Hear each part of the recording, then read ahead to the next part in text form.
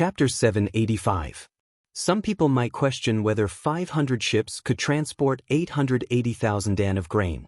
Of course they could. There was no doubt about it. During the Qin and Han dynasties, the development of our country's shipbuilding industry reached its peak. During the war to unify the southern part of China, Qin Shi Huang organized a fleet that could transport 500,000 dan of grain.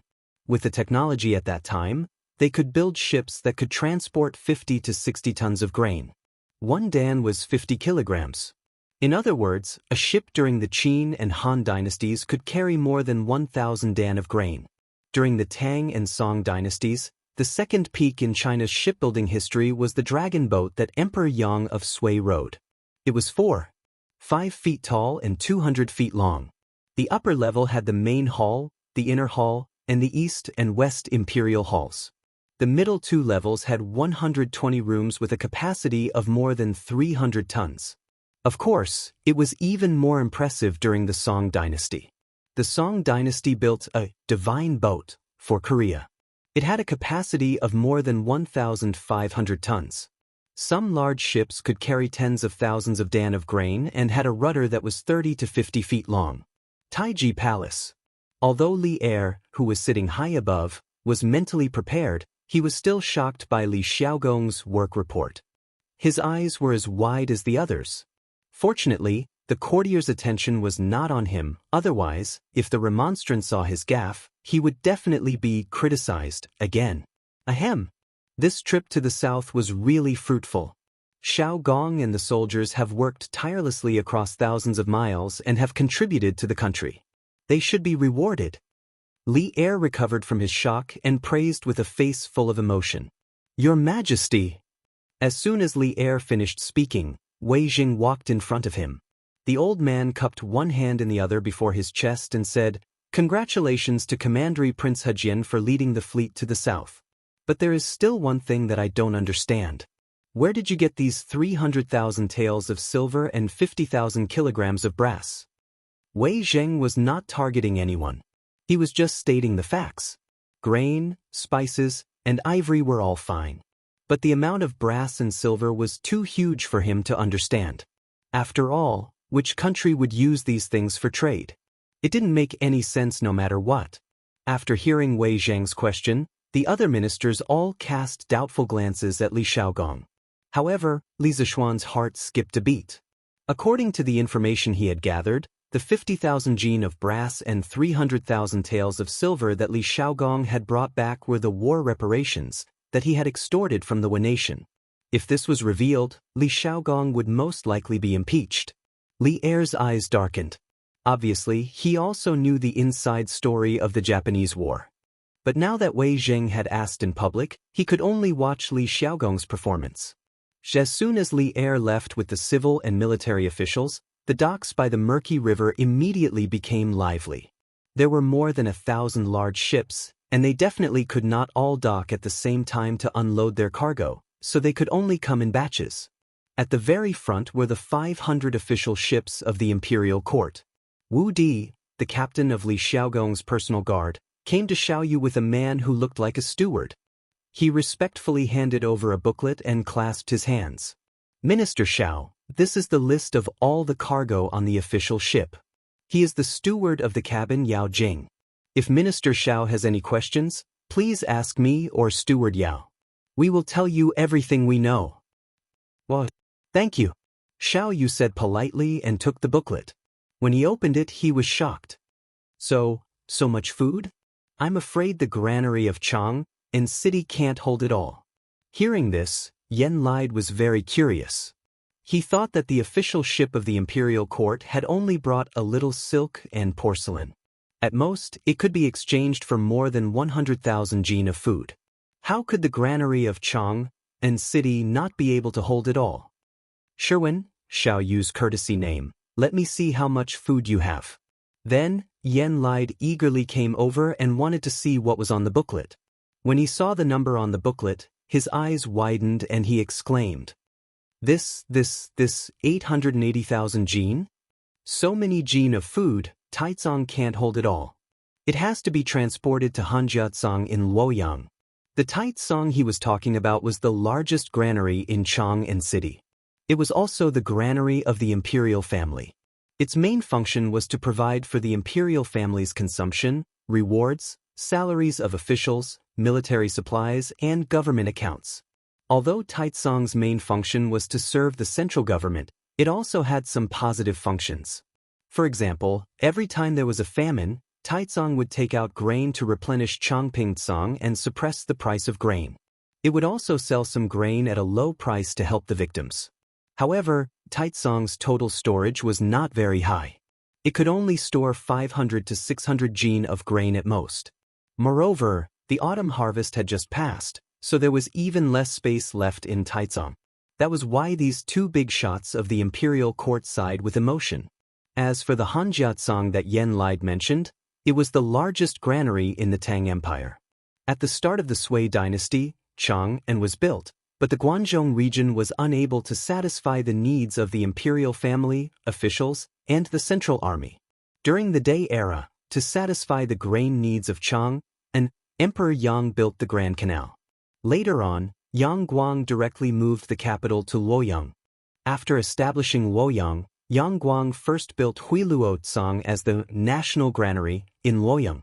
The entire Huiluotsang city was 1,000 meters from east to west, 335 meters from north to south, and around 700 warehouses with a diameter of 10 meters.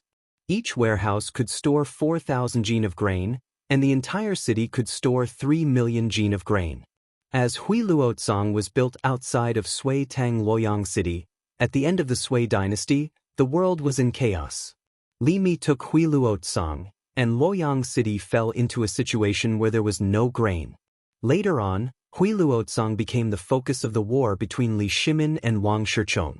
The warehouses outside the city were occupied, and Wang Shichong lost due to a severe lack of grain.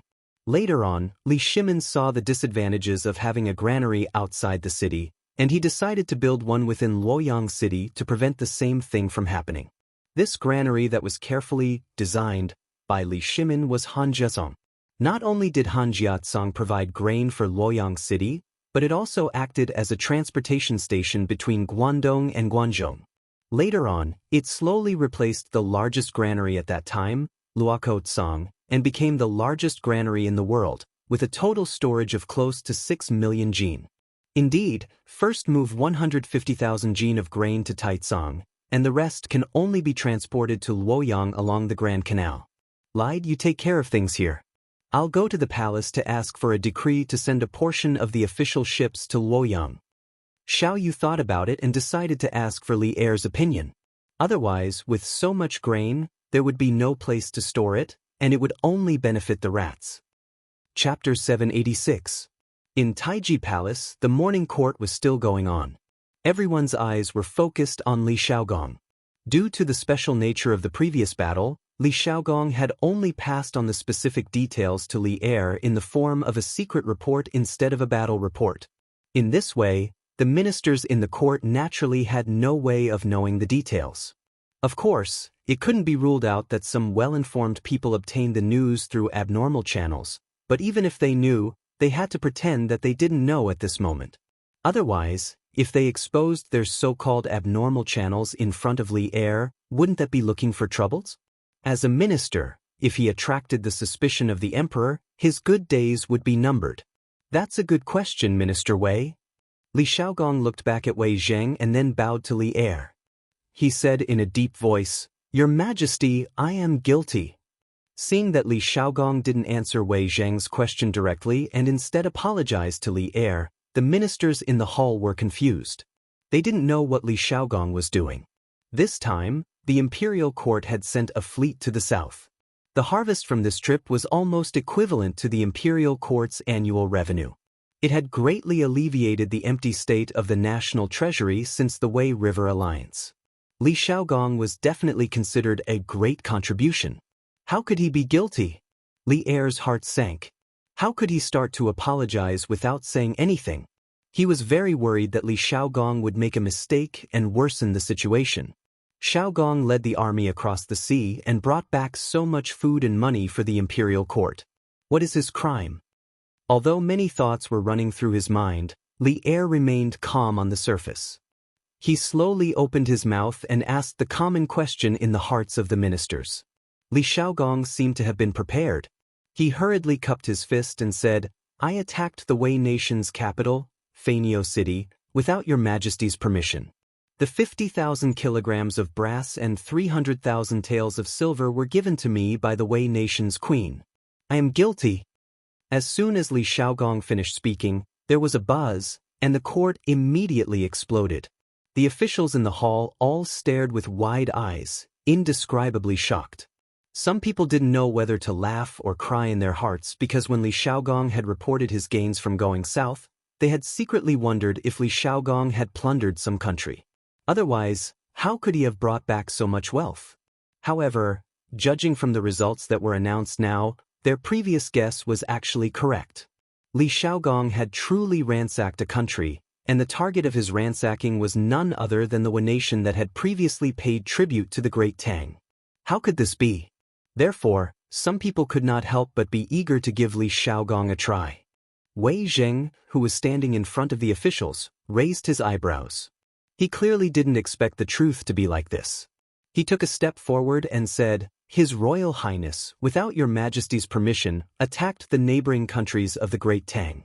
This action can easily cause panic in the neighboring countries, which is extremely disadvantageous to the Great Tang at this time.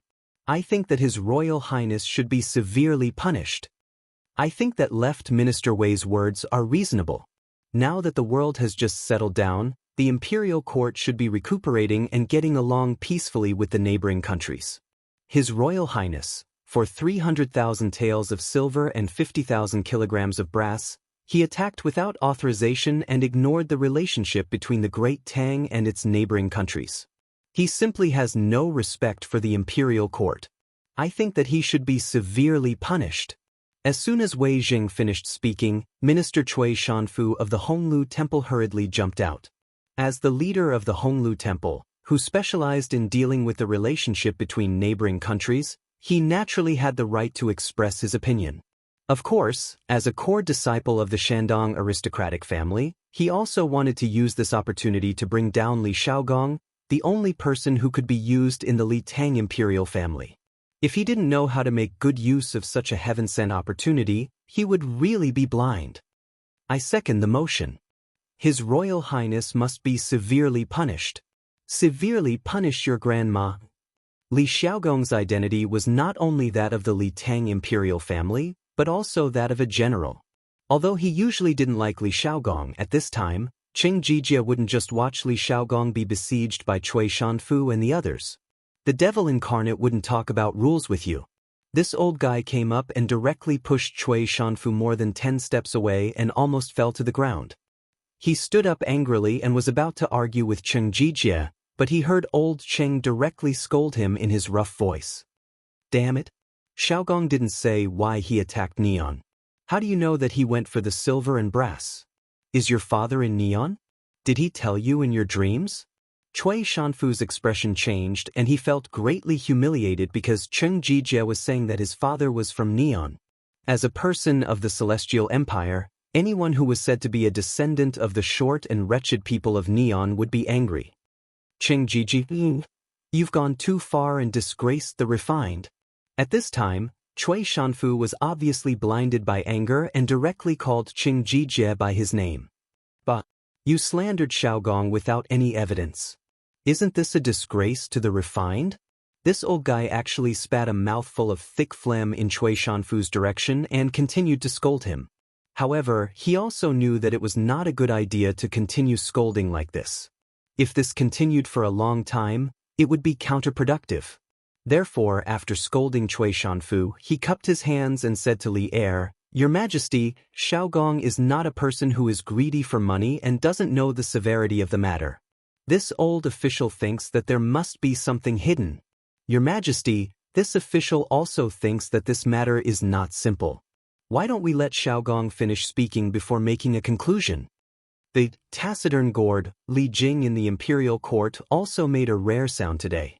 In this way, no one in the entire Tang military was still indifferent. This official agrees. The generals' camp all agreed in unison. The civil officials' camp was in an uproar and did not reach a unified opinion. This was because the heads of the civil officials, Zhang Wuji and Fang Xianling, had not expressed their opinions yet. In fact, the opinions of these two big shots were quite simple. For Zhang Wuji, because of the relationship with Empress Zhang, the Zhang family was a proper relative of the emperor. In terms of position, Zhang Wuji naturally sided with the royal family and protected Li Shaogong. As for Fang Xianling, he felt that a mere nation was not enough to change the attitude of the surrounding countries toward the Tang Empire. Moreover, the Tang Empire's current #1 enemy was the Turks. The other small countries could not make any waves at all. Cui Shanfu's words were a little exaggerated. How could he agree? Silence. Li Er coughed softly and the noisy imperial court immediately quieted down. Then he stared at Li Shaogong and asked in a deep voice, "Shaogong, why did you lead troops to attack nation? You better explain the reason to Zhen now. Don't hide anything." Chapter 787. Hearing Li Er's words, Li Shaogong cupped his fists and said, "Yes, Your Majesty. Half a month ago, I led the fleet back to the southeast coast. One night, I ordered the fleet to dock on a nameless deserted island to replenish fresh water and fruits and vegetables. Who would have thought that we would be ambushed by a group of bandits? There were about 100 of them. They knew that they were no match for the army, so they wanted to steal a few merchant ships and escape while the night was dark and the guards were lax. Unexpectedly, they were discovered by a civilian on the ship. I had reached an agreement with the Queen of nation. Nation would compensate the Tang army for the losses in the sneak attack. They would pay 10,000 kilograms of brass and 100,000 taels of silver. They would also capture the bandit leader and send him to Chang. But that night, when I left the Nation palace, I was attacked by a large number of assassins. If my friend and I hadn't been good at martial arts, I'm afraid we would have been buried in a foreign land." Hearing this, all the officials in the hall changed their expressions. Li Shaogong was a commandery prince of the Tang Empire.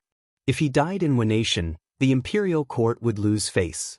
And at that time, the Tang Empire and nation would definitely have a war to the death. Because Li Shaogong was not an idle prince, but a commandery prince who had made great contributions to the founding of the Tang Empire. How dare the nation? How dare they assassinate the commandery prince of the Tang Empire? It's a pity that I wasn't there at that time. Otherwise, I would have caught the queen and thrown her into a brothel. Qing Yaojin was so angry that he was shouting and cursing. The ministers looked askance at him.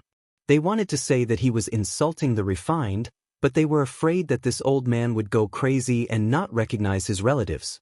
After all, Cui Shanfu next to him was an example. Li Shaogong almost choked at this moment. He secretly thought that Qing Yaojin had a strong taste. He had seen the Queen of nation. She was in her 70s or 80s, but Qing Yaojin still wanted to catch her and make her into a brothel girl. It was really, this subject's life and death are insignificant, but behind this subject are 20,000 Navy soldiers, tens of thousands of civilians, thousands of ships, and millions of dan of grain.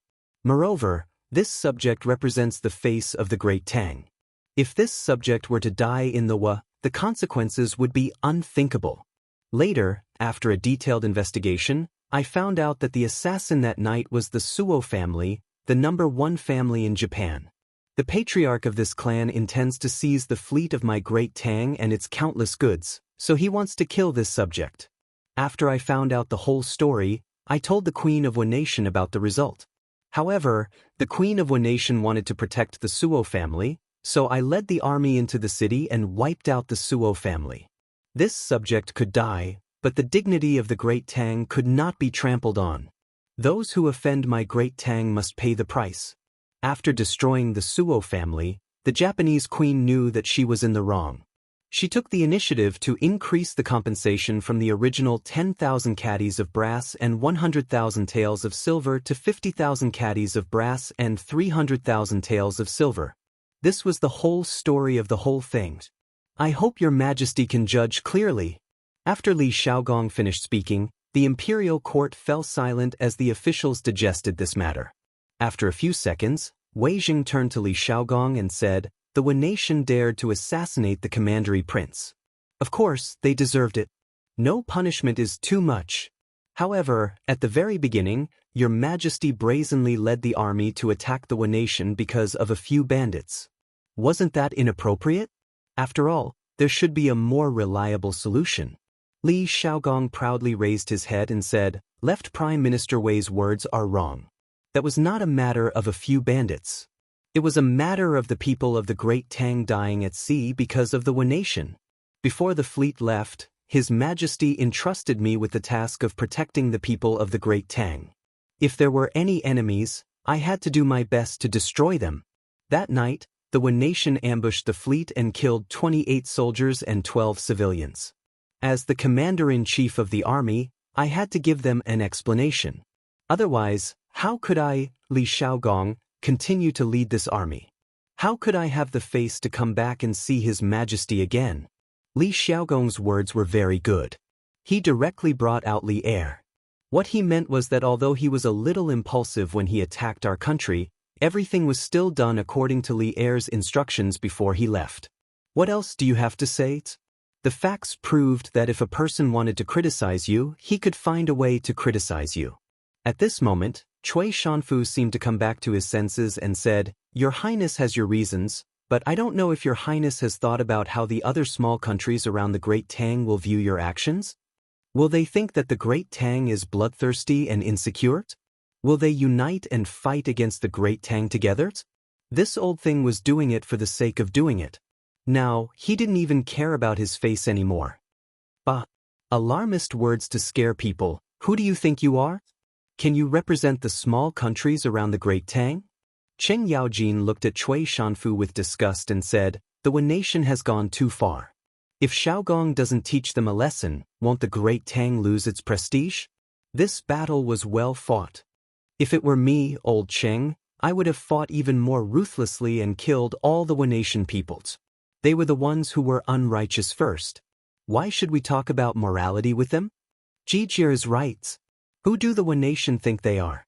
How dare they ride on the head of the Great Tang? Xiaogong, this battle was well fought.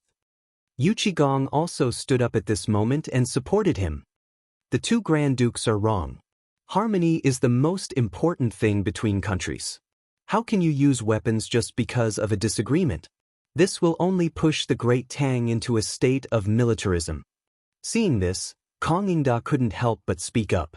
As an old Confucian scholar, how could he hope for his country to become a bloodthirsty dynasty that only knew how to kill? Your Majesty, this subject has something to say. Seeing that the court was about to turn into a market, Li Zishuan stood up and cupped his hands to Li Er. He didn't have much to do today, but he couldn't stand the attitude of some people in the court towards the diplomacy of the Great Tang. Li Er's eyes lit up. He was looking forward to Li Zishuan helping him out of this situation. "Thank you, Your Majesty. This subject wants to say that the question now is not whether we should attack the Wen nation or not, but what can we do even if we attack them? The Wen nation started it first.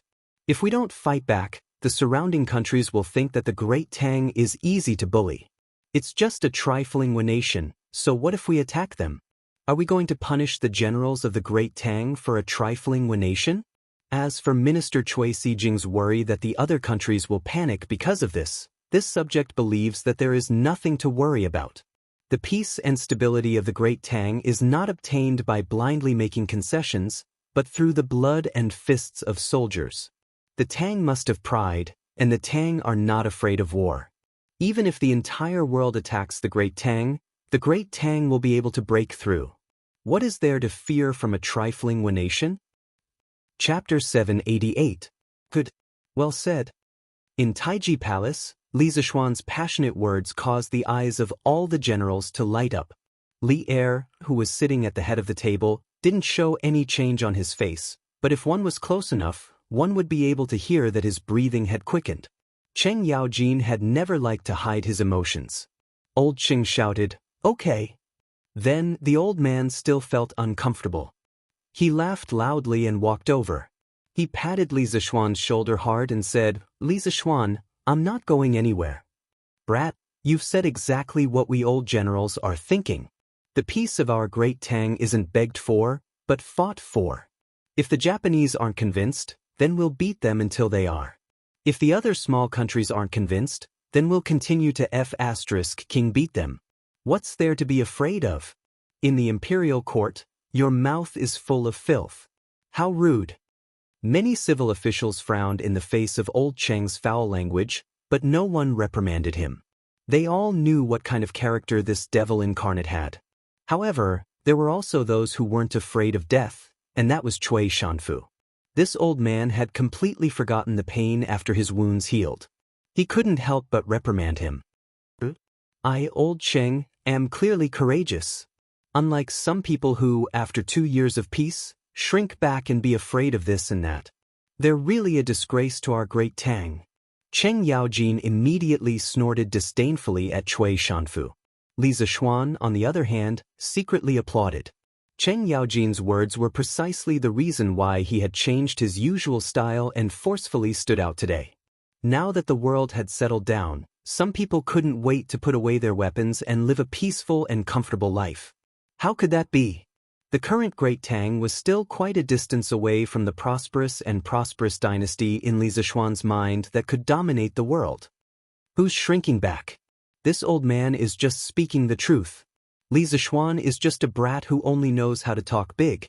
When the time comes for the world to attack the Great Tang, what will we use to fight against the other countries? At that time, there would be wars every year, and the treasury would be empty. The common people would be plunged into misery and suffering. The slightest carelessness could lead to the downfall of the country. How can such an important matter of the country be decided by a little boy in his teens? When Cui Shanfu saw that Cheng Yaojin was just talking and not doing anything, he couldn't help but become bolder. The more he talked, the more excited he became. In the end, he was moved by his feelings for the country and the people. Chief Cui, your words are too much. Before Cheng Yaojin could say anything, Li Shaogong spoke up. To be honest, Cheng Yaojin, Yu Qigong, Li Zishuan, and the others stood up for him and supported him, which was within his expectations. However, Li Zishuan also stood up for him, which surprised him a little. This was because in his impression, Li Zishuan had always been unwilling to participate in these court battles. Otherwise, this child would not be a third-rank official now. However, in reality his daily authority was limited to the Yanhuang College's Yamacho. Regardless of where a hero comes from, Li Zhanshe is full of abilities. So what if he's young? A curved plow, a paper machine, a compass, a celestial lamp, and a glass mirror. These are all things that benefit the country and the people. Even if it was a 30 or 40-year-old scholar, would he be able to do better than Li Zhanshe? This time, if the fleet didn't have the help of Li Zhanshe's compass and sea chart, the casualties of the army and the people going south would definitely be more than 20 to 30%. How can such a young hero not even have the right to speak in the court in your mouth? Even if Li Zishuan didn't come out to help today, Li Shaogong would still speak up for him. This was because if it wasn't for Li Zishuan's help, this southern trade trip definitely wouldn't have gone so smoothly. Shaogong well said. So what if he's young? Cui Shanfu, when you were Xiao Xian's age, who knows what you were doing? You still have the nerve to talk about Xiao Xian's age? Cheng Yaojin looked at Cui Shanfu and said with contempt. Cui Shanfu's face turned red. He pointed at Cheng Yaojin and trembled for a long time, but he couldn't say anything. Li Zishuan knew that at this time, he also had to go on stage. Otherwise, how could he always let others stand in front of him? Thus, he stepped forward and clasped his hands at Cui Shanfu. Minister Cui just said that this kid was just talking big. When the time comes to attack the Tang Empire, I can't do anything. Heh, how ridiculous. This kid here swears to the heavens that when the time comes, this kid is not only willing to use all of his family's wealth as military supplies, but this kid's 7-feet-tall body is also willing to jump on the battlefield, lay down his head, and shed his blood. The yellow sand wears golden armor after 100 battles, and Lu Lan won't return until it's broken. This kid dares to say, dares to do, and dares to take responsibility for his actions. As for the empty national treasury and the suffering of the people, it's not like there's no solution. Not to mention that this southern trade trip brought a huge amount of income to the imperial court that was comparable to the annual tax revenue of the national treasury. There's also Yanhuang College. There are hundreds of engineering students there, and what I'm teaching them is all knowledge that can make the country prosperous and the people strong. Once they complete their studies and leave the mountain, there will be hundreds of Lizashuan who are good at creating wealth, and the number will only increase in the future. The lives of the people will also get better and better. In comparison, this kid can't stand some people who are afraid before the battle. Things haven't even happened yet, but they're already afraid of this and that, cowering in fear. You must know that nothing in this world is difficult for those who set their mind to it. As long as you set your mind to it, there's nothing in this world that can't be done. The Tang Empire was founded on martial arts. If there's a day when all the important officials in the court are afraid to fight, then the country won't be far from being destroyed. If you want to be everlasting, then you must always maintain the will to forge ahead and do things that ordinary people think are impossible. You shouldn't be afraid of everything like you are now, until you achieve nothing in the end. Li Zishuan's words could be said to be frequent golden sentences, such as, "Gold wears golden armor in 100 battles, and Lulan will not be returned until it is broken." From Wang Changling's 7 Military Lessons, 4th, "Nothing in this world is difficult for those who set their mind to it." Song Chen Yuanjing's Lin Guangji, Volume 9. These sentences had never appeared before, and every one of them sounded so classic. Perhaps Li Zishuan himself didn't pay attention to this, and he just said it casually. However, Zhang Sun Wuji, Fang Xianling, and the other civil officials couldn't help but look at Li Zishuan in a new light. They secretly thought that this kid had never shown his talent in writing before, but today he suddenly said so many good sentences. Could it be that he improvised? However, there was a problem. For someone like Li Zishuan who kept saying words like, "destroy the country," he couldn't be said to be a coward. If it was a narrow-minded emperor, he might have been killed because of this. Good. It's rare for Li Zhanshi to have such insight at such a young age. Although this old man doesn't dare to agree with all of your previous views, this old man definitely agrees with the latter part of your words. To everyone's surprise, the old troll actually supported Li Zishuan. Chapter 789. Yellow sand wears golden armor after 100 battles. Lu Lan won't return until it is broken. Wei Jing suddenly spoke up for Li Zishuan in the imperial court, which was indeed unexpected. However, the heir, who was sitting at the head of the table, did not pay attention to this. He muttered Li Zishuan's poem twice, and if one looked closely, they would find that his eyes were actually shining. After a while, just as the officials in the imperial court were still discussing and whispering to each other, Li Er finally spoke. There is no need to discuss this matter anymore. The Battle of Fainio capital was started by the Wen nation. First, they attacked the Tang Empire's merchant ships, then they assassinated the Tang Emperor. They should be punished. Xiao Gong's actions were all for the sake of the Tang Empire's people. Even if he had overstepped the bounds, a general is outside and does not obey military orders. We cannot punish a meritorious official because of this. The journey to the south was full of dangers. Xiao Gong alone shouldered the heavy responsibility and brought back a large amount of food, spices, and money for the imperial court at a very low cost. He really deserves great credit for his hard work. I have decided to reward Xiao Gong with 200 households, 10 pairs of elephant tusks, 50 tiger skins, 100 rolls of silk, 5,000 taels of silver, and 2 million taels of money.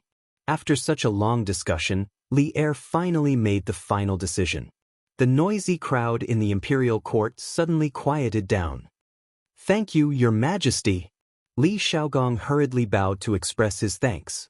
Qing Yaojin and the others said happily, "Your Majesty is wise." Cui Shanfu was so angry that he frowned, but at this time he did not dare to say anything. He did not want to anger Li Er again. He heard Li Er continue. "The compensation for the soldiers who died in the battle will be increased by 1 level. The Ministry of Civil Affairs will send a special person to compensate the civilian who died in the battle.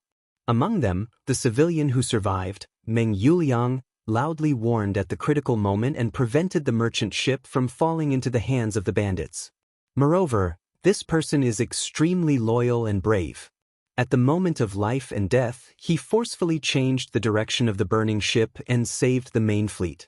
I have decided to confer him the title of Grade 8 Xuanjie Commandant. He will be rewarded 100,000 taels of silver and 100 rolls of silk. Feng Jihua, a merchant on the same ship, is a man who values friendship and righteousness. In the face of danger, he is not flustered. The title of Righteous Merchant shall be bestowed upon him. When Li Zishuan heard this, he was secretly happy for Meng Wenhao's father. This man who was like a pillar of the family had finally used his own life to support his family. It was really not easy. Although the rank of an 8th grade official was small, it was still an official position. In the future, their family would not be easily bullied by others. This was just a reward for 2 nameless soldiers, and the rewards were insignificant. Naturally, the ministers in the court would not object. Some of them even felt that Li Er should not have brought this kind of small matter to the court. It seemed like he was making a mountain out of a molehill. Lantian County's Li Zishuan, who created the compass, presented the sea map, and helped the fleet return safely. Although he didn't personally participate in the voyage, his contributions in the rear cannot be erased. Moreover, it was you who suggested that the fleet go south to trade. Now that the fleet has brought back such a large amount of goods and money for my great Tang, your contributions cannot go unnoticed. In addition, you invented the paper machine, leveled the price of paper, presided over the compilation of the Great Tang Dictionary, and enlightened tens of thousands of people.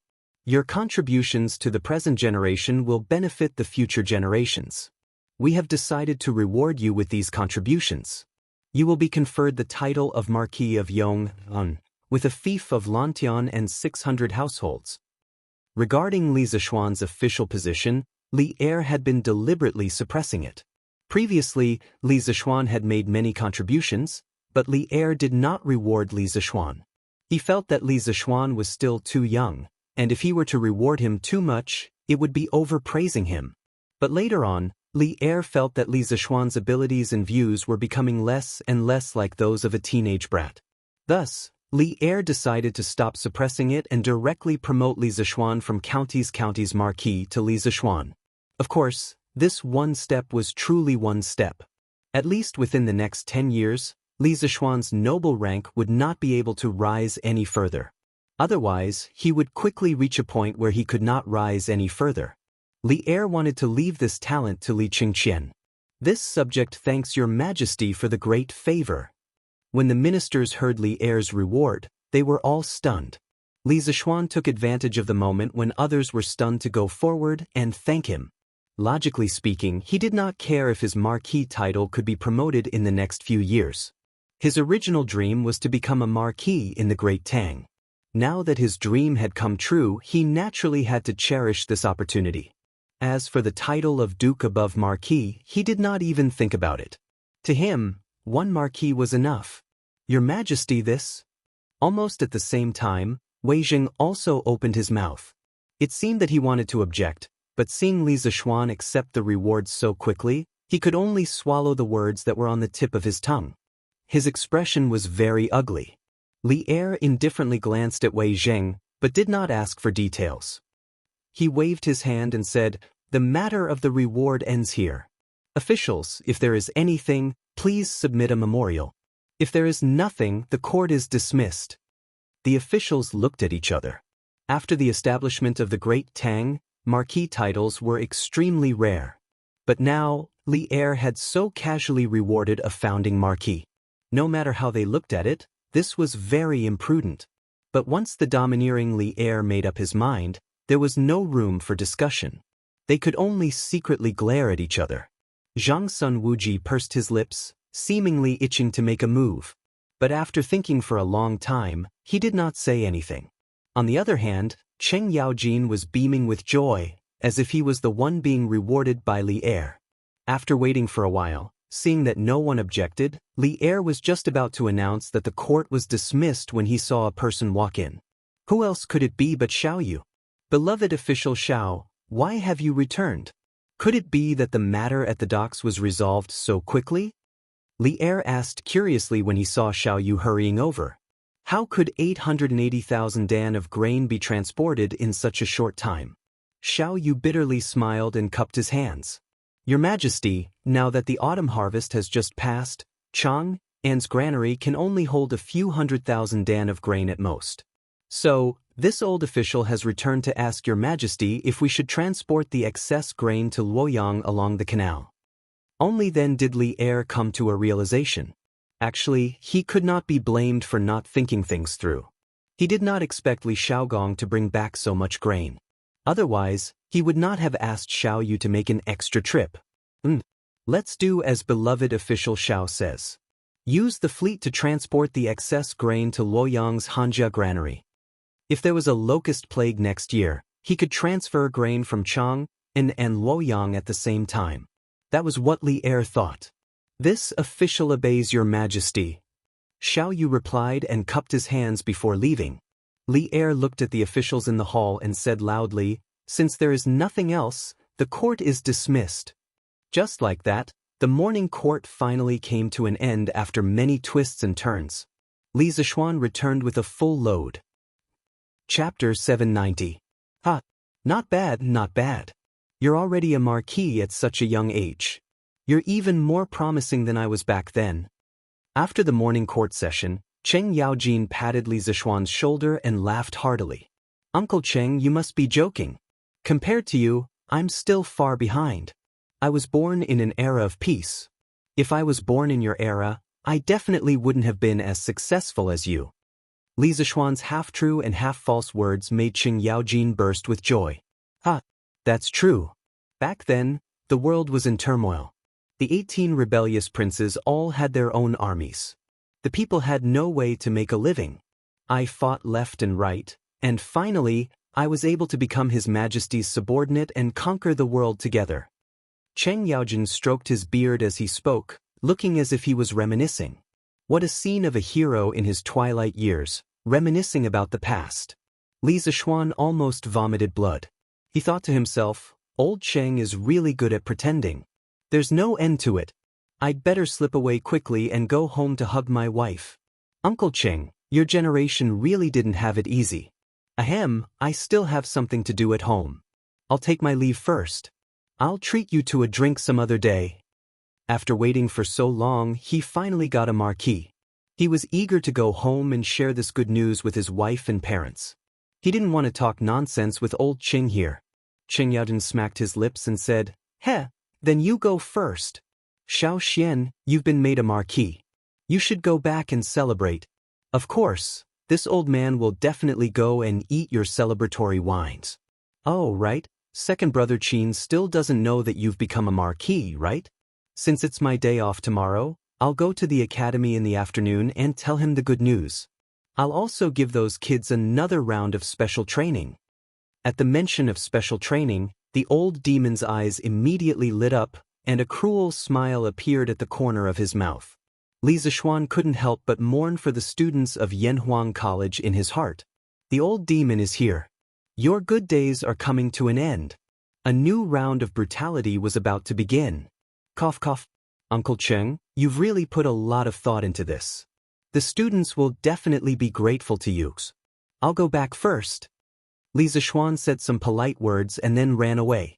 As for whether the students would be grateful to old Cheng, even if he used his butt to think, he knew that they definitely wouldn't.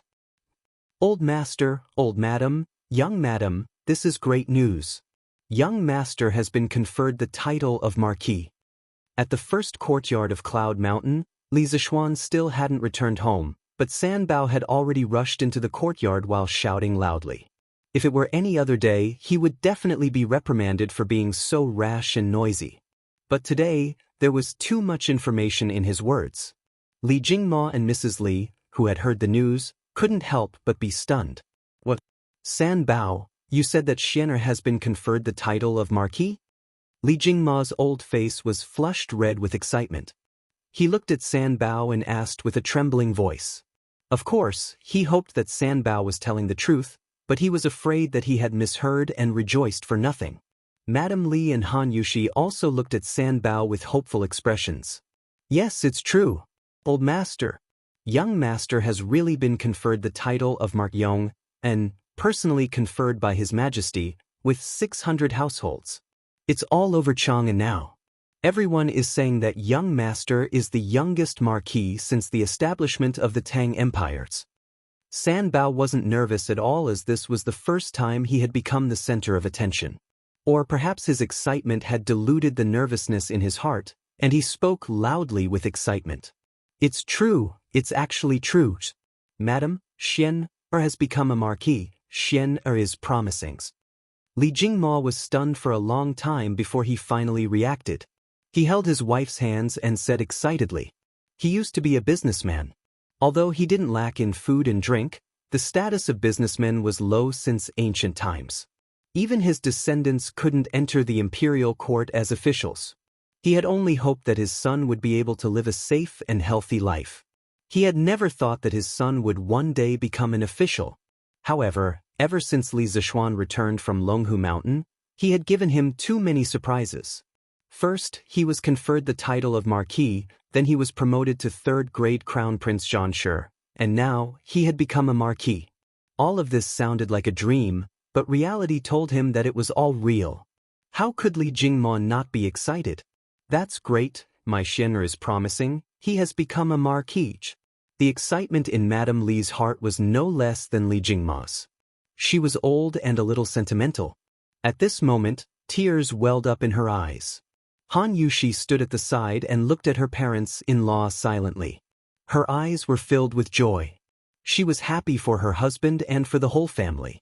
Sister Yushi, what is a marquis? Is it delicious? Why are father and mother so happy? The little cutie came out of nowhere. She tugged at Han Yushi's sleeve, looked up, and blinked her bright eyes as she asked. Although Han Yushi had been married to Li Zishuan for a long time, Lan still called Han Yushi Sister Yushi and not sister-in-law. It wasn't that no one corrected her, but the little girl didn't listen to them. Don't talk nonsense. A marquis isn't for eating, it's a very, very big official. In the future, you will be the marquis' younger sister. No one will dare to bully you. Hearing this little cutie's innocent words, Han Yushi didn't know whether to laugh or cry. She saw Li Jingma glaring at her, as if he wanted to scold her. She quickly squatted down, stroked Lan's little head, and explained gently. Oh, so it's brother who got promoted. When brother comes back, I'll ask him for the wedding money. Lan suddenly understood. She shook her little head and said excitedly, Oh, why is it so lively today? Father, mother, wife, why are all of you here?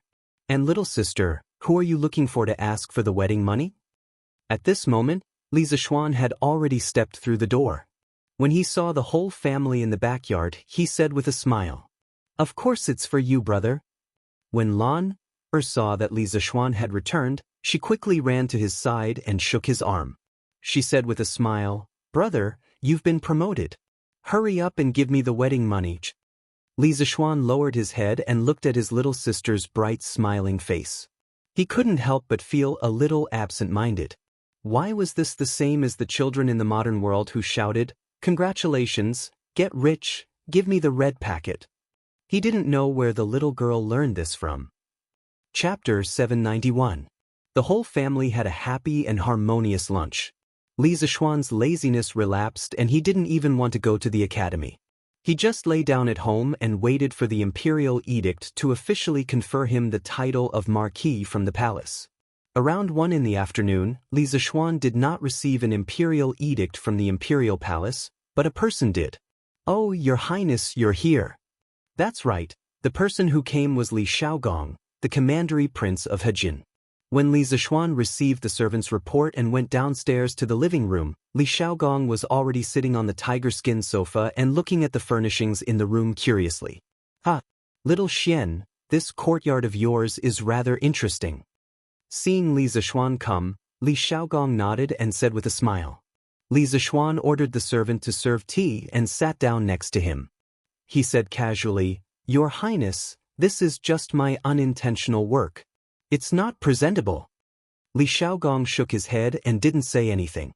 He looked at the other places in the room and said, But you're being modest in front of me now? This is not like you. Although the style of this courtyard is novel, it has its own rules and regulations. It's not something that can be built casually. Obviously, you've spent a lot of effort on it. And the furniture in the room is unique and comfortable. You still know how to enjoy life. Li Zishuan wasn't angry at all after being criticized by Li Xiaogong. Instead, he said with a smile, if your highness likes it, why don't I give you a courtyard like this? Li Xiaogong was very tempted, but he still shook his head after thinking about it. He said, I won't accept a reward for nothing. I won't take your house for nothing. Speaking of this, he picked up the teacup brought by the servant girl and took 2 sips of tea. He continued, when I just came here, I passed by Yanhuang College and saw the buildings in the distance. The style is quite similar to your courtyard. This queen entered the academy and saw that the students were all wearing the same clothes and were training. Although he couldn't tell what these training items were, this group of weak scholars was actually able to do such neat movements. It was really beyond this king's expectations. Handing Huairen to you before I set out to sea was the right choice. Li Zishuan thought to himself. Although Li Xiaogong usually yelled at Li Huairen, his concern for his son was not vague at all. He had just returned from the sea and couldn't wait to come to Yanhuang College to see Li Huairen's situation. Perhaps this was deep fatherly love. Your Highness is too kind, Li Zishuan said politely. Li Xiaogong waved his hand and said, there's no need to say any more. This prince should indeed thank you for this matter. Compared to before, Huairen is much more sensible. In the future, he will continue to stay at Yanhuang College. Li Zishuan naturally had no reason to refuse. The two chatted for a while, and the topic turned to the sneak attack at sea. Speaking of that sea battle, this prince is somewhat sorry. You entrusted Meng Yuliang to this prince, but who would have thought that he would almost die at sea that night? This prince was thoughtless. Li Xiaogong said apologetically. Your Highness, what are you saying? The weather is unpredictable, and people are uncertain. Some things, no matter how prepared you are, will always be unexpected. Fortunately, Meng Yuliang is fine. This is the best outcome. Otherwise, I really wouldn't know how to face that child Meng Wenhao. Li Zishuan couldn't help but sigh. Oh right. Dare I ask your Highness, just what was the identity of the mysterious expert who saved Meng Yuliang that night? According to previous intelligence, Li Zishuan only knew that Meng Yuliang had been saved by a mysterious expert at the critical moment, but he had no idea who that expert was, which was why he asked this question. Li Xiaogong suddenly fell silent. After a long silence, he said, this prince cannot reveal that person's identity. If fate wills it, you should be able to meet him in a few days. What this prince can tell you is that this person is extremely skilled in martial arts and is one of the top experts in the world. When this prince entered Fainio capital alone, he was by my side. The identity of the dragon-bearded guest was hard to say. After all, he was the man who had fought for the world with Li Er. Although he had taken the initiative to withdraw in the end, he had still violated some taboos, which was why Li Xiaogong was being so vague. Hearing him say this, Li Zishuan became even more curious. At the same time, he pondered in his heart. In the world today, how many people could be called top experts? After thinking for a long time, he still couldn't think of a reason, so he simply stopped thinking about it. Since your Highness does not wish to reveal it, this child will quietly wait at home for that person to come as a guest. Li Xiaogong chuckled. After chatting a little longer with Li Zishuan, he got up and bid farewell. But not long after he left, the villa welcomed another guest. It was Wang Renbiao. Hey, today's guests really come in waves. Li Zishuan quietly said to himself. Little Xian, congratulations. Congratulations on being made a marquis. The moment Wang Renbiao entered the room, he cupped his hands in congratulations. To tell the truth, Li Zishuan's meteoric rise had surprised both him and his father. Half a year ago, this young man had just returned to Chang'an from the mountains, but half a year later, he had become the Marquis of the Great Tang. The fickleness of the world truly made one sigh with emotion. Thank you very much. Renbiao, come in and have a seat. Seeing Wang Renbiao, Li Zishuan suddenly remembered that he was looking for him for something. It was about rubber, so he hurriedly went forward to greet him. Little Xian, I came to find you because you asked me to send someone to help you find rubber. Sure enough, Wang Renbiao sat down and went straight to the point. Li Zishuan hurriedly got up and asked excitedly, "How is it? Did you find it?" Wang Renbiao smiled and said, "This thing is really difficult to find." The steward of the Wang family's fleet led people to search for at least a dozen island countries. Finally, on a long island in the South China Sea, they found a forest with tree trunks that could flow white sap. But the trees there were much thicker than what you described before. Basically, one person couldn't hold it.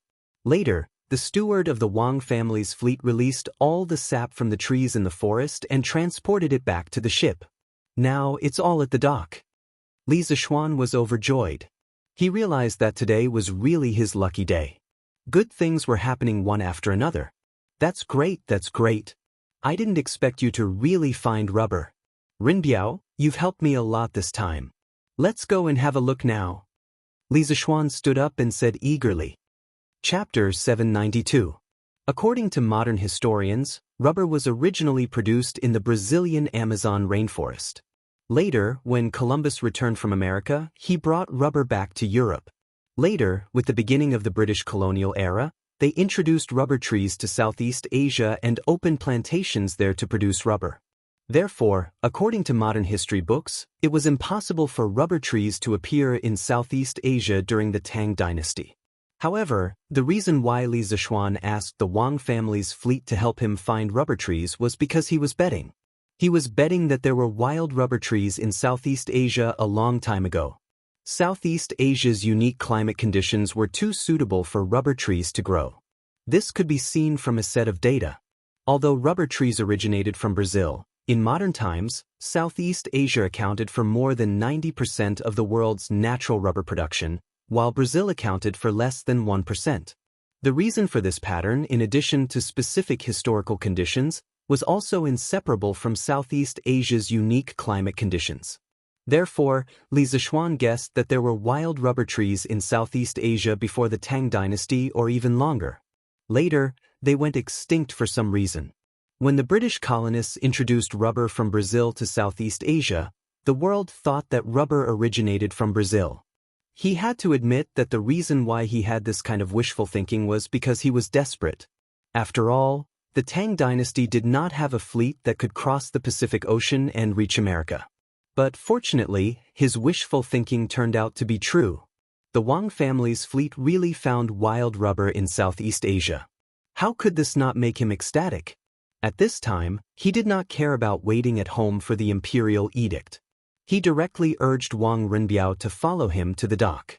Therefore, the tragic Wang Renbiao, who had just entered the house, did not even warm up on the stool. No, he did not even warm up on the sofa before he was called out again. Here, the rubber is still in the wooden bucket. It's still on the ship. Xiao Xian, wait a moment. I'll get someone to find a small boat and bring you to the big ship to take a look. When they arrived at the dock, Wang Renbiao pointed to a few large ships on the river with the Wang family's flag and said, Thank you for your trouble." Li Zishuan clasped his hands and thanked him. Wang Renbiao smiled and turned to leave. Li Zishuan observed the scene at the docks. Compared to the morning, there were a lot fewer people and ships. The 500 search ships of the imperial court were all gone. It seemed like Xiao Yu and Yen Lide had already made arrangements. Most of the official ships were probably already on their way to Luoyang. Although the official ships had been arranged, the task of the two big shots of the imperial court was not over yet. They still needed to arrange for officials on the spot to levy taxes on the merchant ships that had participated in the southern sea trade. This job was not easy. The two old fellows were setting up tables on the pier to serve as a temporary office. There wasn't even a canopy above their heads.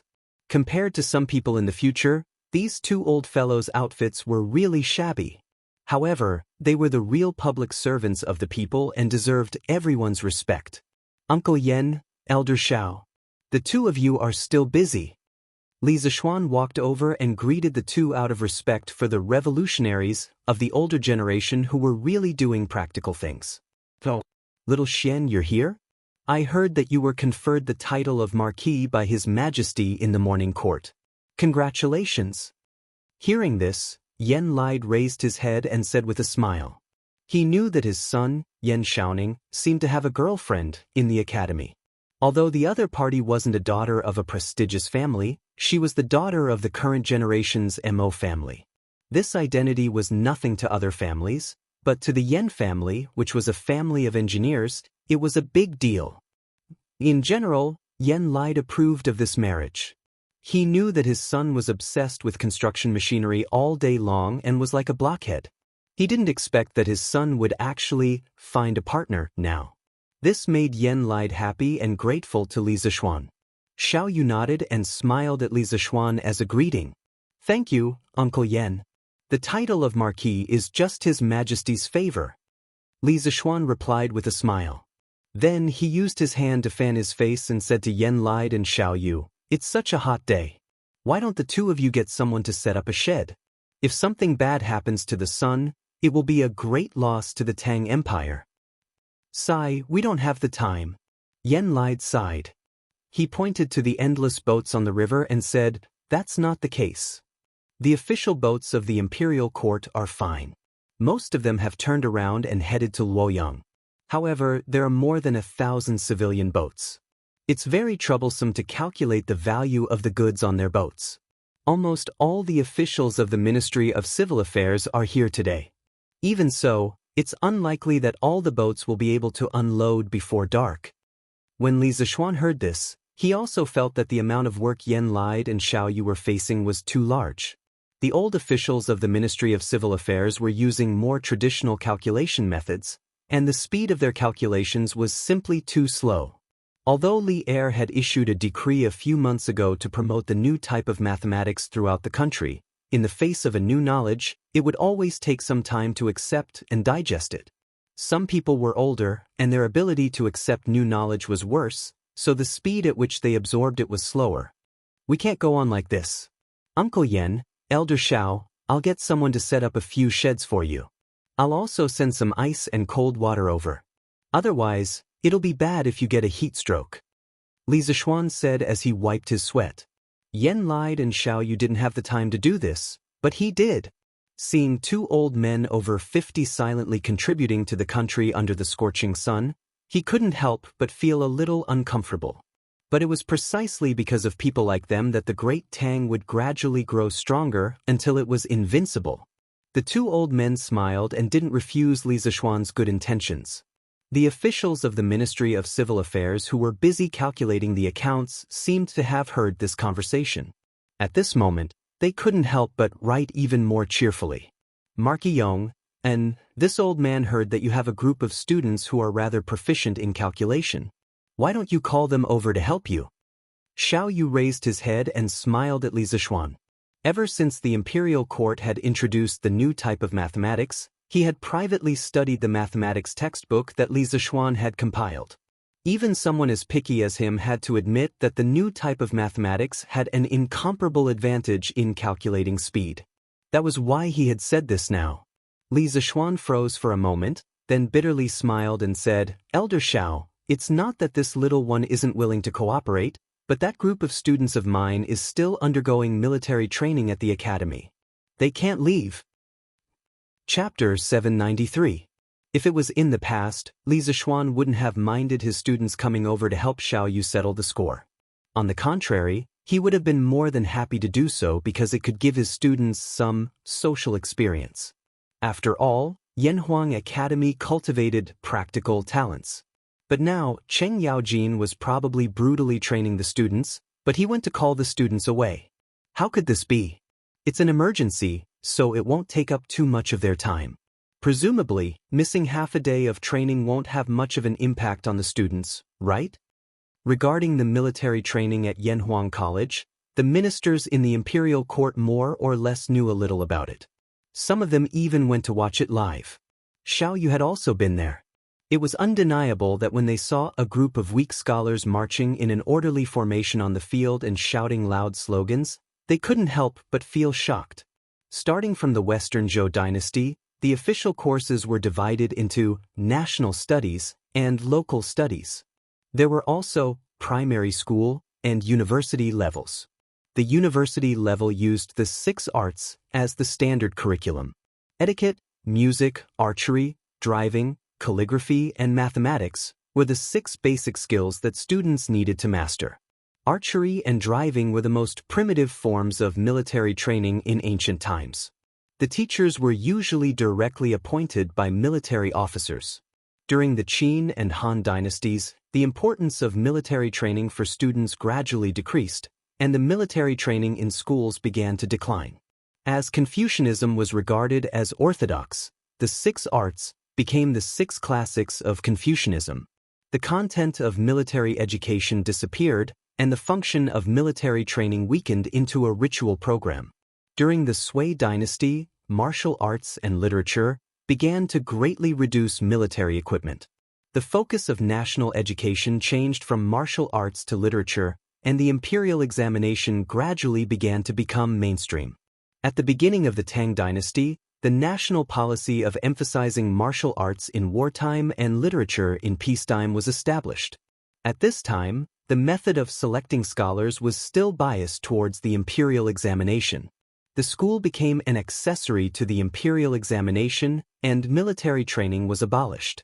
In addition, Confucianism began to germinate, and gradually the educational concept of emphasizing reading over practice and meditation over activities gradually formed. During the Empress Wu Zetian, the civil and military examinations were separated. The civil and military examinations were not tested on martial arts. In order to obtain fame, the students had no time to study military courses, and military training was gradually abandoned. Therefore, even though he was shocked, Xiao Yu still disapproved of Yanhuang College's military training. However, the college was run by Li Zixuan. As an outsider, he couldn't do anything about it. Therefore, he didn't raise any objections from beginning to end. Li Zixuan pursed his lips and didn't say anything. Of course, missing half a day of military training wouldn't affect the students much. However, today's timing was a little special. Old Sheng had just gone to the academy in the afternoon. He could imagine that the group of brats in Class 1 of the academy were probably in so much pain under Old Sheng's evil claws that they wished they were dead. If he went to pull the students over, Old Sheng would definitely go crazy. Elder Xiao, missing half a day of military training is of course not a big deal. However, today is a little special. Lu Guogong is conducting special training for the students. If I were to disturb them at this time, I'm afraid it would be very inconvenient.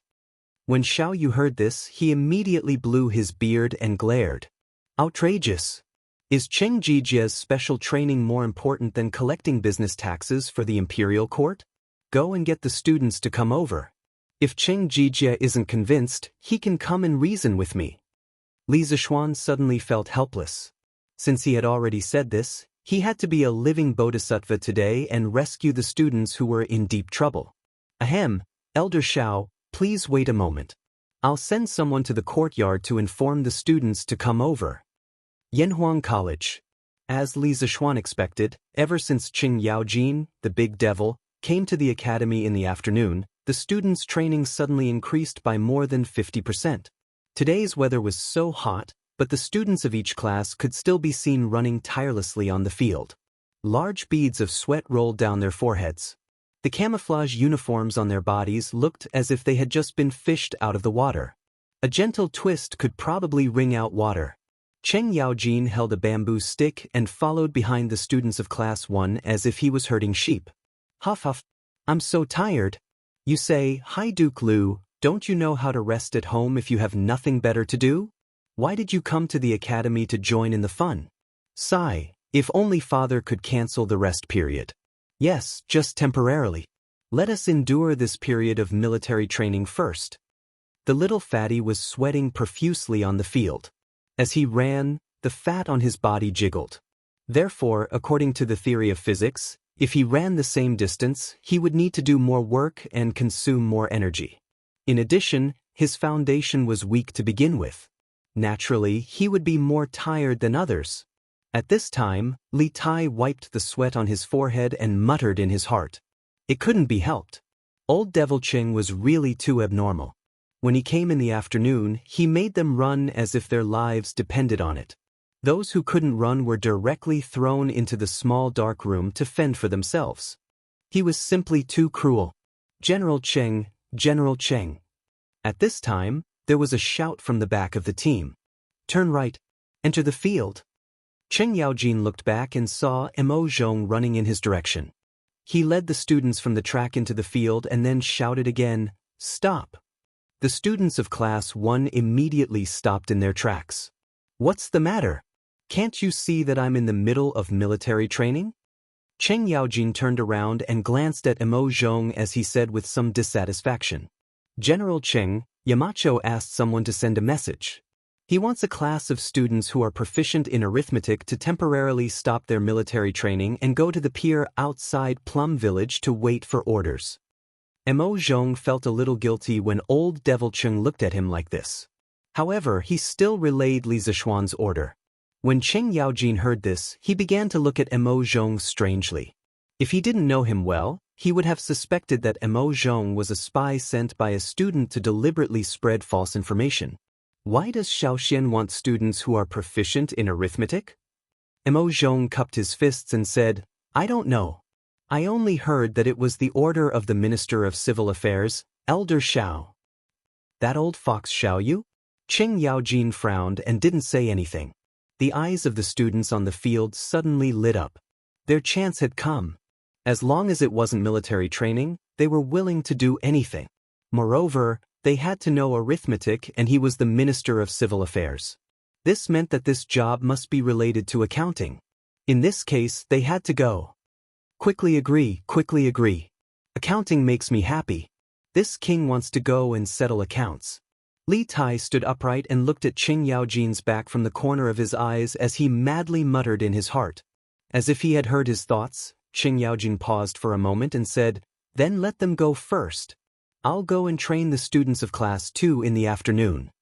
The students of Class 1 were ecstatic when they heard this. However, they were afraid that extreme joy would lead to sorrow, so they didn't shout out loud. At this moment, they were extremely grateful to Xiao Yu, the Minister of Civil Affairs. Chapter 794. On the pier. Li Zishuan was talking to Yen Lide and the others when Wang Runbiao came back. He first greeted the two leaders of the imperial court, then looked at Li Zishuan and said, Little Xian, I've already prepared the small boat. I'll take you to the big ship to see the goods. Li Zishuan nodded and was about to leave with Wang Runbiao when Xiao Yu suddenly said, Marqiong, and do you have goods on the Wang family ship? Li Zishuan didn't know what Xiao Yu meant. He turned around and answered, Yes, before the imperial court's fleet went south, I asked Runbiao to help me bring back some specialties from Nanyang. Xiao Yu twirled his beard and laughed, Ha, that's great. You can ask your students to help you settle the accounts. I'll let your goods reach the shore earlier. Take it as repayment. Li Zishuan couldn't help but laugh. He didn't expect Xiao Yu to open the back door for him. This was good too. He didn't have to wait for half a day at the pier. Ha. Thank you, Elder Xiao. Li Zishuan thanked Xiao Yu, then followed Wang Runbiao onto the boat and went to the Wang family's main fleet. Xiao Xian, come and take a look. Is this the rubber you need? The boat followed the Ba River and rowed for more than a mile before reaching the Wang family's fleet. From this, one could see how many ships were waiting to dock. If Xiao Yu didn't open the back door for Li Zishuan, they would have to wait for an entire afternoon. After boarding a large ship, Wang Runbiao said to Li Zishuan behind him. Li Zishuan responded, his heart full of anticipation. Many modern industrial products required rubber, and he really needed it. A person who seemed to be in charge of the ship led the two of them into the cabin. They saw that the huge cabin was filled with rows and rows of wooden barrels. Young master, Marquis, this is the rubber we brought back from Nanyang. Please take a look. The guide bowed and smiled at Wang Runbiao and Li Zishuan. At this time, Li Zishuan couldn't be bothered to exchange pleasantries with others. He took a big stride and arrived in front of a wooden barrel. He deftly opened the lid and saw that it was filled with a white glue-like liquid. When he sniffed it carefully, he could smell a faint fragrance. What else could this be but natural rubber? Oh no, it should be called natural latex. In Li Zishuan's previous life, When he was in university, one of his university classmates opened a factory that produced latex pillows and mattresses. The rich second generation generally liked to show off.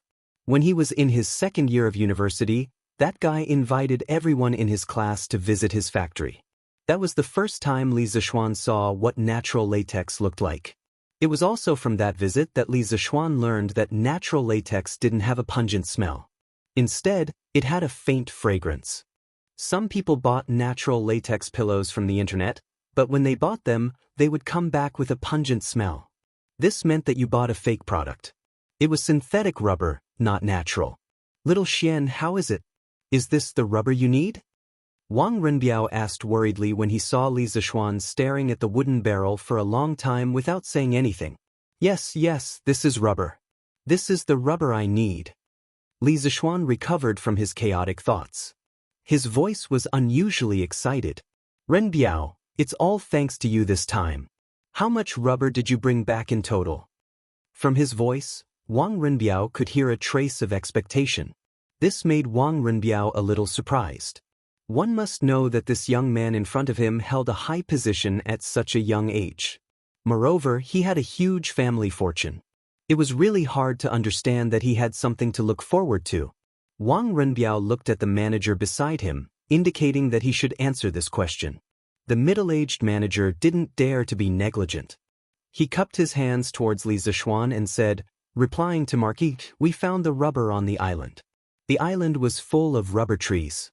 We filled 20 boats, but we didn't finish loading them. However, in order to not fall behind the team, we only brought back 20 boats of rubber. Each boat was loaded with about 50,000 pounds of rubber. If each boat was 50,000 pounds, 20 boats would be 1 million pounds. Li Zixuan's breathing suddenly became hurried. 1 million pounds, that was more than 500 tons.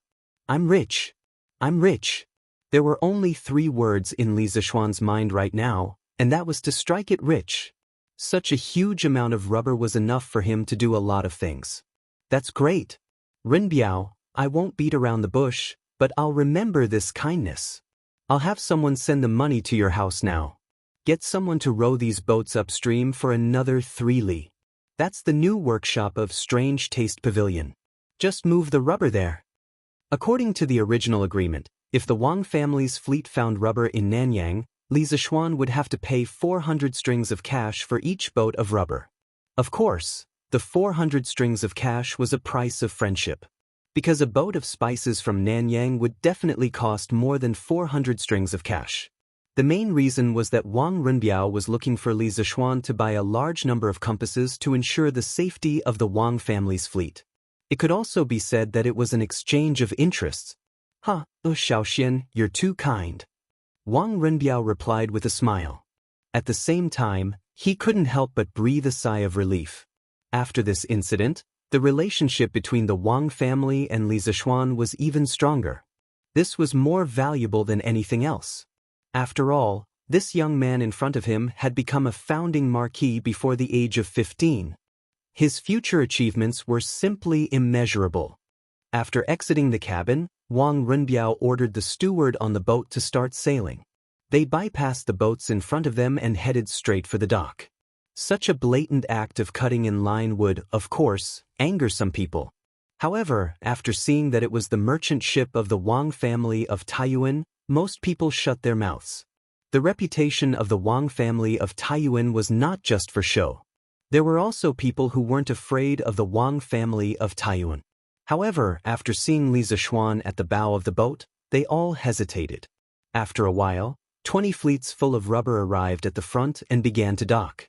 Xiao Yu was a man of his word. He had already sent officials from the Ministry of Civil Affairs to wait at the dock to calculate the total value of the goods on board. Perhaps it was because Li Zixuan had now been promoted to a marquis, or perhaps it was because Li Zixuan had sent people to set up sheds for the officials of the Ministry of Civil Affairs at the dock and even sent ice cubes and iced water. The officials of the Ministry of Civil Affairs who came to receive the goods were so enthusiastic that Li Zixuan was a little uncomfortable. However, facing the buckets of white gelatinous liquid on board, the officials of the Ministry of Civil Affairs who came to receive the goods couldn't help but feel troubled. How should they value this stuff? How much should they charge? Chapter 795. Marquis, what is this thing? How much should we tax it according to the market price? The middle-aged official from the Ministry of Civil Affairs looked at the white latex in the wooden bucket in the cabin. He reached in and touched it, then put his hand next to his nose and sniffed it. In the end, he still couldn't recognize what it was, so he walked behind Li Zishuan and asked with an awkward expression, "Oh, I call this thing rubber. As for the market price, I really don't know. After all, this thing has never appeared in Chang'an City." Li Zishuan didn't make things difficult for the official and answered truthfully. "According to the rules, we have to collect tax based on 10% of the total value of the goods. What should we do now?" The middle-aged official suddenly frowned and said. Li Zishuan glanced in the direction of Yen Lide and Xiao Yu, then smiled and said, "If you can't make up your mind, go and ask Elder Xiao. However, I can give you a reference price. I bought this rubber from the Wang family's fleet. It's 400 strings of coins per ship. All right, you can go and ask." He didn't mind paying more or less tax, but it was obvious that he was following the rules. If he paid more or less, what would the people behind him do? Yes, this official understands. Thank you, Margie, for your advice. The middle-aged official cupped his hands to Li Zishuan, then turned and left. Not long after, he turned back. "Marquis, Elder Xiao said that the tax will be based on the price you bought the rubber from the Wang family." In fact, Xiao Yu knew very well that since Li Zishuan valued rubber so much, it meant that its value was definitely extraordinary. At least, it was definitely worth more than 400 strings of coins per ship. But so what if he understood? Only Li Zishuan could make use of this thing's value. The others didn't even know how to use it, so it was difficult to appraise its actual value. It was better to be straightforward and do Li Zishuan a favor at the same time. All right, send someone up to take a look.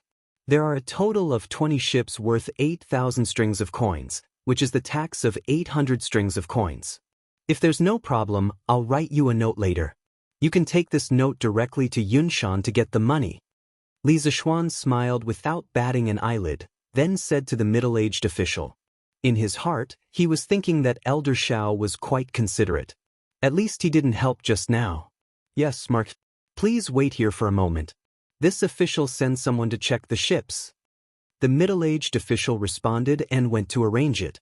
It didn't take long for the inspection to be completed. Li Zishuan wrote him a note for 800 strings of coins and asked him to go to Yunshan Villa to get the money. He wouldn't carry so much money with him. He wasn't crazy.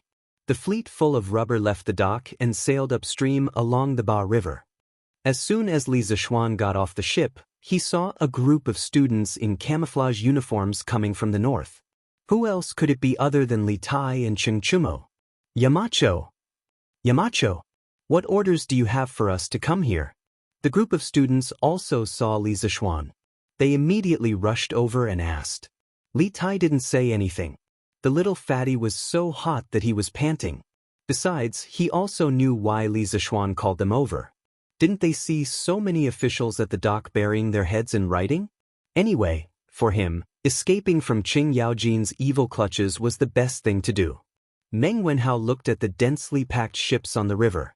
His face was full of excitement, but there was also a trace of uncertainty in his eyes. At this time, Li Zishuan looked at the students and smiled. The fleet that was previously organized by the imperial court to go south has returned today. His Majesty ordered the Ministry of Civil Affairs to collect tax from all the ships. Because the amount of money involved is huge, it's more troublesome to calculate. Elder Xiao wants you to come over and help collect the tax as soon as possible so that these ships can dock and unload as soon as possible. As soon as Li Zishuan's voice fell, the students suddenly became excited. Many of them were familiar with accounting because a few months ago, when Yanhuang Academy was being built, they also went to help for a while. Most of them were at the construction site to help Yan Shaoning calculate the materials, consumption, and so on. When Meng Wenhao heard Li Zishuan say that these ships were the fleet that went south, his body finally couldn't help but tremble. This was because he knew that his father was in one of the ships on the river. After so long, it was the first time that he and his father were so close to each other. He really wanted to find his father right now, but where could he find him with so many ships? Moreover, he still hadn't completed the task that Li Zishuan gave them. Mother, isn't that my brother? Not far away, among the group of people who were welcoming their relatives and friends, a little girl suddenly accused the group of students in camouflage clothing behind them and said to the middle-aged woman beside her, "Yaya, don't talk nonsense. Your brother is still studying at the academy."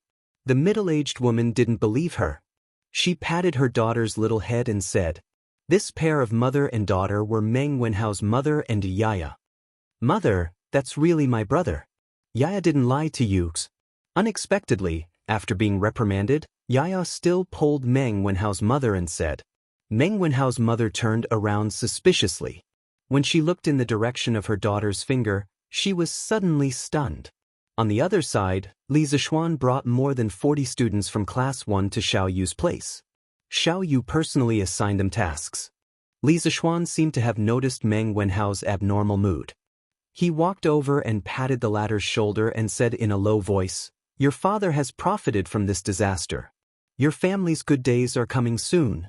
After the Fengjia's fleet docks, you can leave first to reunite with your father. But don't forget to return to the academy before darks." Meng Wenhao obviously didn't know that his father had been promoted to an official, but this didn't stop him from being grateful to Li Zishuan. "Thank you, Yamachos." He clasped his fists at Li Zishuan excitedly. The waiting time was always long. At around 5 in the afternoon, it was the Fengjia's fleet's turn to dock. Meng Wenhao's eyes were sharp. He took the initiative to follow the officials of the Ministry of Civil Affairs to welcome them. After a while, he saw the man on the ship whose blood was thicker than water.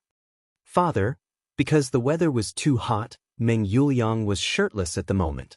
In this way, the dozens of scars on his body were exposed. When Meng Wenhao saw them, the corners of his eyes couldn't help but sour. Why are you here? And Yayun, why are you all here?" It was Meng Wenhao's mother and daughter. At this moment, when they saw the Fengjia's fleet docking, they also followed. The family that had been separated for nearly 5 months was now reunited at the murky harbor. Chapter 796. Not far from the dock of the Ba River, there was a tea shed. It was specially designed for merchants to rest and quench their thirst. A few hundred steps to the east, one could see some restaurants, shops, grocery stores and so on. It was like a small market dedicated to the dock of the Ba River. "Husband, the injuries on your body." In the shabby tea shed, Meng Wenhao's family of 4 was sitting around a tea table. When Meng Wenhao's mother saw her husband gulping down 2 bowls of herbal tea, a trace of heartache flashed through her eyes. She paused for a moment before asking. In fact, according to Fengjia's original intention, Meng Yuliang could take his wife and children directly home for a reunion, but Meng Yuliang refused because the goods on Fengjia's ship had not been unloaded. He felt that he could not leave yet. However, he did not want his family to suffer with him, so he led his wife and children to the tea shed next to him to rest for a while. After that, he planned to go back alone and continue to work. At this time, hearing his wife's words of deep concern, Meng Yuliang hurriedly interrupted, "Those are just some minor injuries. It doesn't get in the way. When going out, how could there not be any bumps and bruises? Don't make a fuss and scare the children." He did not intend to tell his family about the encounter with the pirates at sea. Even if it was dangerous at the time, now that he had returned safely, what was the point of mentioning it? Mentioning it would only make his family worry. There was no benefit at all. But he did not know that Meng Wenhao, who was sitting quietly on the side, already knew the complete story. "Father, after you come back this time, don't go out to sea again, okay? The sea is stormy and there are many bad people. It is easy to encounter danger. Although it is said that wealth comes from danger, your son can now support himself and the family. Don't take the risk of going out to sea again, okay?" When Meng Wenhao saw that his father was deliberately covering up the scars on his body, he instantly understood what his father was planning. Considering his mother and sister's tolerance, he didn't expose his father's lie on the spot. However, what he said hinted at something. Meng Yuliang heard this and looked at his son with some uncertainty. What did he mean by, "The sea is stormy and there are many bad people"? Did his son know about the pirate attack that night? That was impossible. Logically speaking, his son was just a commoner. How could he receive news from the sea? All right, I promise you. Looking deeply at Meng Wenhao, Meng Yuliang replied with a firm expression. He had just escaped death not long ago, so he knew better than anyone else the dangers of the sea. To be honest, after experiencing this life and death crisis, he didn't want to go out to sea again. It wasn't that he was afraid of death, but he was afraid that no one would take care of his wife and children after he died. Oh, great. That's great. Daddy finally doesn't have to be away from home for so long in the future. Otherwise, Yaya will think badly of you. Of course, Yaya couldn't understand the code between her brother and her father, but she could understand that her father would never go out to sea again. Just this point alone was enough to make the little girl happy for a long time. Ha! Is that so? Yaya misses Daddy that much? Hearing his daughter's innocent words, Meng Yuliang laughed in a carefree mood. Yes. Yaya missed Daddy a lot when Daddy wasn't around. Yaya nodded and said crisply. Ha! Daddy also misses Yaya. Yaya, wait for me. Daddy will bring you delicious food this time. I'll give it to you when we get home tonight. It was said that a daughter was her father's lover in his previous life. This point was really not wrong. Meng Yuliang wanted his son to succeed, but he doted on his daughter endlessly. He stroked Yaya's little head and laughed heartily. After all, the little girl was still young. Hearing that her father brought her delicious food, her two little eyes suddenly curved into a small crescent moon. She sweetly said, "Thank you, Daddy." Meng Yuliang smiled, then stood up and prepared to go back to the dock to work. At this moment, there was a sudden commotion from the docks. The few of them followed the sound and saw 4 people dressed in green, round-necked, narrow-sleeved robes. They seemed to be the eunuchs of the palace. Where is Meng Yuliang? Where's Meng Yuliang? Come quickly to receive the decree. Faintly, Meng Yuliang seemed to hear the leader of the eunuchs calling out his name.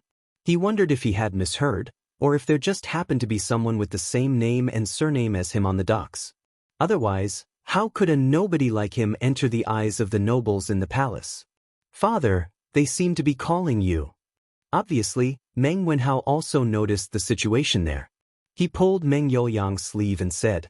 At this moment, the words that Li Zixuan had said to him half an hour ago suddenly echoed in his mind. Your father has profited from a disaster this time. Your family's good days are about to come. After a while, when Fengjua's fleet docks, you can leave first to reunite with your father. But don't forget to return to the academy before dark. Profited from this disaster? Good days? Eunuchs in the palace? Connecting all the signs together, Meng Wenhao's heart suddenly had a bold idea. Oh no, it should be a bold guess. How is this possible? I guess they are not calling me father. Meng Yuliang heard his son say so. He was shocked and doubtful and stuttered. Father, it's you. Look, that's the Yamacho's people coming here. I think they are calling you over.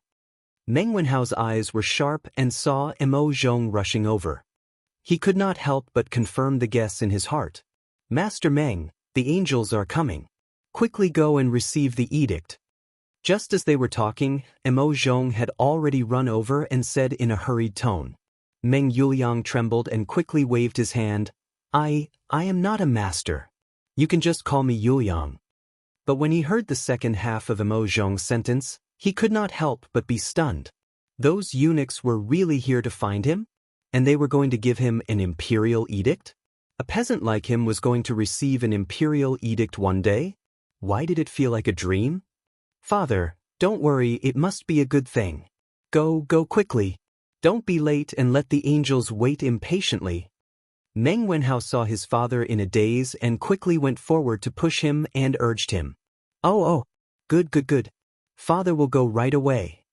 Meng Yuliang returned to his senses and hurriedly followed Mo Zhong towards the docks to receive the imperial edict that had descended from the heavens. Chapter 797. Oh, Marquis, why are you still here? Meng Yuliang and Meng Wenhao had just walked to the dock when they heard the eunuch shouting at Li Zixuan. Marquis? When Meng Yuliang and Meng Wenhao heard how the eunuch addressed Li Zixuan, they couldn't help but be surprised. They secretly wondered when Li Zixuan became Marquis. One of them had just returned after drifting on the sea for several months, while the other had received closed military training in the academy. They had no way to know about the news from the outside world, so they didn't know that Li Zishuan had been conferred the title of Marquis today. His Majesty conferred Yamacho the title of Marquis of Yong and in the morning court.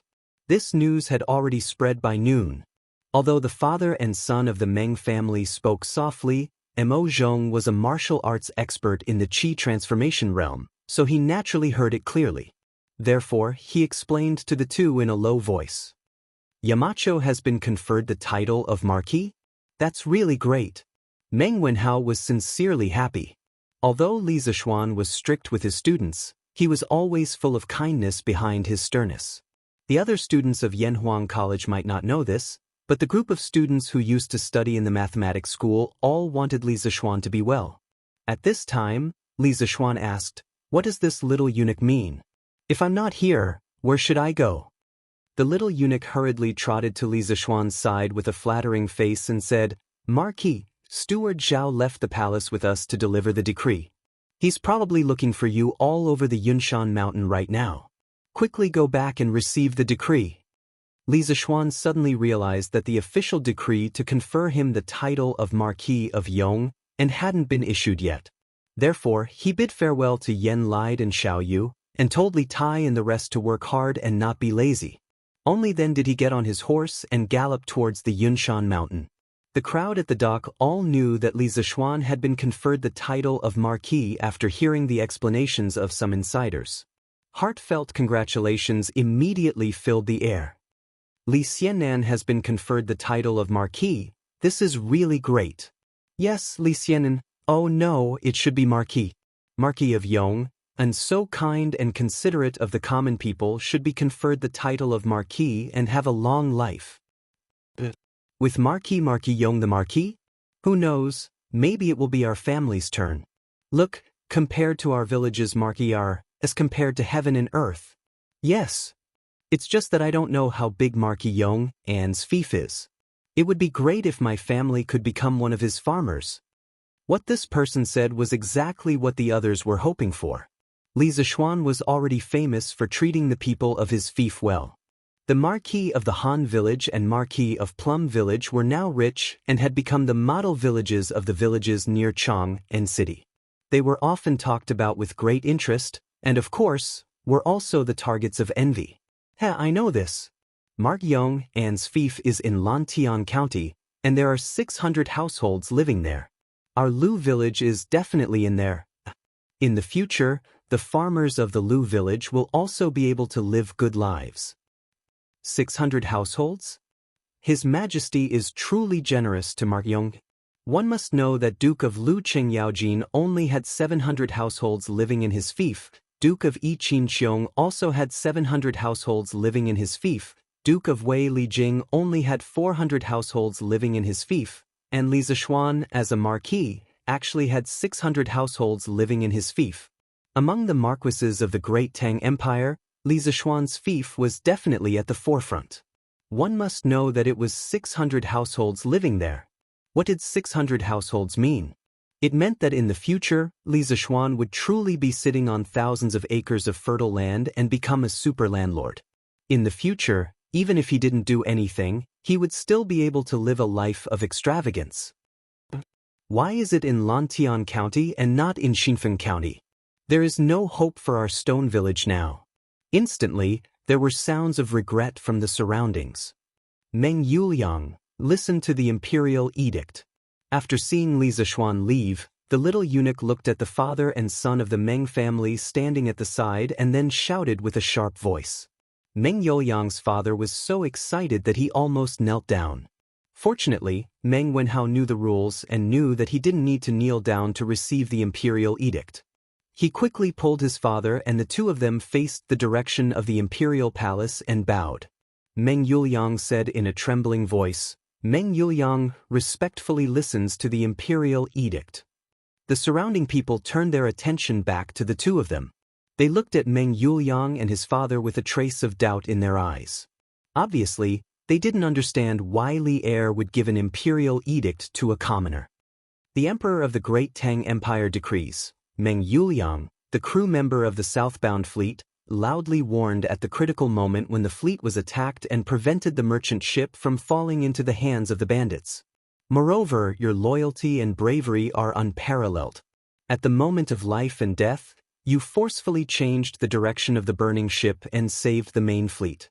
I have decided to confer you the title of Xuanjie Commandant of the 8th rank and reward you with 100,000 yuan and 100 bolts of silk and satins. Imperial Edict. As the little eunuch's voice fell, the crowd was in an uproar. The man in front of them, who looked incomparably humble, was actually conferred the title of Xuanjie Commandant of the 8th rank by the emperor. This made countless people envious and jealous. The person involved, Meng Yuliang, was a little dumbfounded. He didn't expect that he would be conferred the title of an official. Official, for the previous Meng Yuliang, was so far away. He only hoped that his son would study hard and in the future, he would be able to enter the imperial court as an official. He never thought that he would be one step ahead of his son to become an official. How is this possible? He is just a peasant who doesn't know how to read and write. Meng Yuliang's mother, who was worried about her husband, came to observe. At this moment, after hearing the imperial edict, on one hand, she was shocked that her husband was conferred the title of an official. On the other hand, she was frightened and sad because the imperial edict mentioned the bandits and the words of life and death. Meng Yuliang's mother instantly understood how those scars on Meng Yuliang's body came about. Almost subconsciously, the image of a fierce battle in the sea appeared in her mind. Her husband was seriously injured and on the verge of death. The tears in her eyes suddenly burst out. "Mother, why are you crying?" Yaya felt a chill on her arm. She raised her head and saw that her mother was actually crying silently. The little girl immediately felt grief from the bottom of her heart and asked in a hoarse voice, "Mother is fine, mother is fine." On the other side, Meng Wenhao saw his father in a daze and quickly shouted, "Father, father, quickly go and receive the imperial edict." Oh. Meng Yuliang suddenly came back to his senses. He put his hand on his body and rubbed it hard as if he wanted to shed a layer of skin. Then he went to the side of the little eunuch and respectfully clasped his fist and said, "Meng Yuliang receives the imperial edict, thank yous." The little eunuch squinted his eyes and handed the imperial edict to Meng Yuliang. According to reason at this time, he should offer the wedding money, but Meng Yuliang's mind was full of confusion at this moment. How could he think of this? Fortunately, Feng Jihua heard the news and rushed over. "Happy event, very happy event. This little eunuch has worked hard all the way. Just take it as the tea money. I hope little eunuch will accept it." Chapter 798. Seeing the Meng family at a loss, Feng Jihua could only take out a small pouch with a few golden beans and hand it to the little eunuch. The little eunuch squinted his eyes and looked at Feng Jihua. Then, he quietly stuffed the pouch into his sleeve and said with a fake smile, "It is indeed worthy of celebration. Lieutenant Meng, don't forget to report to the Ministry of Personnel later." Only then did Meng Yuliang come back to his senses.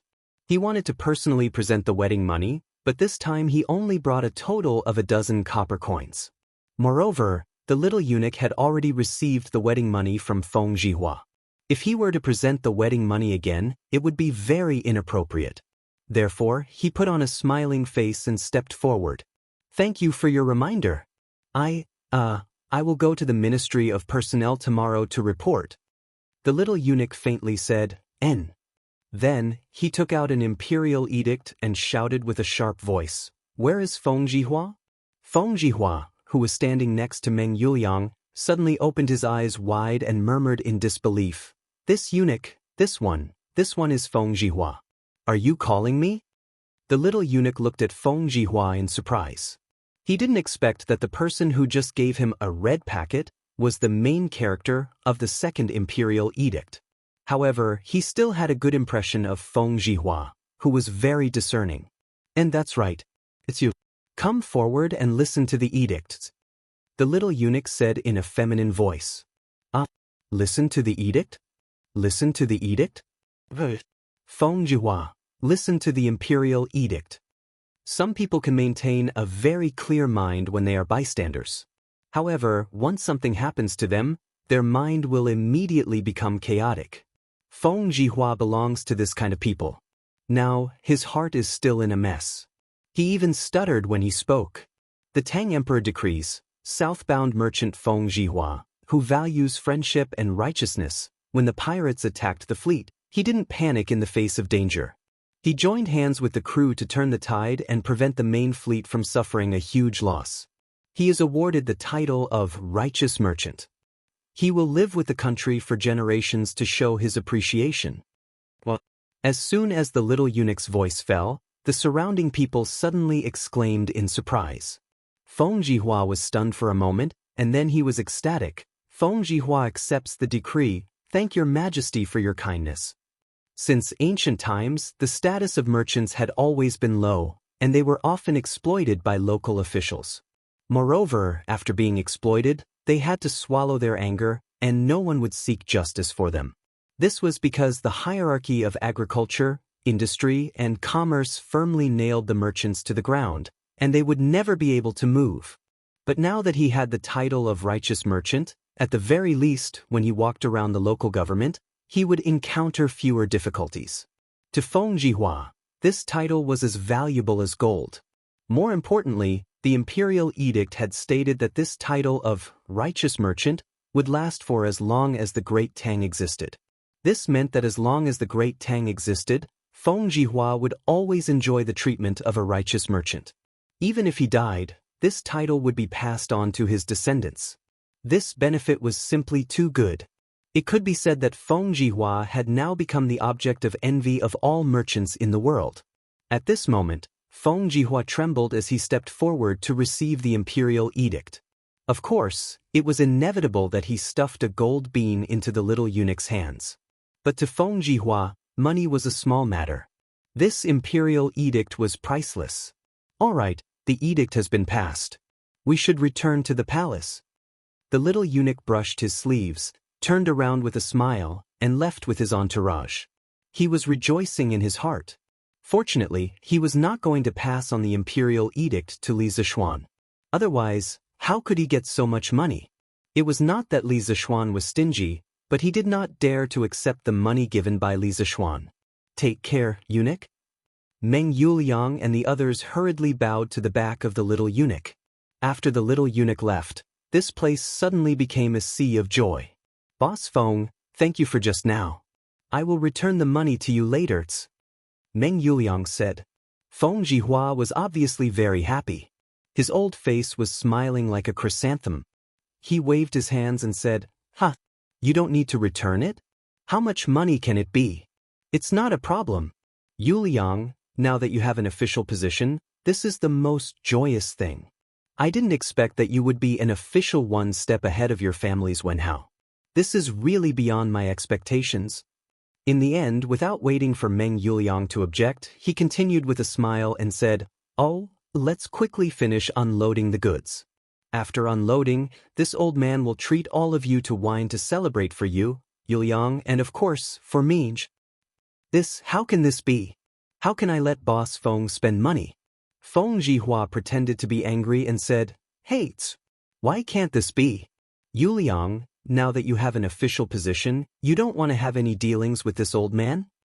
Meng Yuliang hurriedly shook his head and said, No, Boss Feng, what are you talking about? How can I, Meng Yuliang, be a villain who only cares about profits and forgets righteousness? I definitely don't mean that. You misunderstood. Feng Jihua laughed and said, "Since you don't mean that, then you, sister-in-law, your son, and your daughter can go together later. You are not allowed to refuse." "But Zhao, how have you been recently? The previous incident was my fault. Otherwise, you wouldn't have gone berserk during cultivation and caused your realm to drop." At the Yunshan residence, Li Zishuan had already received the imperial edict and was chatting with Zhao Song, whom he hadn't seen for a few months. "Sigh, Maru, then, please don't say that. The matter of compressing my chi for cultivation was purely voluntary. You have already explained the risks involved. If something happened in the end, it can't be blamed on you. A while ago, I heard that His Majesty blamed you because of this. I felt very apologetic in my heart and have been wanting to visit you to apologize. As for the drop in realm, so be it. We can just cultivate again. Zhao Song was drinking tea. When he heard Li Zishuan say this, he hurriedly put down his teacup and said. Li Zishuan smiled knowingly. He thought to himself that Zhao Song was an open-minded and straightforward person. One had to know that the realm of martial arts was the lifeblood of many martial artists. A drop in realm was equivalent to taking away one's life. If this happened to others, it was hard to guarantee that they wouldn't resent it. With Butler Zhao's state of mind, it's only a matter of time before you break through to the great Grandmaster realm. Let's not blame this and that. If Butler Zhao is free in the future, I will treat you to wine. More haste, less speed. In order to break through to the great Grandmaster realm, not only did one need to make a breakthrough in strength, one also needed to make a breakthrough in one's state of mind. Li Zishuan felt that the current Zhao Song looked more mature and reserved than before. In such a state, the chances of him breaking through to the great Grandmaster realm were undoubtedly higher. Thank you for your auspicious words. Zhao Song pursed his lips and smiled faintly. Chapter 799. We haven't seen each other for a few months, but I feel that Duke Yong An's martial arts have improved again. In the Yunshan residence, Zhao Song could not help but squint his eyes at the mention of the realm of martial arts. He took a good look at Li Zishuan and was immediately surprised. He could vaguely feel that the sword will on Li Zishuan's body was sharper than before. This was hard for him to accept. The young man in front of him had just broken through to the guru realm. Oh, really? I've been thinking about a new sword technique recently, and I haven't been practicing it deliberately. Li Zishuan hadn't paid much attention to his own realm. He just combined it with the Dugu family's solitary wind swordsmanship to improve the 9 strategies beyond the swords in his free time. To him, improving his martial arts realm wasn't the most important thing. He didn't want to improve his realm too quickly and cause his foundation to be unstable. Zhao Song was speechless. He hadn't practiced much, but his martial arts had improved so quickly. How could he, who had been practicing hard every day, endure this? He wanted to ask what kind of sword technique it was that it had such magical power, but he thought that it was taboo to inquire about other people's martial arts, so he didn't say anything. Duke Yong An is really talented.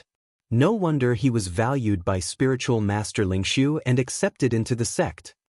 Zhao Song sighed and then got up to leave. It's getting late. We have to go back to the palace. If we have time in the future, we'll talk about old times with Duke Yong An. Li Zishuan got up and said, Take care, Butler Zhao. Hey, Wenhao, I heard that your father was promoted to an official. Congratulations. With the help of Class 1 of Yanhuang College's students, the ships at the dock were finally unloaded before dark. Meng Wenhao didn't go to the banquet with his family because he had to rush back to the academy before dark. In the Yanhuang College's cafeteria, Li Tai, Sun Zifan, Cheng Chumo, and the others all congratulated Meng Wenhao. Although they were busy with the accounts in the afternoon, they had also noticed the movement over there. It was just that they didn't have time to care about it at that time. Thank you. In the face of these congratulatory words from his classmates, Meng Wenhao politely responded with a forced smile.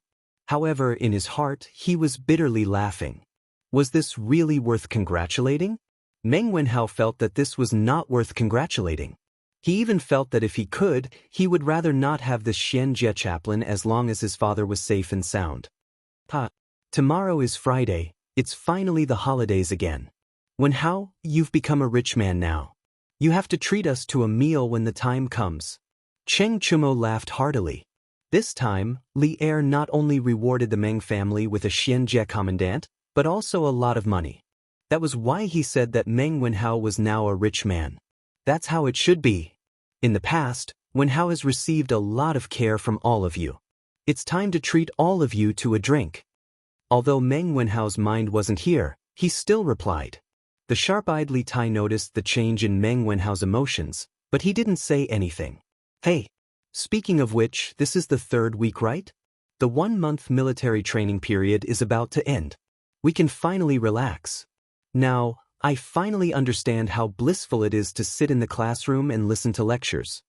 Sun Zifan, the little fatty, said with a face full of emotion. Calling him a little fatty now wasn't very appropriate. After such a long period of military training, his physique was now at an average level. He couldn't be considered fat at all. At most, he was a little sturdy. As for Li Tai, he had also lost a lot of fat. However, Li Tai was much fatter than Sun Zifan before, so he still looked a little fat now. However, it was much better than his previous round appearance. Sigh, Sun Zifan, I say, let's think about how we're going to spend tomorrow. This afternoon, because we helped the Ministry of Civil Affairs settle the score, we escaped a calamity. However, we can't escape the calamity forever. I heard that this afternoon, the people of Class 2 were badly scolded by Lu Guogong. Now, they're all lying on the sports field. Wang Meng, who was sitting at the next table, glanced at Sun Zifan, who was in a happy mood, and said mercilessly, that's true. When Sun Zifan heard this, he immediately lost his spirit like a frosted eggplant.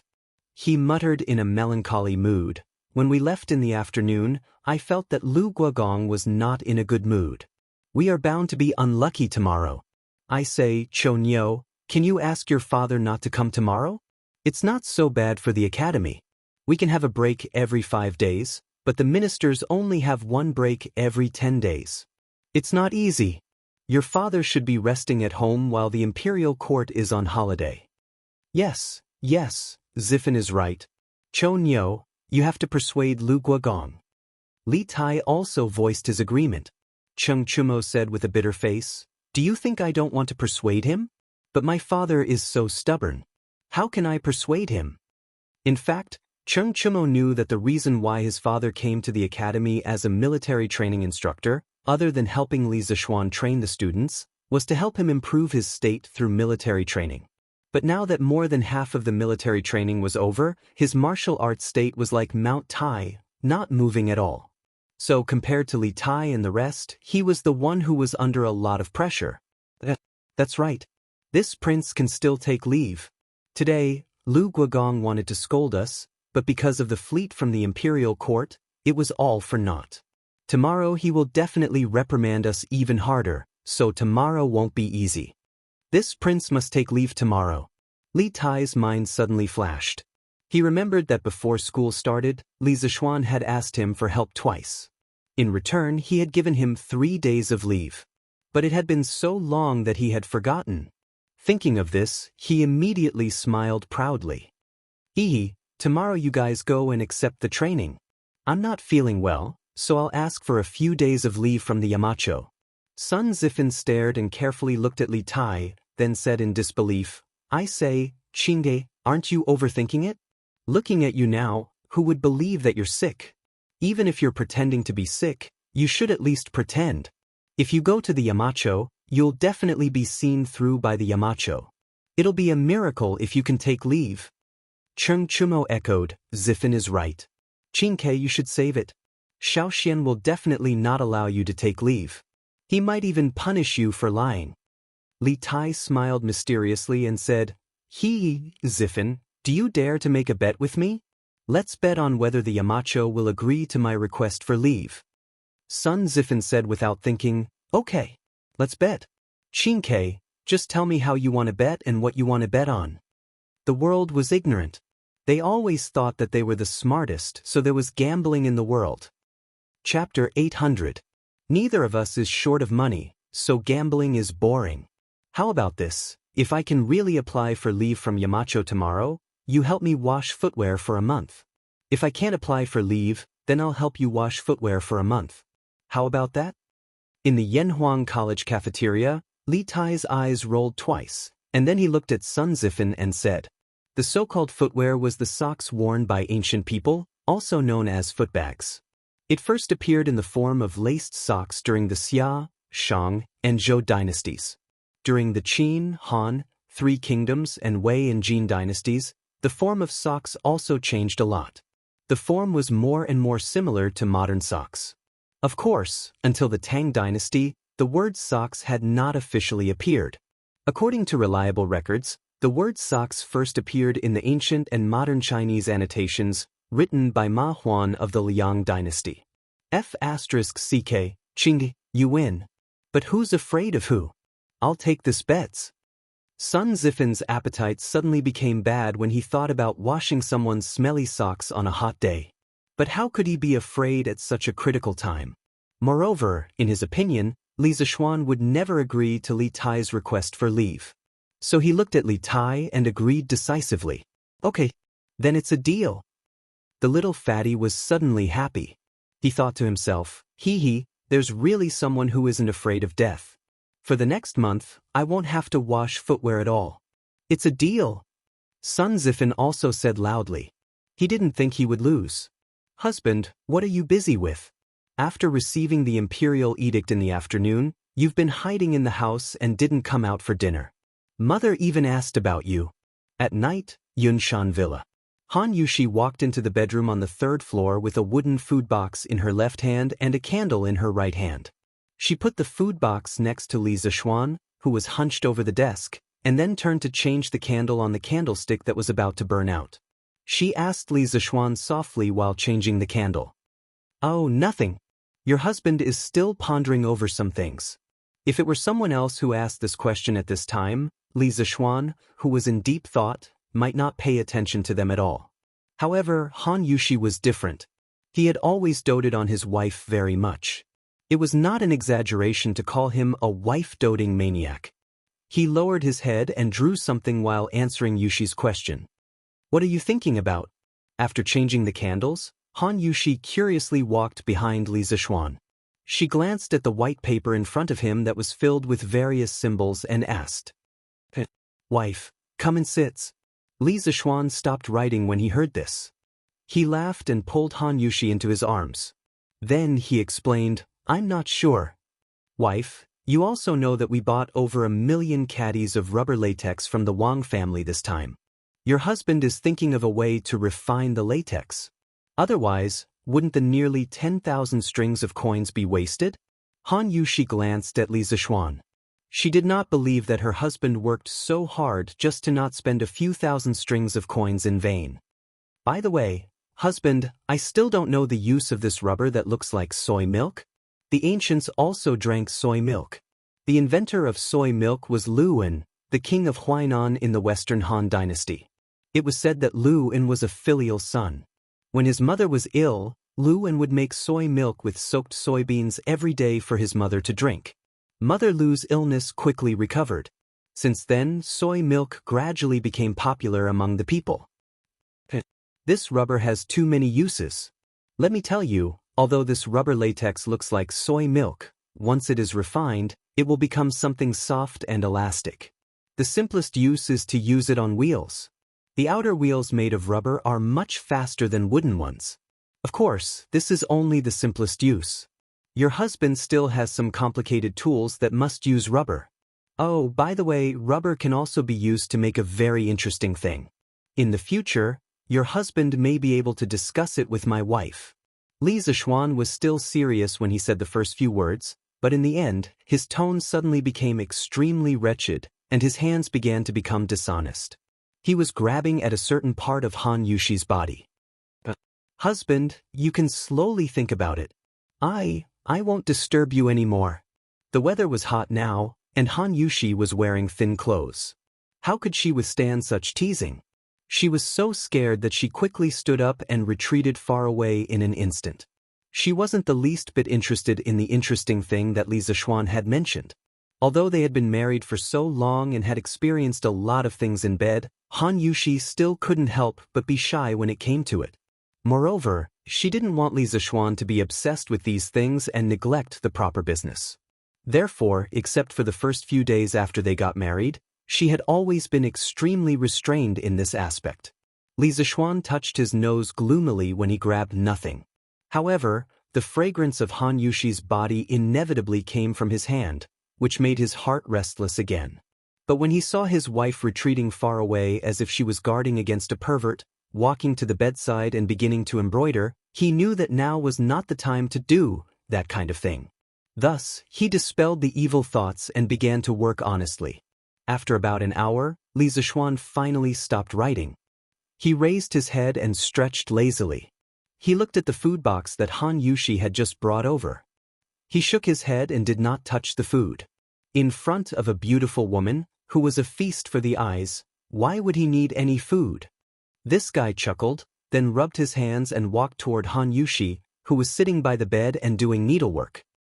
Husband, though, let me finish the rest of the embroidery first. Someone's bear hug completely disrupted the rhythm of the needlework in Han Yushi's hands. Han Yushi exclaimed and quickly said, this was not an excuse on purpose, but this embroidery really only had a little work left. Oh, but, wife, you do it. I'll hug you and not move. It won't affect you. Li Zishuan responded in a muffled voice.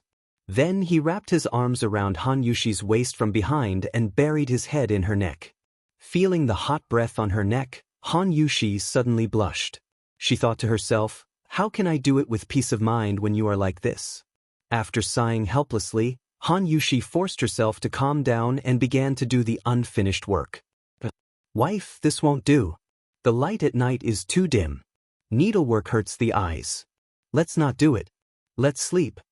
After a while, Li Zishuan felt that it was still difficult to do embroidery with the weak candlelight in the room, so he spoke up. At the same time, he wondered if he should find a way to install electric lights in the courtyard. Otherwise, it would be inconvenient. Chapter 801. Once a person's dream was achieved, it was easy to become lazy, and this laziness would continue until a new goal appeared. Li Zishuan was like this. When he first came to this dynasty, he dreamed of becoming a marquis and then waiting for death to come. Life was short, and he still had a wealthy family and a beautiful wife. He had to enjoy it as soon as possible. So the next day, Li Zishuan slept very late and didn't wake up. Of course, part of the reason was because he had slept rather late last night. In any case, his habit of getting up early for the past half a month was suddenly interrupted. However, this made someone suffer. Bang bang bang, bang bang bang. Yanhuang College, Guanghua Building, 10th floor of the Central Twin Towers. Li Tai did not go to the cafeteria after finishing his morning run as usual. Instead, he went straight to Li Zishuan's office and banged on the door with all his might. However, there was still no movement after banging on it for more than 10 times.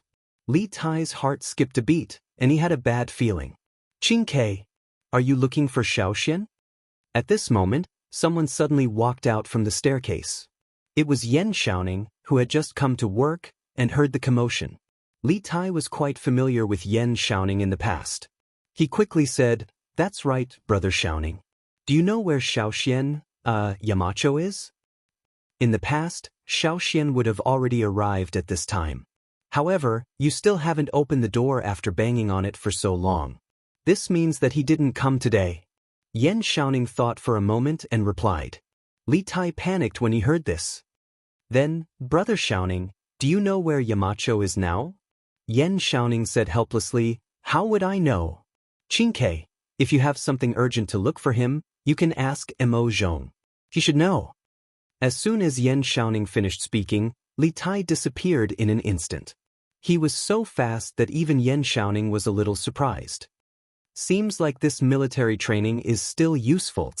Yan Xiaoning muttered softly as he looked at Li Tai's back, which was obviously much thinner than before, and his vigorous steps. Mo Zhong, where's Yamacho? Li Tai ran to the gate of the academy, found Mo Zhong and asked. When Mo Zhong saw that the person asking the question was Li Tai, he hurriedly replied, Yamacho hasn't come today. He must have something to do or he's still at home. Li Tai widened his eyes. How could he do that? If he couldn't get leave soon, he would have to continue the military training with Sun Zifen and the others. Then he would lose the bet. According to the agreement, he had to wash Sun Zifen's footwear for a month. Wasn't this asking for his old life? Hey, Your Highness, what are you trying to do? You cannot go out. This is the academy's rule. Li Tai was anxious and wanted to go out to find Li Zishuan. Mo Zhong would not let him go and quickly stopped him. Out of the way. I really have something urgent to talk to Yamacho about. Fortunately, this was the academy. If someone dared to stop him in any other place, Li Tai would definitely be angry. Even so, the little fatty's tone was impatient. Mo Zhong knew that this young master in front of him was not an easy person to deal with. He was so anxious that he was sweating profusely. He was still thinking of a countermeasure. When he saw that Li Tai was about to explode, he hurriedly said, "How about this? Your Highness, please calm down first. I will help you find Yamacho. You cannot go out. The Academy's rules cannot be broken. When I find Yamacho, you can talk to him face to face if you have something to say." Li Tai thought about it and felt that it was feasible. He waved his hand impatiently and said, "Oh, go and come back quickly. I will wait here." After saying that, Li Tai did not even go to the cafeteria. He went straight to the guard booth at the Academy's entrance and sat in Emo Zhong's seat. Emo Yun was shocked and did not dare to sit with Li Tai. He quickly came out to stand guard. Emo Zhong, on the other hand, ran in the direction of the Cloud Mountain Resort.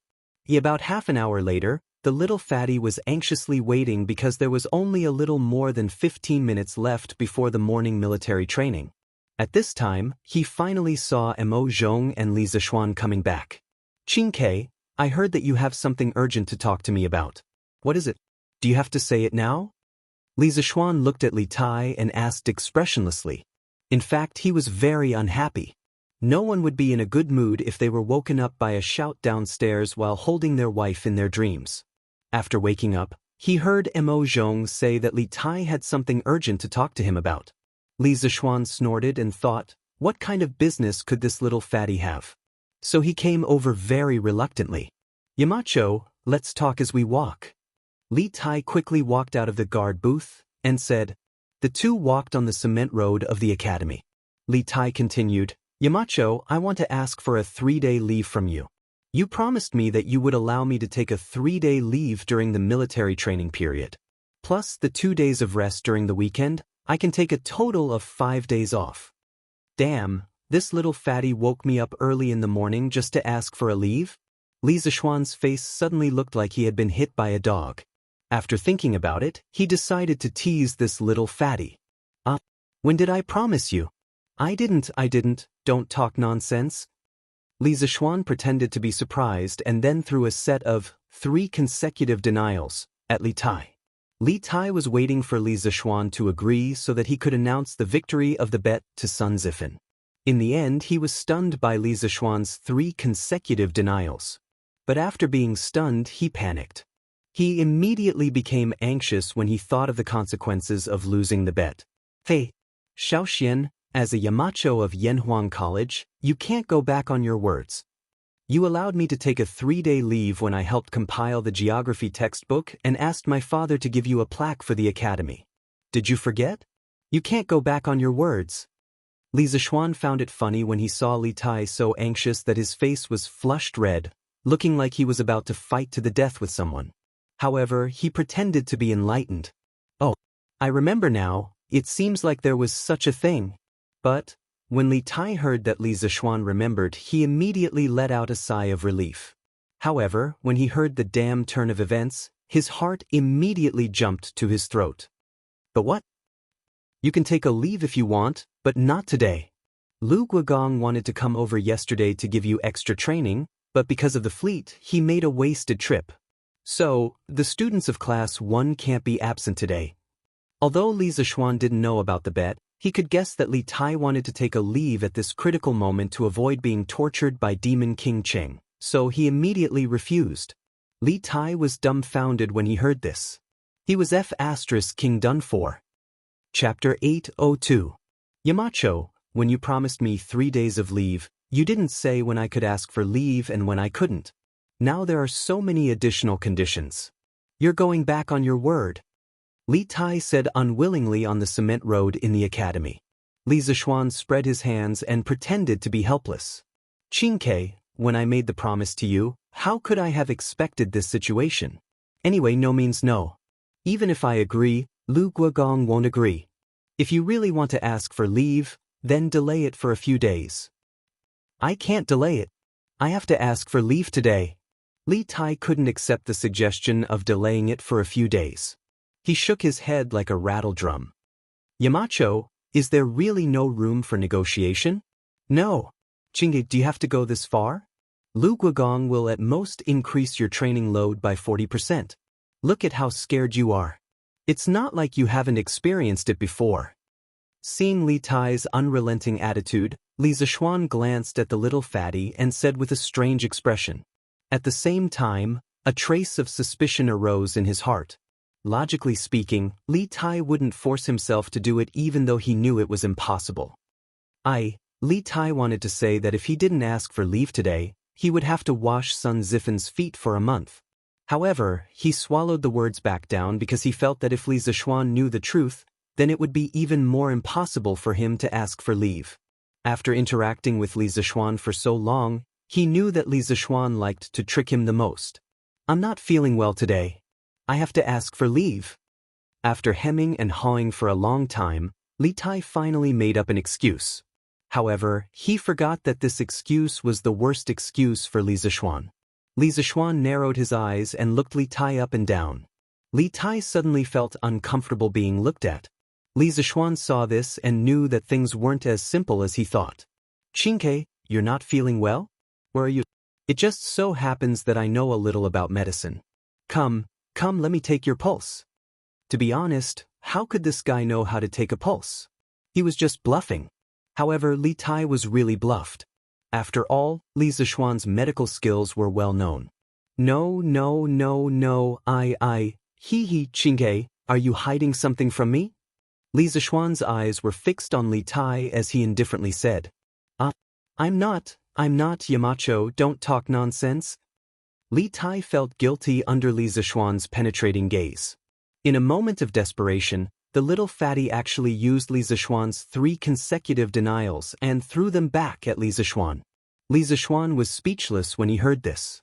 Speaking of the 3 consecutive denials, the I'm not, don't talk nonsense emoji from his previous life subconsciously appeared in his mind.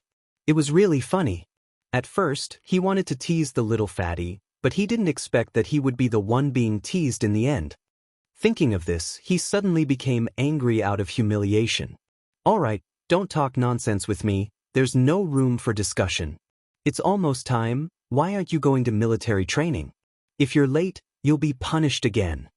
Li Tai looked at Li Zishuan with a tragic expression. Suddenly, he had an idea and said, can't you make an exception? I can use those 3 days of leave in exchange for today's day, is that okay? Li Zishuan hesitated when the little fatty said this. But why was this kid willing to put in so much effort? Was there something fishy about this? Then tell me first, are you hiding something from me? Otherwise, there's no need to talk about any conditions. Li Tai didn't know what to do in the face of this blatant threat. He thought about it and told him about his bet with Sun Zifen. It's like this, Yamacho. If you don't agree to my request for leave, I'll have to wash that kid's feet for a month. When Li Zishuan heard this, 10,000 alpacas ran through his heart.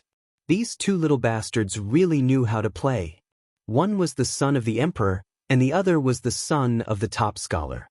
No matter who lost the bet, they would have to wash each other's smelly socks. If this spread out, Li Er and Sun Fujia's old faces would not look good. However, even though Sun Fujia was unhappy, she didn't dare to blame Li Tai and Li Er. She only pulled the hatred onto Sun Zifen. In this way, that little idiot would be in trouble. I say, did you and Sun Zifen eat too much and have nothing to do, so you're messing around every day? Was it because I didn't let you go to military training yesterday afternoon that caused you to be so energetic and have the leisure to gamble? Li Zishuan reprimanded with a straight face. Li Tai looked at the time, then he ignored Li Zishuan's reprimand and said anxiously, Yes, Yamacho, we know that we were wrong. The problem now is that you have to quickly agree to my request for leave. Didn't you just say that as long as I tell you the truth, you'll allow me to take leave? Li Zishuan rolled his eyes and said unhappily, When did I say that? I only said that if you don't tell me the truth, then there's nothing to talk about. This was really a trap in the city. Li Tai didn't pay attention and fell into the trap. Little Fatty said anxiously, Then what do you mean? Do you agree or not? Li Zishuan sighed and said unhurriedly, after hearing what Qingke said, I can't agree even more. Because if I agree, wouldn't it be unfair to Sun Zifen? If this was in a gambling house, your actions would be considered cheating. You were the one who wanted me to tell you the truth, but after I told you, you said this. I think you did it on purpose. Li Tai breathed heavily, obviously flustered and exasperated. At this time, he didn't care about his tone of voice. Li Zishuan didn't get angry because of this. He thought for a while and said, "Qing, I'm not targeting you on purpose. What I said is the truth. Now, there are only two paths in front of you. 1. Lose the bet and obediently go to military training. You'll also obediently wash Sun Zifin's socks. Oh no, wash his feet. 2. I can agree to your request for leave today. In addition to exchanging 3 days of leave for 1 day today, you have to carry 20 buckets of water on Saturday. You're not allowed to spend money to hire people or ask your subordinates to help. You have to carry these 20 buckets of water to the student dormitory's water tower. If you don't do this, Sun Zifin will definitely feel bad. Time is of the essence. Which path do you prefer? F*CK, I like your grandpa. I don't like any of the paths. You're F*King cheating me." Li Tai's face was full of grief and indignation. If he won, he really wanted to fight Li Zishuan to the death. How could he bully people like this? "I choose the second path." Seeing that the students who had finished breakfast were walking to the field, Li Tai gritted his teeth and said, Chapter 803. "Qingke, how was it? Did Yamacho allow you to take a leave of absence?" On the sports field of Yanhuang College, in Class 1's camp, Sun Zifin was a little guilty at first, but after waiting for Li Tai for a long time and not seeing him, he suddenly felt that this bet was as stable as a dog. At this moment, seeing Li Tai's drooping face, this guy secretly thought that he had a chance. He immediately went forward and pretended to be concerned, but anyone could see the smugness in his eyes. In fact, this amusing idiot's thinking was wrong. The reason why Li Tai's drooping face and looking unhappy was entirely because he had paid an extremely painful price to win this bet. Not only did he sacrifice 2 days of vacation that originally belonged to him, but he also had to carry 20 buckets of water. This really cost the little fatty his life. 20 buckets, Li Tai felt that he would have to carry them for a day. At this moment, when he heard Sun Zifin ask him, Li Tai raised his head and quickly restrained the dejected look on his face, revealing a victorious smile. "Hee, of course. You brat, just wait to wash my feet for a month." At the end of his words, Li Tai's tone became a little vicious. In his opinion, the whole thing was caused by Sun Zifin. Li Zishuan deliberately asked for a sky-high price and deliberately cheated people.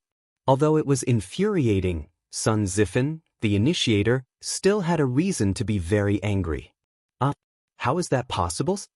Sun Zifin, who was originally winning, heard such an unexpected answer and suddenly felt a little incredulous. How could Yamacho allow you to take a leave of absence for no reason? Besides, if it's really like what you said, then why are you here now? Li Tai smiled and said condescendingly with the attitude of a victor, "Oh, believe it or not, it's up to you. I just came here to tell you the result. Now that I'm done, I can start my vacation. See you later." With that said, he waved his hand. Under the stunned gazes of Sun Zifin, Cheng Chumo, Li Chengqian, Yuchi Baolin, and the others, he walked out of the sports field. His footsteps became faster and faster. He had no choice but to hurry. The little fatty was afraid that if he met Cheng Yaojin, he wouldn't be able to leave. Although this holiday was approved by Li Zishuan, if Cheng Yaojin really went crazy, he would not recognize anyone. Holy *T. He really left? Sun Zifin's arms were trembling. Firstly, he was shocked. Secondly, he was scared. Once he thought about washing Li Tai's smelly socks, how could he not be scared? At this moment, he felt like crying. Zifin, don't be sad. Anyway, it's only for a month. Cheng Chumo walked over, patted Sun Zifin's shoulder, and said gloatingly. This idiot had completely forgotten that he had the same attitude as Sun Zifin yesterday. It was just that Li Tai didn't choose to bet with him. Sun Zifin said angrily, "Get lost. Cho Nyo, you're really AB***. Xiaoxian, where did Prince Wei go? I heard from the Crown Prince that he asked for leave from you?" During the morning break, Cheng Yaojin found Li Zishuan, who was wandering around the sports field with his head lowered and thinking about something, and asked. Li Zishuan raised his head. He was already prepared for old Cheng's question. "Yes, Qingke asked for leave from me." I heard that Her Majesty had something to do with him, so I asked him to go back first. This guy was now used to scamming people. He didn't even blink when he lied, but Cheng Yaojin really believed him. Oh, if that's the case, then go ahead and ask for leave. It's just that Prince Wei will regret it in the future if he doesn't have such a substantial training like today, right? Cheng Yaojin smacked his lips and sighed with regret. Faced with such a narcissistic Cheng Yaojin, Li Zixuan was speechless. Would he regret missing training? He was sure that to Li Tai, it was impossible for him to regret. He would never regret it in this lifetime. Guyi Lane. It was close to noon, and the pedestrians on the road had all gone home for lunch.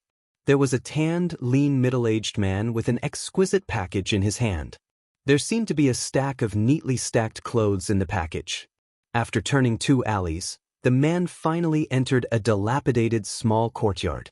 "Master, you're back. How was it?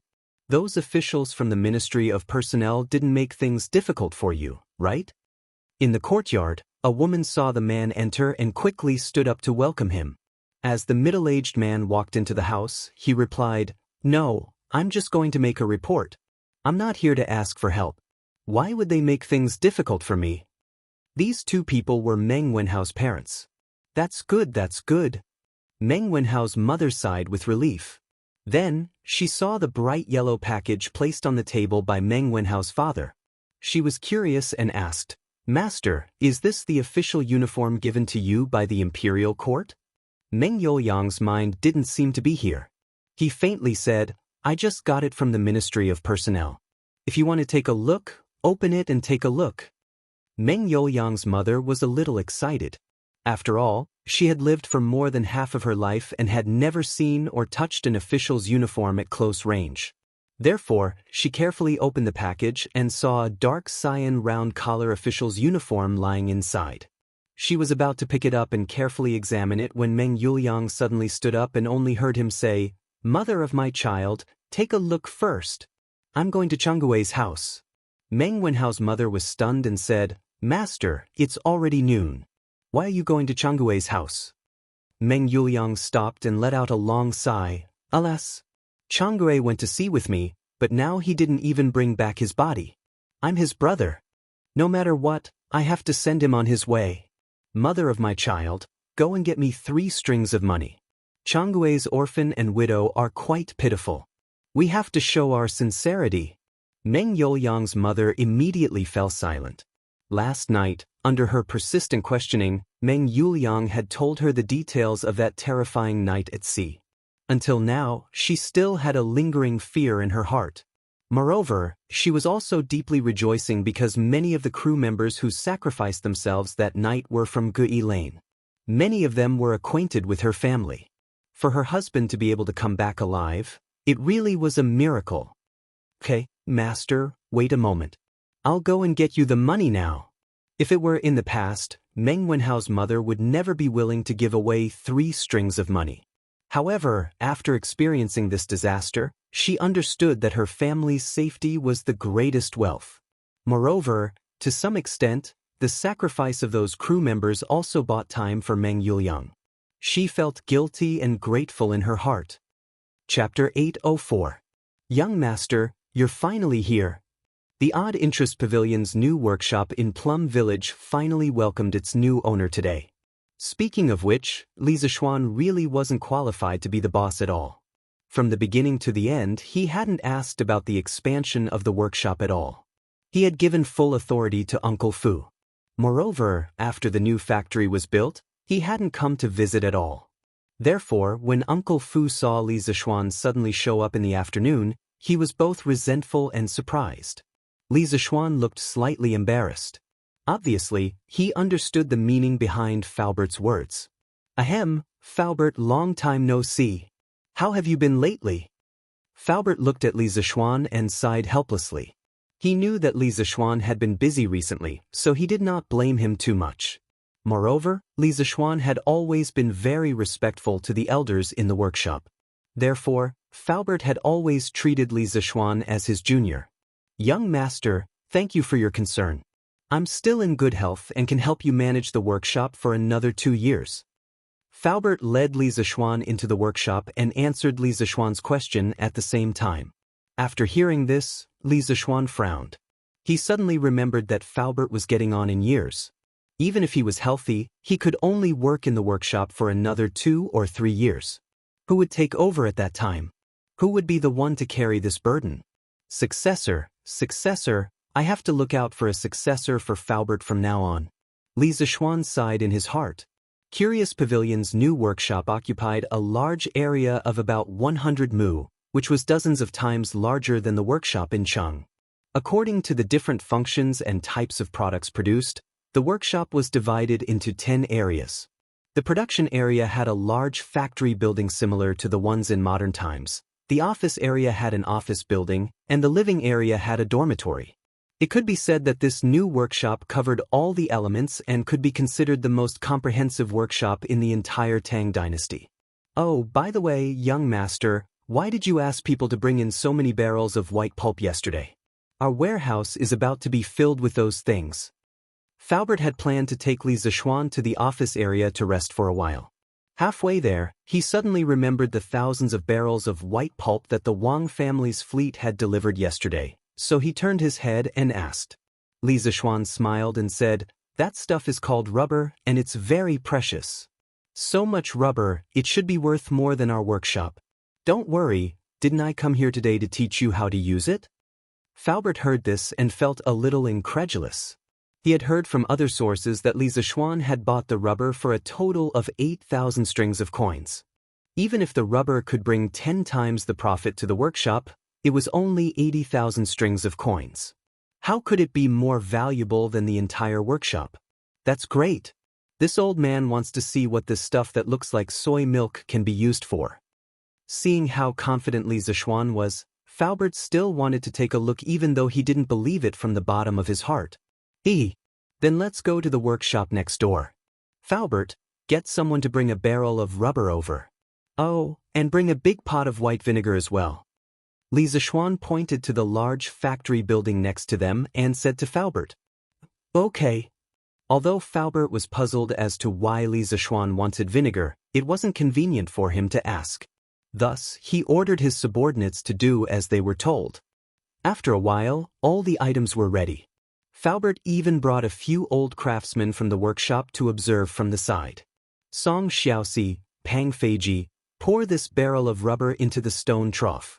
Li Zixuan pointed to the rectangular stone trough in front of him and ordered Song Xiaoxi and Pang Feiji behind him. This stone trough was originally used for annealing when the blacksmith was forging. However, due to the urgency of the situation, Li Zixuan couldn't find a more suitable container. "Yes, young master." Song Xiaoxi responded and quickly lifted the barrel full of rubber with Pang Feiji. The white rubber latex immediately poured into the trough. This stuff looked as thin as soy milk. It was no wonder that Faubert couldn't think of a use for it. Pour the whole pot of vinegar in. Li Zixuan weighed the pot of white vinegar in his hand and ordered. A very important process for the extraction of rubber latex was the solidification process. In the modern rubber latex solidification process, the most commonly used solidifying agents were formic acid and acetic acid. Formic acid and acetic acid could increase the hydrogen ion content in the latex, thus lowering the pH value of the latex, compressing the electric double layer, and thinning the hydration film. When it reached the isoelectric point of the protein, the electromotive potential would be 0, and there would be no repulsion between the rubber particles. They would gather together and solidify into a block. In the 21st century, most foreign countries used formic acid as the solidifying agent, while domestic companies mainly used acetic acid as the solidifying agent. Depending on the specific acid used, the properties of the rubber would be different. Li Zixuan had learned all of this from his rich classmate's family's factory in his previous life. Otherwise, how could he have known all of this? In the Tang dynasty, formic acid definitely didn't exist, but acetic acid did. This was because the so-called acetic acid had a very common name, and that was acetic acid. Vinegar contained a large amount of acetic acid. This was all thanks to the wisdom of our ancestors, who invented vinegar. Otherwise, Li Zixuan would still be making vinegar. The two of you, go get 2 hoe handles and wash them with hot water.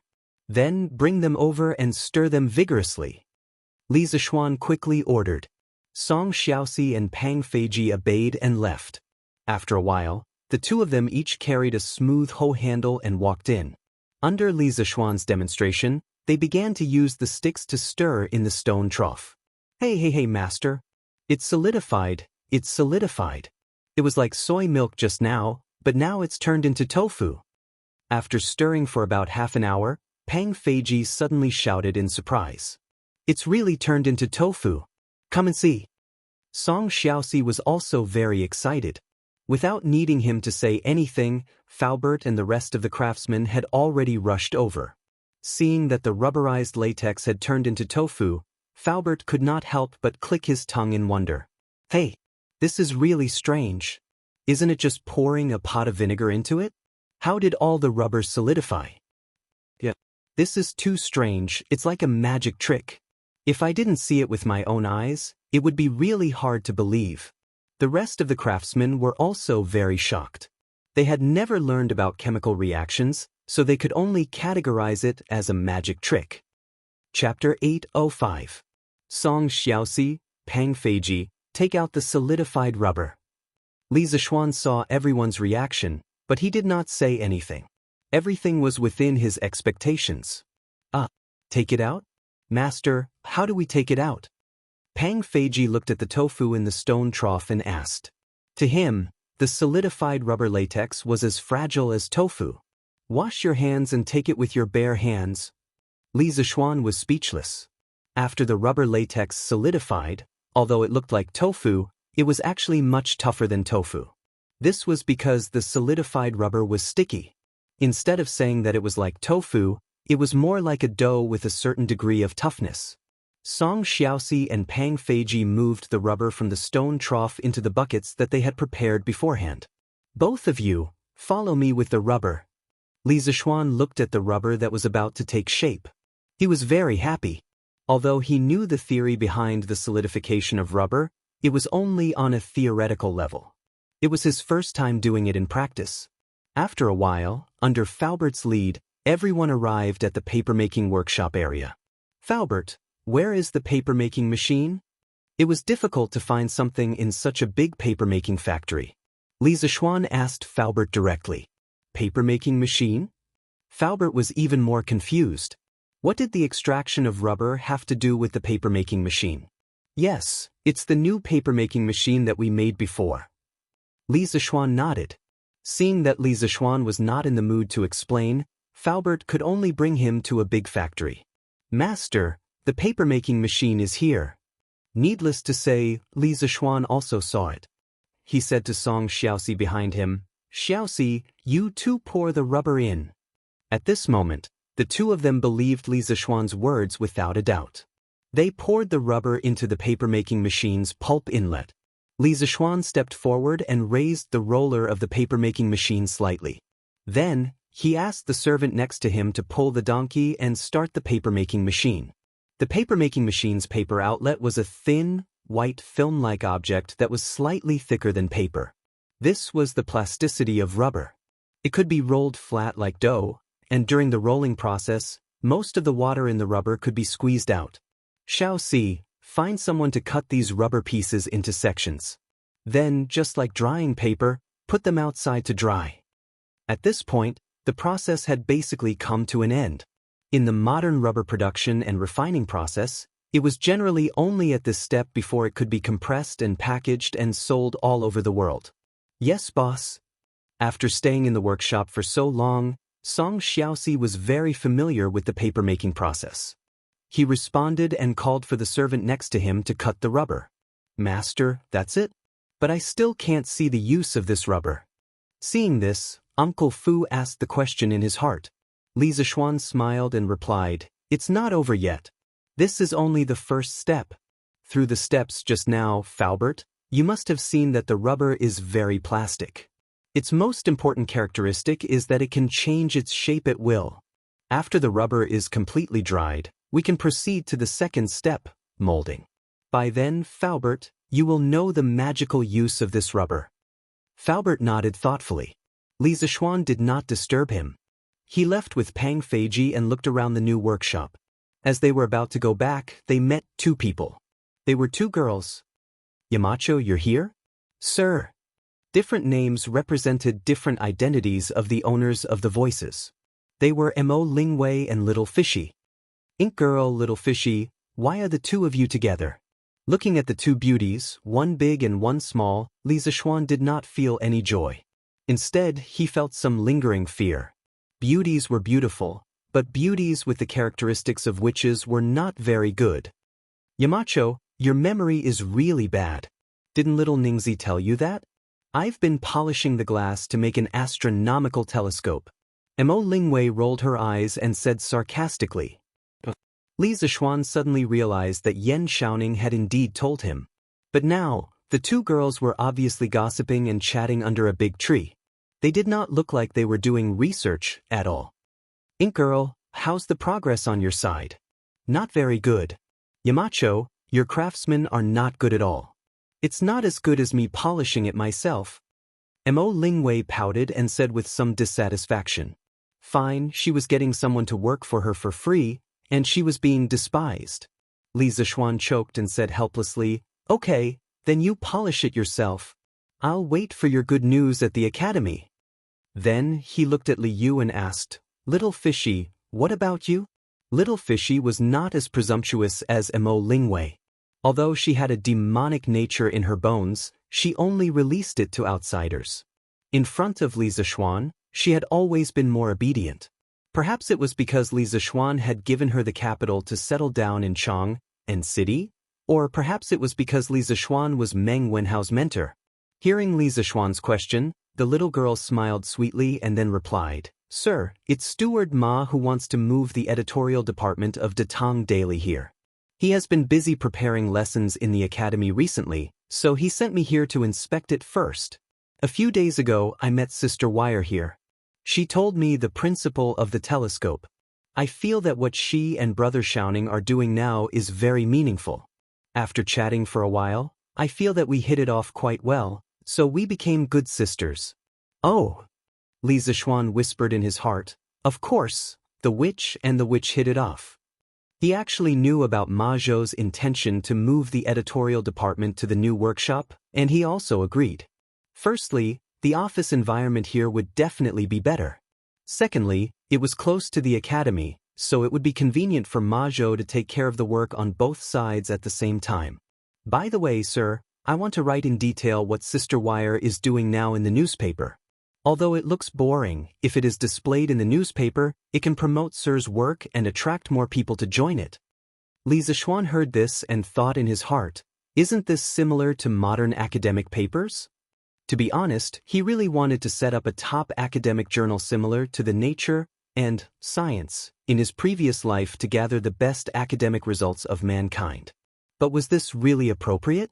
Once he did this, it would easily cause technology leakage.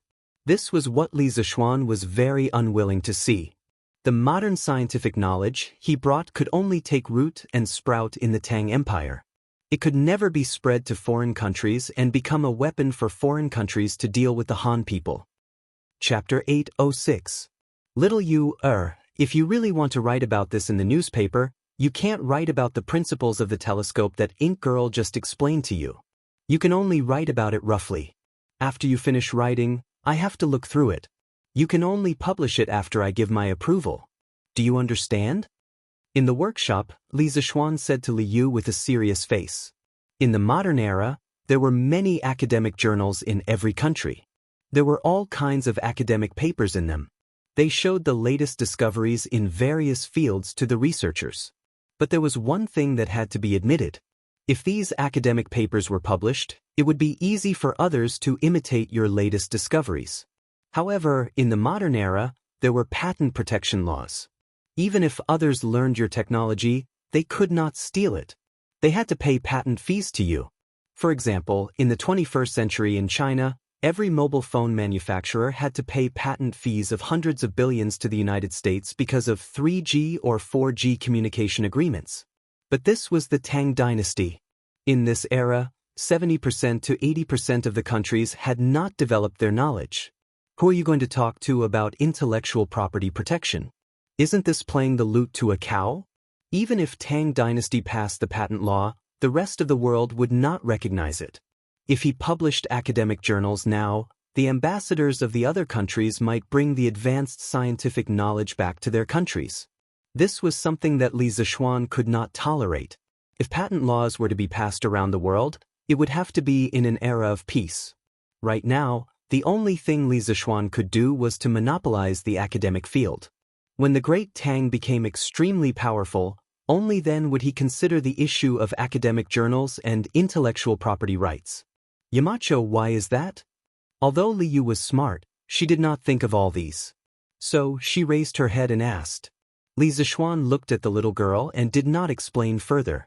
He only said calmly, I just want Tang Dynasty to have fewer strong enemies. In this world, other than stealing money, books, and tombs, there is another type of thief that specializes in stealing knowledge. Little just do as I say.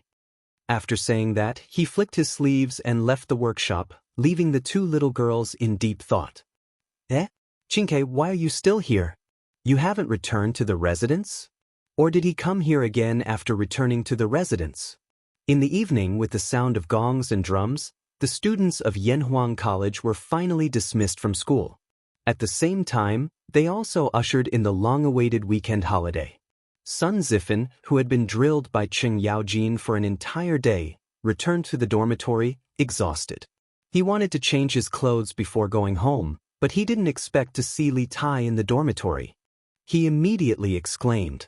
Li Tai was half lying on the bed with his head resting on his arm. He was facing the sky, oh no, facing the bedboard above him, and replied, I'm sorry. I just came back from the prince's mansion an hour ago. I brought back the clothes that I wanted to change into, but as for the underwear, I left them here. I'm just waiting for you to come over and help me wash them. As soon as he finished speaking, there was a burst of laughter in the dorm. Zifan, you can be considered to have a good time now. Qingchua's underwear, tsk.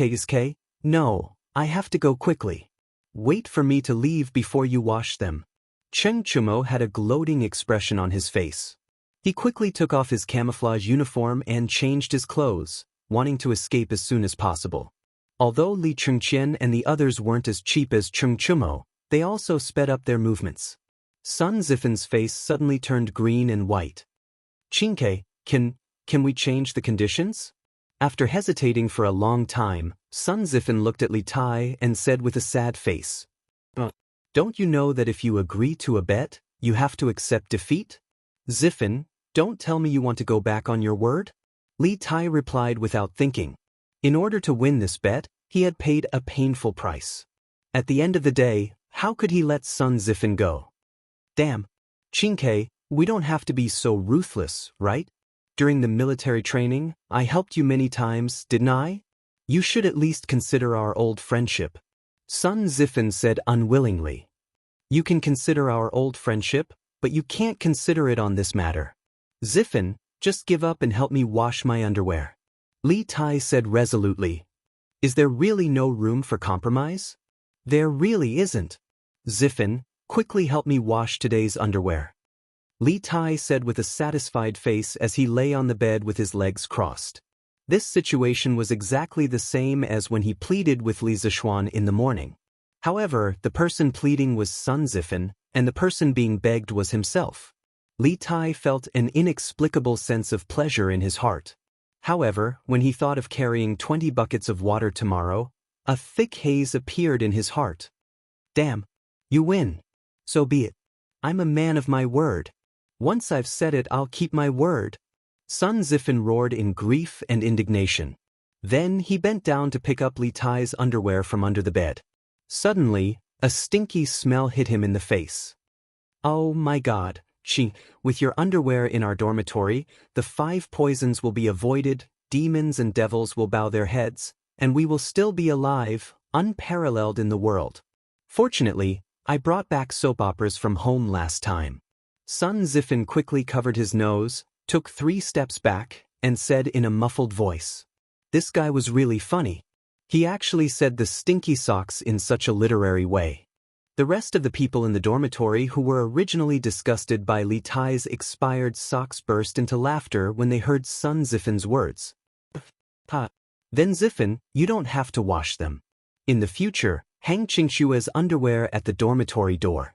It can also prevent mosquitoes. Cheng Chumo laughed loudly. If that's really the case, won't we be unable to enter the dormitory in the future? Yuchi Baolin took Cheng Chumo's words seriously and said with a face full of horror. Li Tai immediately blushed and said, Why are you talking so much nonsense? Zifan, go wash them quickly. Big brother, Chonyo, Baolin Huayu, aren't you guys going home? Ha. I'm going back now. I hope you two have fun, hee hee. Cheng Chumo waved his hand and laughed vulgarly. Then, he dragged Qin Huayu and Yuchi Baolin out. Qingke, aren't you going back to Chang'an today? Li Qingqian, who was left behind, stood by Li Tai's bed and asked. I'm not going back. Big brother, you go first. Li Tai stood up and answered. He still had to fetch water tomorrow. Wouldn't it be a waste of energy to run back and forth? All right then, you rest well. I'll go first. Li Qingqian didn't think too much. He nodded and left. Chapter 807. Here, Qingke, your footwear is done. After they left, Li Tai lay on the bed alone, humming an unknown tune and shaking his legs, as happy as a lord. After a quarter of an hour, Sun Zifan came out of the bathroom with a pair of white footwear in his hands. He handed the footwear to Li Tai and said in a muffled voice, Oh, it's done so quickly? Li Tai rolled like a carp and sat up. If it was in the past, with the little fatty's super fat body, he definitely wouldn't be able to do this. And not bad, not bad. It's quite clean. Zifan, help me dry the footwear again. Li Tai went forward and carefully looked at the footwear in Sun Zifan's hands, then shamelessly asked for a yard after getting an inch. Get lost. Qingke, don't go too far. We didn't agree to dry the clothes in the beginning. If you want to dry them yourself. I'm going out to eat. Sun Zifan wasn't a punching bag that was easy to bully, so he immediately said angrily. Li Tai sighed helplessly. He could only get up and dry the footwear on the clothes rack in the bathroom. This clothes rack wasn't the modern clothes rack invented by Li Zishuan. When he was designing Yanhuang College, how could he have so much free time to think about everything? This clothes rack was a local product of the Tang dynasty. In fact, clothes racks were a type of furniture that existed even earlier than tables, chairs, and beds. There were already clothes racks as early as the Zhou dynasty. During the Zhou dynasty, etiquette was implemented. The aristocrats attached great importance to clothes.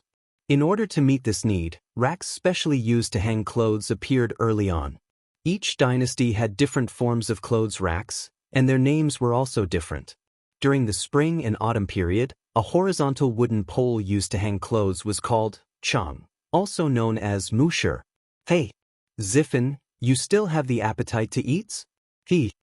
Li Tai was drying the footwear in the bathroom while turning his head to look at Sun Zifan with a smirk.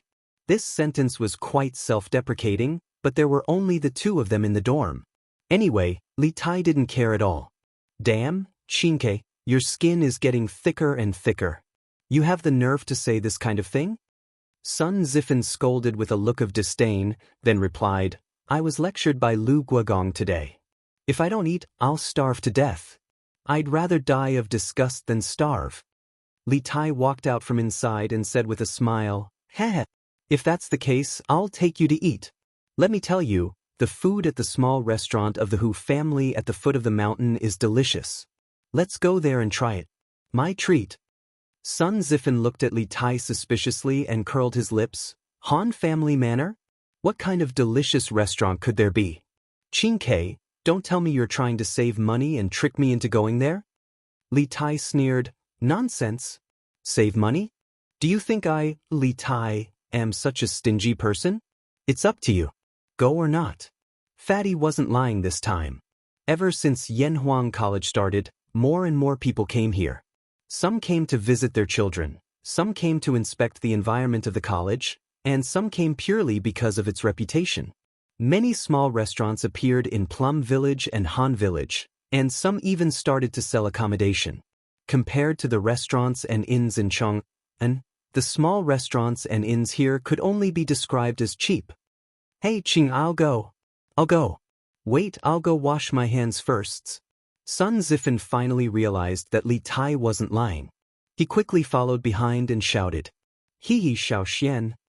Early the next morning, Cheng Chumo actually appeared in front of Li Zishuan's house.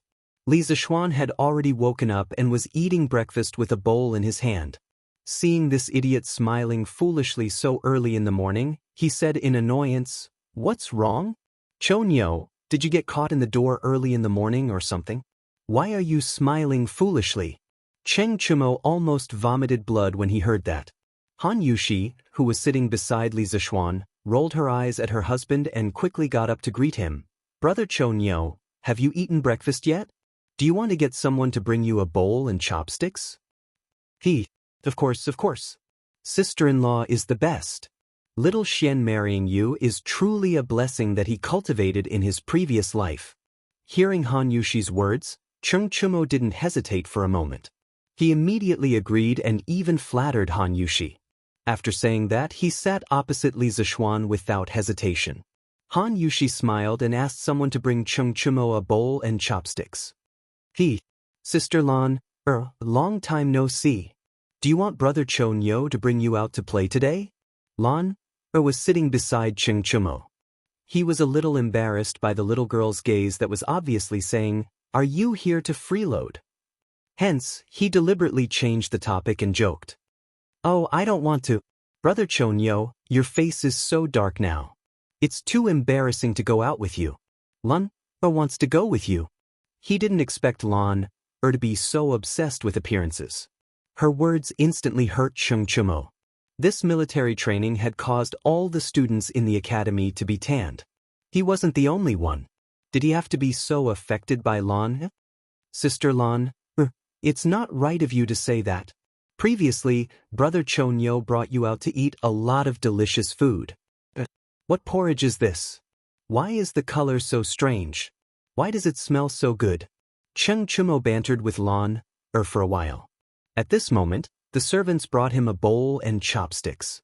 The bowl was filled with a bowl of porridge that was slightly dark. There were also a few black things on top of it. He didn't know what they were. He sniffed hard and suddenly sighed. This is century egg and lean meat porridge. Li Zishuan replied as he stuffed a mouthful of porridge into his mouth. Century egg and lean meat porridge? Century egg? Is it the century egg that I saw the last time I came to your house? Cheng Chumo felt that the name, century egg, was a little familiar. He thought seriously and suddenly shouted, Yes, that's right. It's the century egg that you saw the last time. Speaking of which, you came at the right time. The century egg that I pickled last time is just ready to eat today. You came just in time. Li Zishuan glanced at him and said lightly, This means that I'm lucky. Let me have a taste. Cheng Chumo laughed proudly. Then, he picked up the small bowl and stuffed the porridge into his mouth. Oh, it's hot, it's really hot. But this century egg and lean meat porridge is really delicious. I didn't know that porridge could be cooked this way. It's really an eye-opener for me. Chapter 808. Of course, there was porridge in the Tang dynasty, but the porridge people ate at that time was still plain porridge. Li Zishuan added century eggs and lean meat into the porridge and made it into a salty porridge. It was really a new trick. Oh, Xiao Xian, your century egg and lean meat porridge is really tender and delicious. There's also an indescribable fragrance in it. I guess it's the smell of century eggs. Eating a bowl of century egg and lean meat porridge every morning makes me as happy as a god. It was the first time Cheng Chumo had eaten such delicious salty porridge, and he ate 4 big bowls. After the meal, he rubbed his round belly, leaned back in the chair, and sighed with satisfaction. Li Zishuan rolled his eyes. Eating a bowl of century egg and lean meat porridge every morning makes me as happy as a god? Why does it sound more and more like smoking a cigarette after the deed makes me as happy as a god? Ahem, I misunderstood. But ugly ox, you just ate 4 bowls. Doesn't that mean you'll be happy for 4 days? Then you don't have to eat for the next 3 days. Li Zishuan joked with a smile. Cheng Chumo choked on his words, But his skin had always been thicker than the city walls, and he was born to be a bully. How could he be defeated by a sentence? Xiaoxian, that's not how you calculate things. A bowl of century egg and lean meat porridge can make me happy for the whole day. I ate 4 bowls, so I'll be 4 times happier for the whole day. Cheng Chumo laughed shamelessly. Li Zixuan was amused by this guy, and said, "Ugly ox, why are you talking nonsense now? Since you like it so much, you can bring a basket of century eggs back later. See if Uncle Cheng likes them." Now that the first batch of century eggs was made, he had to promote it as soon as possible. The best way was to promote it from the people in the circle, and at the same time, do them a favor. That's good. Xiaoxian, you have to give me more later. My dad will definitely like it. Sigh, I wonder how long these century eggs can be stored? The weather is so hot now. Cheng Chumo finally used his brain this time. After being happy for a while, he suddenly thought of a question and asked. Li Zixuan smiled and replied, "You don't have to worry about that. As long as you don't peel off the lime sawdust on the outside of the egg and put it in a ventilated and cool place, it can be stored for at least 3 months. The taste and texture will not change, and it can be maintained for at most 5 months. That's good. I was worried that it would spoil before I finished it." Cheng Chumo scratched his head and pretended to be relieved. Then he slapped his thigh and exclaimed, "Hey! Something's not right. Little Xian, even if you give me century eggs, no one in my family knows how to make them." Li Zixuan said helplessly, "What's so difficult about that? You can just cut up the century egg and cook it with the lean meat. Then you can add some salt.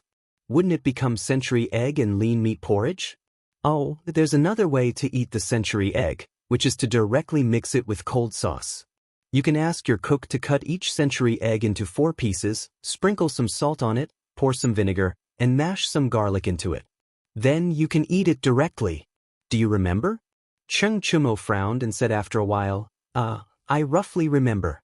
I'll ask my cook to try it when I return to Chang'an." He was still living in the villa in Yunshan.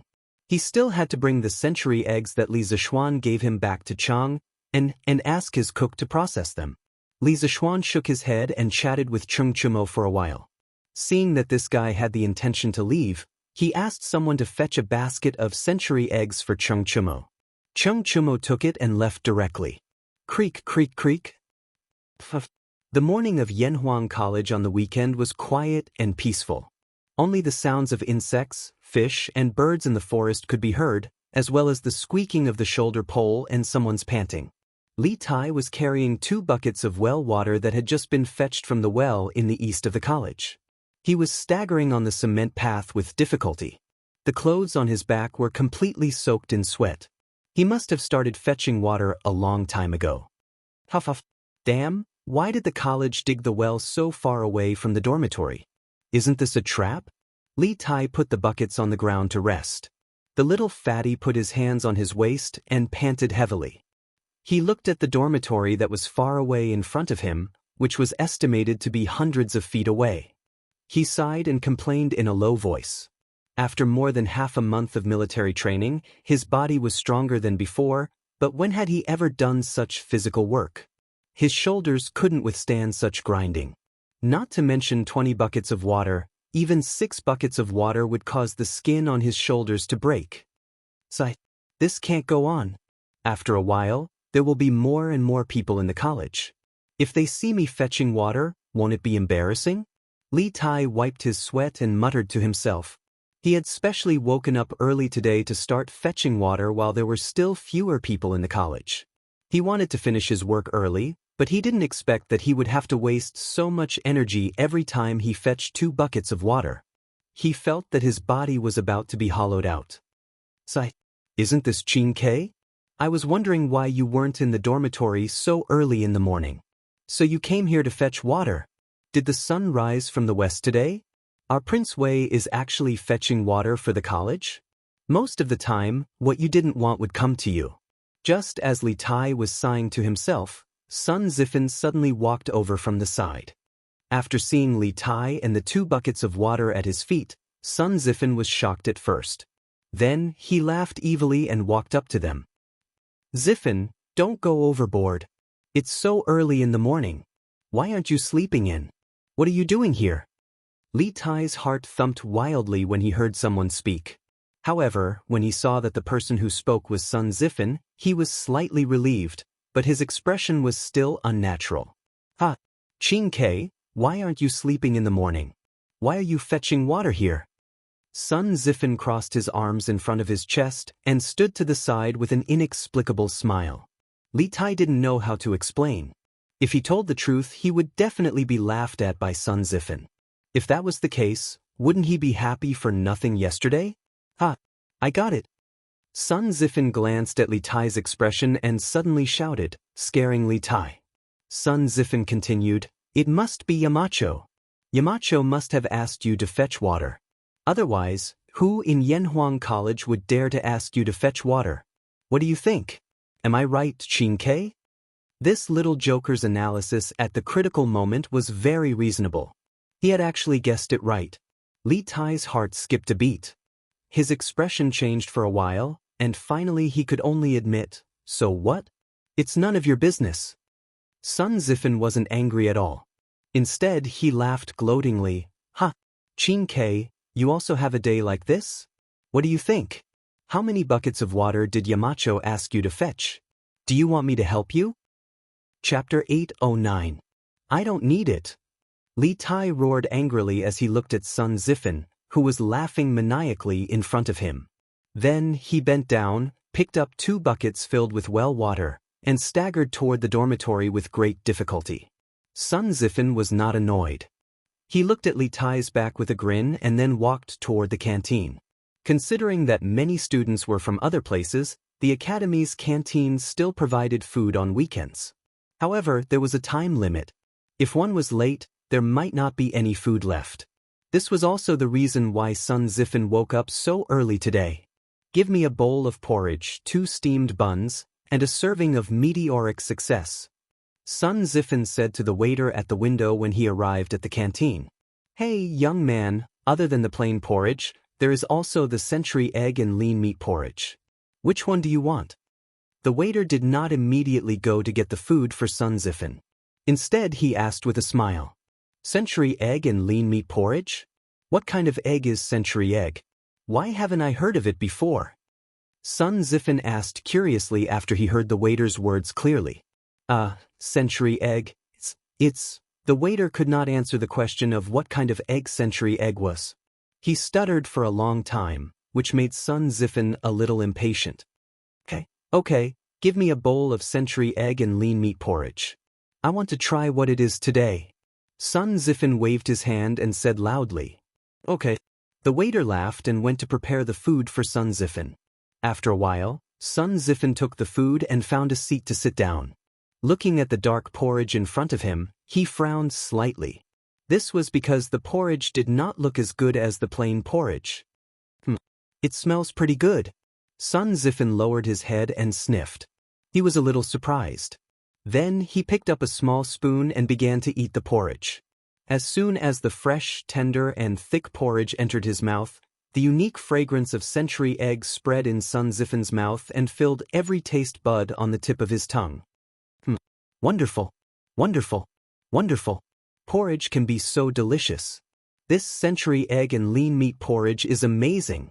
Sun Zifan stuffed 3 or 4 mouthfuls of congee with pork and century egg into his mouth, and then kept shouting that it was delicious. At this time, many students had also entered the cafeteria.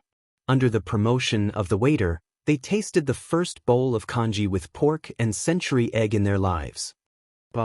This porridge tastes so special. It's completely different from what I've eaten before. Oh, fragrant. It's really fragrant. Is this the fragrance of the century egg? That should be the case.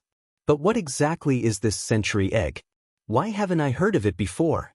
In this way, after Chungchumo, the students who stayed in the academy for the weekend were the first to taste the century egg. Most of the students were full of praise, but there were a few who were not used to the taste of the century egg.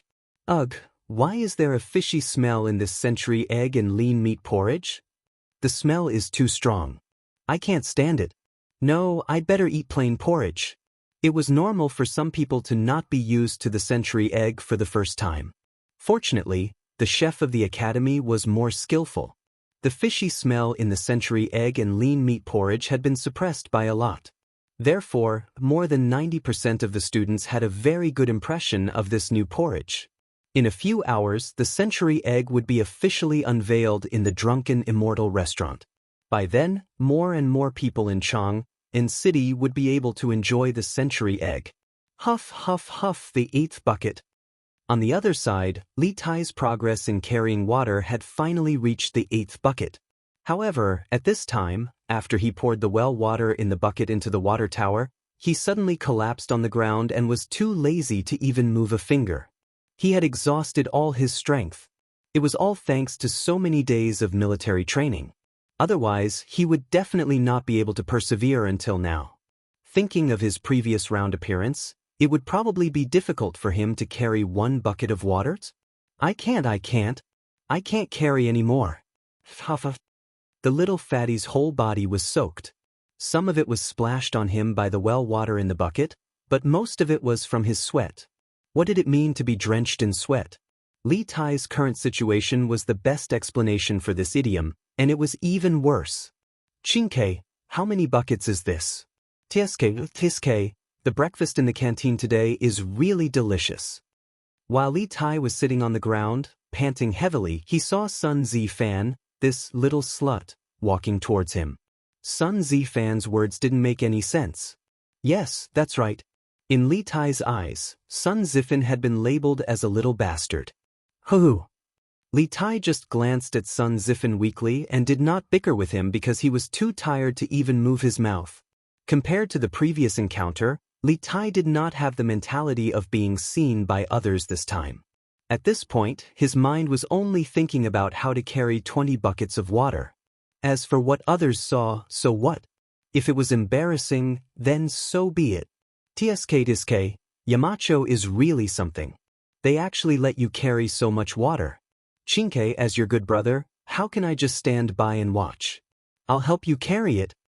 Seeing that Li Tai ignored his ridicule, Sun Zifan's eyes rolled, and then he changed into a righteous look, squatted beside Li Tai and said. Li Tai still did not speak.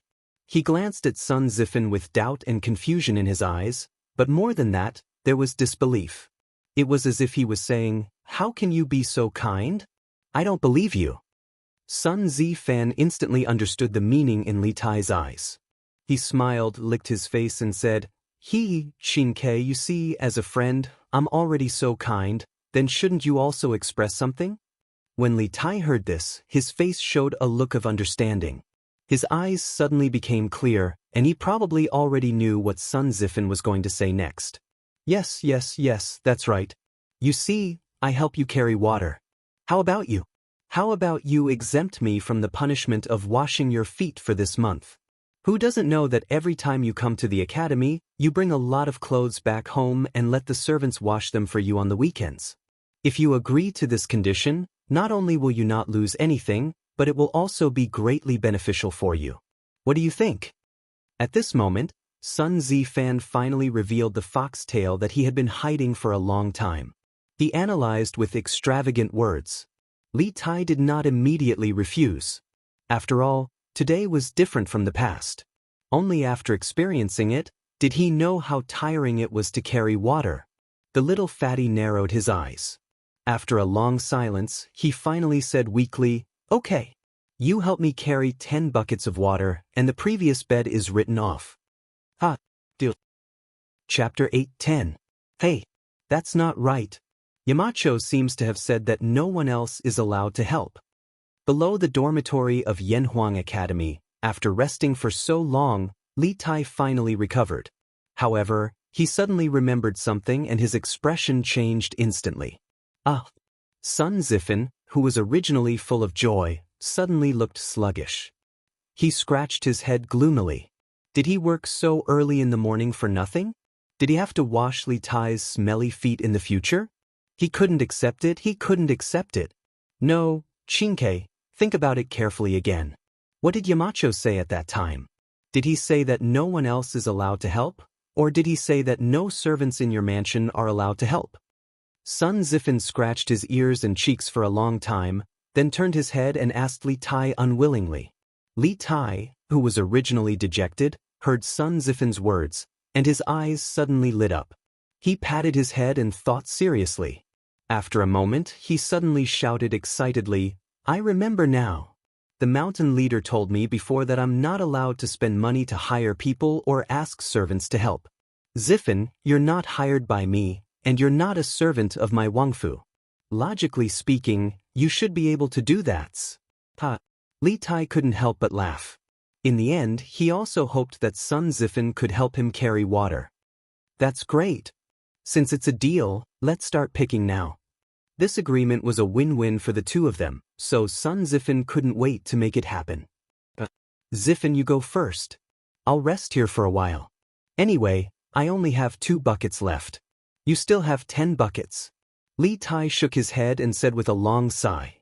When Sun Zifen heard this, although he felt a little uncomfortable, in order to not have to wash smelly socks in the future, he would suffer a little loss. "Chinge, you rest first. I'll go get the buckets from the dorm manager." "Hee go. Li Tai smiled and waved his hand. Sun Zifen didn't say anything else and turned to leave. Li Tai leaned against the wall and looked at his back. He suddenly felt that something was wrong. He heard Sun Zifen mutter to himself, "F***CK. If we were to seriously calculate this matter, both Sun Zifen and I were at a disadvantage. Not only did they not get anything, but each of them also had to carry 10 buckets of water. In the end, Xiao Xian was the only one who profited. Sigh, this king is really F***ket up. Sun Zifen and I have been fighting for so long, but it was all for nothing. In the end, the academy has benefited." At this point, little Fatty finally reacted. After all this time, neither he nor Sun Zifen had gained any advantage. They had all been tricked by Li Zishuan. But now that things had come to this, what could he say? He could only swallow this loss in silence. Sigh, the facts have proven that little Xian is a fraud. I can't trust him so easily in the future. Li Tai silently labeled Li Zishuan as a fraud in his heart. When it was almost noon, the eastern and western districts of Chang'an City officially opened for business. All the shops, restaurants, and tea houses opened their doors to welcome customers. Even drunken Immortal restaurant opened its doors. "Yo, Boss Feng, long time no see. I heard that you have been conferred the title of Righteous Merchant by His Majesty. Congratulations." Shopkeeper Lu smiled like a Maitreya Buddha as he spoke to Feng Jihua, who had just entered. After nearly 5 months, Feng Jihua once again came to the drunken Immortal restaurant. In the past, he was a regular here and would basically come for a meal every 3 to 5 days. The main reason was that he had been delayed for too long this time. "Shopkeeper Lu, long time no see. It's all thanks to the Marquis of Yong, and that I went out to sea this time. Otherwise, I wouldn't have received such generous profits and the title of Righteous Merchant personally conferred by His Majesty." Feng Jihua didn't put on airs. He walked up and cupped his hands with a smile. Although he had lost a group of crew members during this voyage, he still earned at least 100,000 strings of coins after deducting the compensation for the families of the deceased crew members. It was a huge profit. Of course, to Feng Jihua, the most valuable thing was still the title of Righteous Merchant conferred by Li Er. It was an unexpected surprise and also something that couldn't be bought with money. Therefore, he was grateful to Li Zishuan for promoting the trade in the south. "Hey, Shopkeeper Lu, you have something new here today." Liao Shifan and Zhang Jingyang followed behind Feng Jihua. Liao Shifan looked at the menu of Strange Taste Pavilion and was surprised to see that there were a few new dishes. Cold century egg tofu, century egg lean meat congee, meteoric success. This is really a new dish. I haven't eaten it before.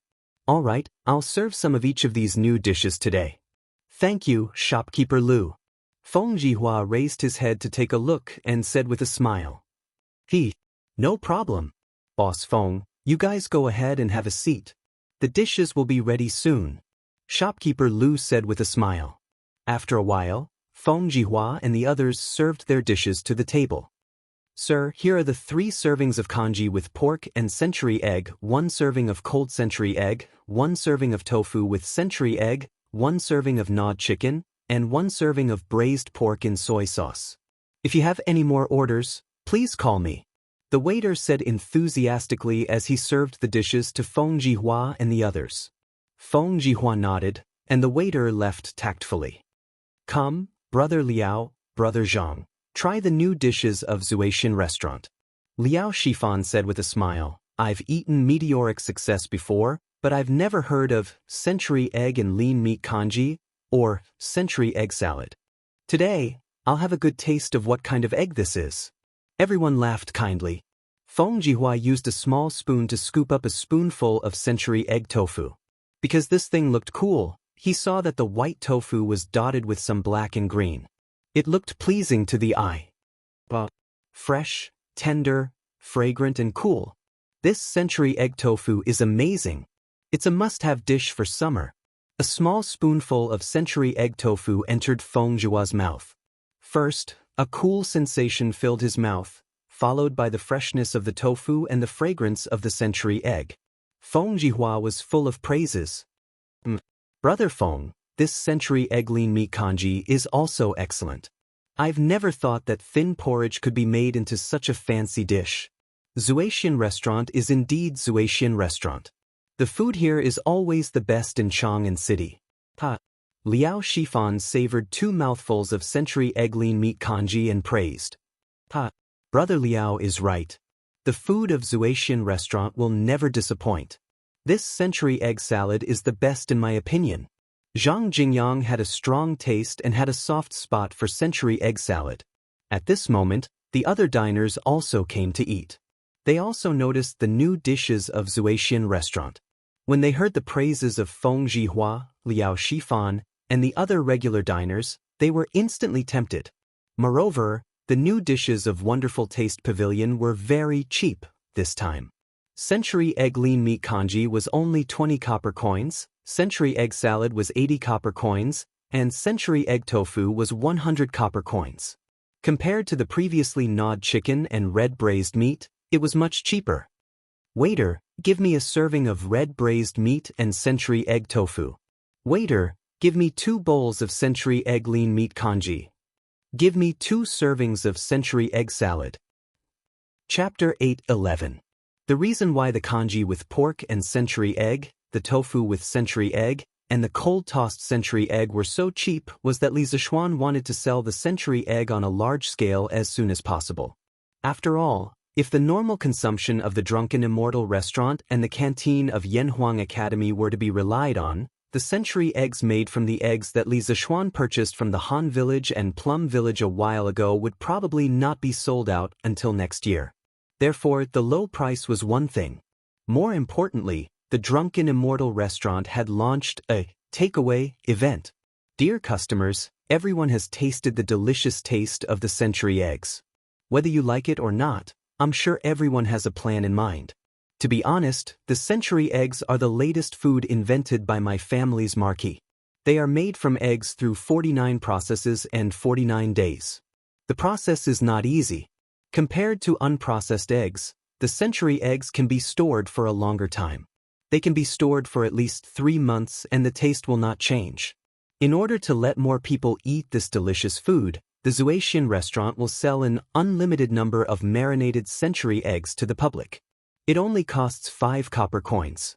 After buying it, you just need to peel it, cut it into pieces, and mix it with seasoning before eating it directly. At the same time, Soaring Success will also provide an unlimited supply.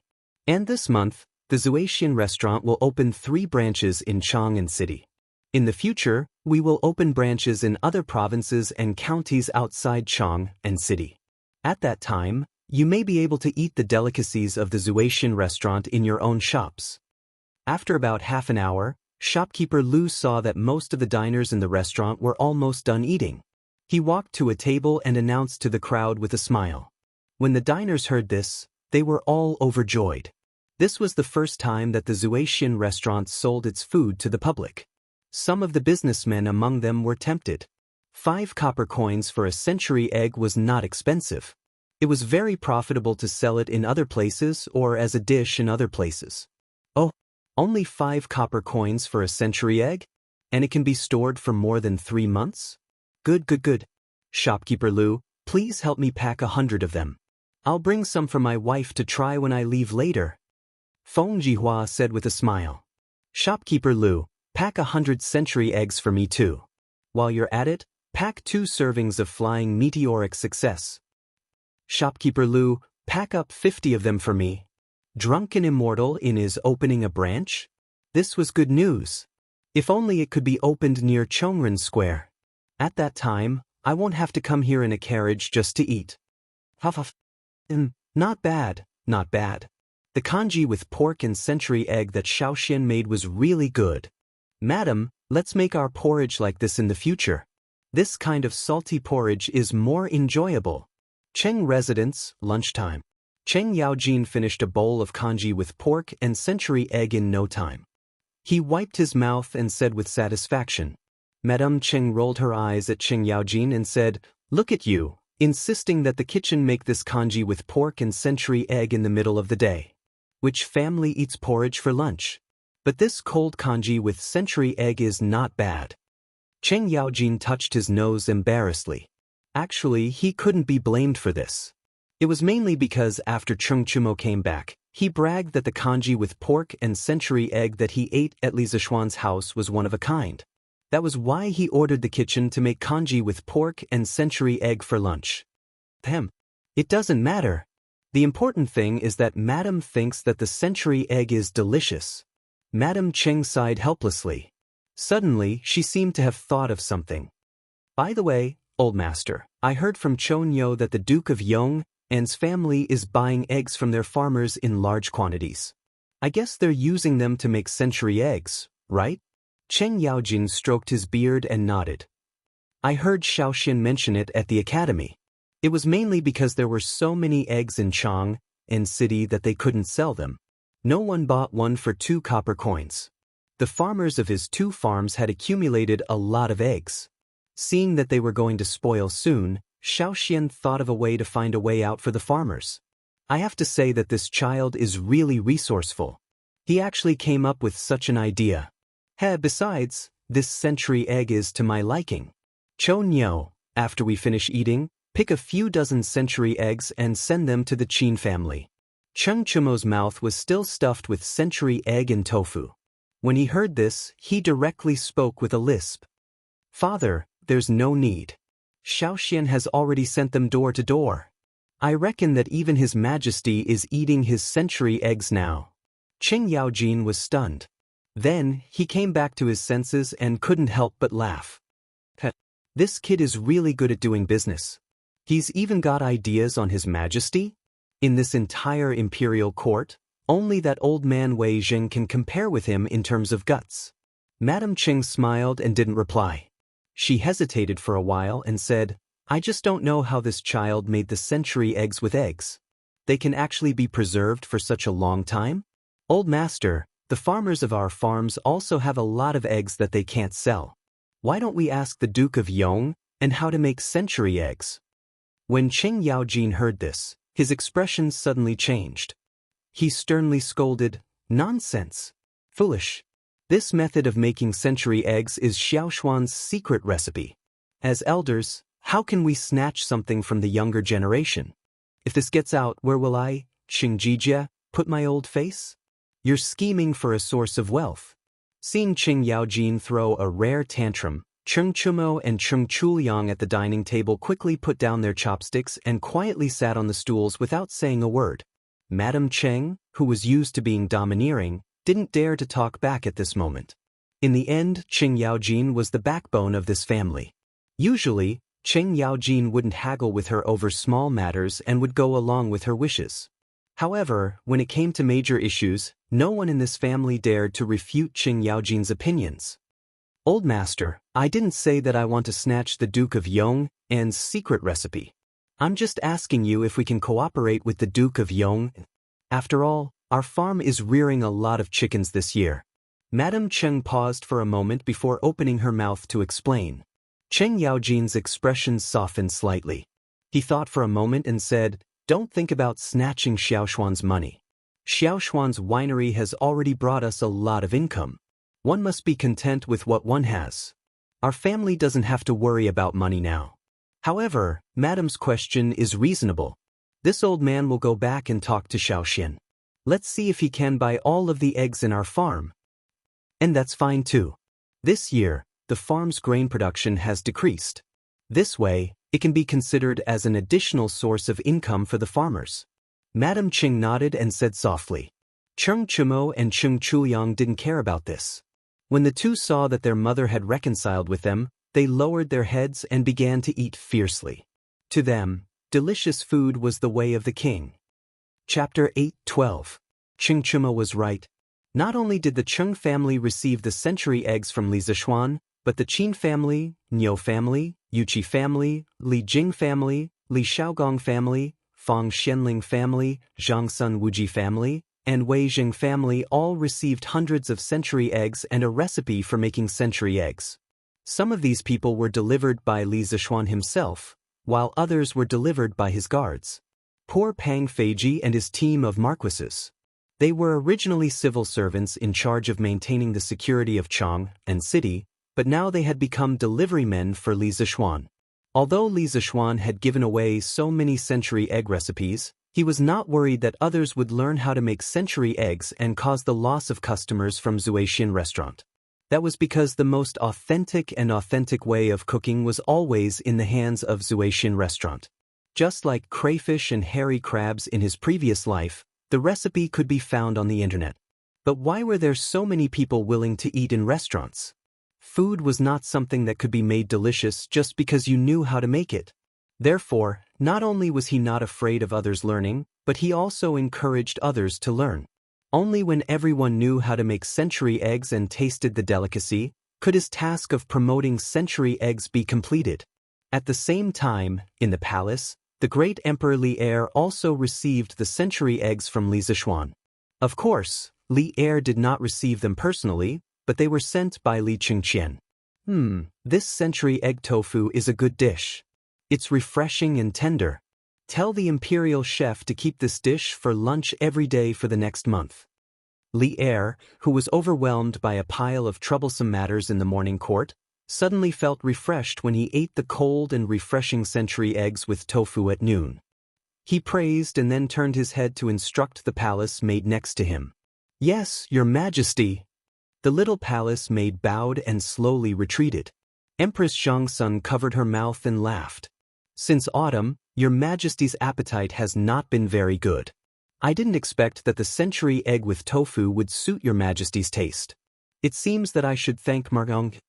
Li Er laughed and said, Guanyin maid, this is not because of that guy, but because of your good cooking. I heard that you went to the kitchen 2 hours ago to prepare. Thank you for your hard work. Empress Zhang Sun shook her head and said with a happy face, As long as Your Majesty can eat well, everything I do is worth it. The Tang Empire cannot be left without Your Majesty. Li put down his chopsticks and patted Zhang Suan's small white hands. And his wife and couple had been together for more than 10 years. How could they not know each other's feelings? After a moment's silence, said, In fact, my poor appetite was not because the food was not to my taste. This year's drought caused the people's farmland to be reduced.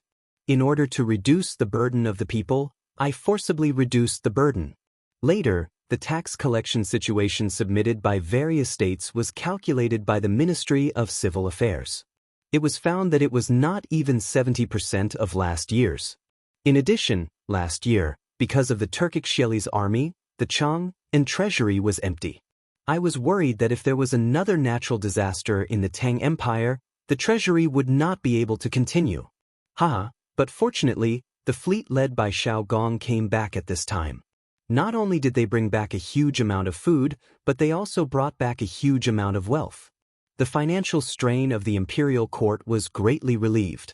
And just this time, the business tax collected from the civilian caravan was a total of 400,000 strings of coins.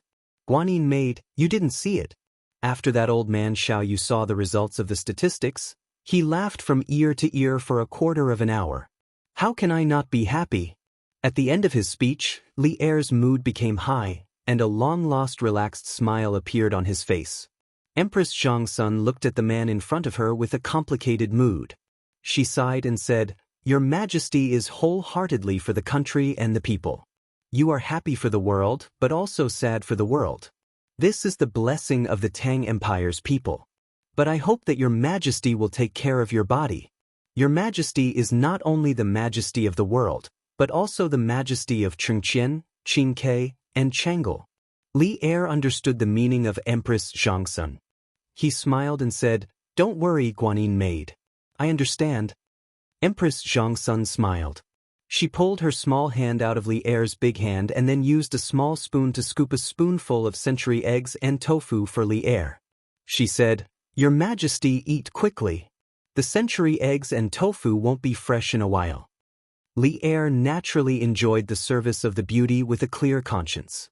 He heard Empress Zhongsun continue, "I heard that the century eggs were a new trick invented by the Marquis of Yong, and to help his farmers solve the backlog of eggs in their hands. This child has a lot of ideas. I don't know how many things are in his head. But this way, his farmers can earn a lot of money, and the other farmers are still worried about how to sell their eggs." Lear had never heard of this. He frowned and asked, "What? Are the eggs in Chang and worthless now?" Empress Zhongsuan's brows showed a hint of worry and replied, "Your Majesty may not know, but since the imperial court issued a decree to reduce the burden of raising chickens this year, not to mention the other states and counties, in Chang and the nearby farms, basically every household has at least 70 to 80 chickens. Now, more than 4 months have passed. The chickens raised by the people have long started to lay eggs. These eggs can't be stored for long and will spoil in less than 10 days. In order to sell the eggs as soon as possible, the farmers are desperately trying to lower the price. As a result, the price of eggs has fallen again and again until it's difficult to sell them now." Li Er was silent for a while and then said, "This is indeed a problem. But now that Li Zishuan has thought of this method of making century eggs, it depends on whether he's willing to impart the method of making century eggs. If he's unwilling, we can only let him expand the production scale of century eggs. I think it should be able to alleviate the current situation. When the weather gets colder, the production of eggs will also decrease. At that time, the price of eggs will stabilize." What he said was indeed reasonable.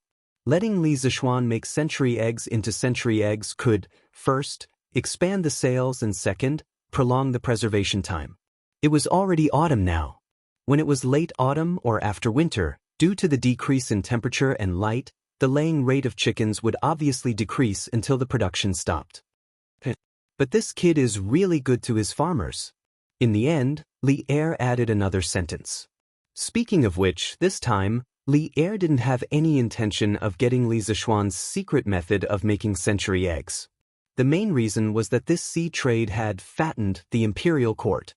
Old Li was now a rich man, and the small amount of money he earned from making century eggs was not enough for Li Er. Chapter 8:13. Your Majesty is right. The Marquis of Yong entreats the people well. Who in Chang and city doesn't know about this? Your Majesty has given Lantian County to the Marquis of Yong. I heard that some of the farmers in the villages close to Lantian County all sighed when they heard the news, regretting that their villages were not the Marquis of Yong. From this, it can be seen how kind this child is usually. In the Lizheng Palace, Empress Zhongsun heard Li Er's words and chuckled. Kind. Hearing this, Li Er suddenly smiled mysteriously and said, "This kid has never been a kind person. Guanyin maid, you don't know, but the day before yesterday, this kid was still spouting nonsense in the morning court. He said that the peace of the Tang Empire was not obtained by blindly giving in, but by the soldiers using their blood and fists. The Tang people need to have pride. The Tang people are not afraid of war. Even if the entire world attacks the Tang Empire will be able to break through. Listen to this. Sometimes, this kid is filled with killing intent. At such a young age, he has so much hostility. It is really unbelievable. Right now, he has already been labeled as a traitor by many officials in the court." Hearing this, Empress Zhongsun was silent for a while. Then she smiled and said, "This kid's personality is probably what your majesty wants, right?" And what this kid said is not wrong at all. The peace of the Tang Empire today was obtained by your majesty leading a group of generals using their blood. After being with Li Er for so many years, how could Empress Zhongsun not understand the true thoughts in Li Er's heart?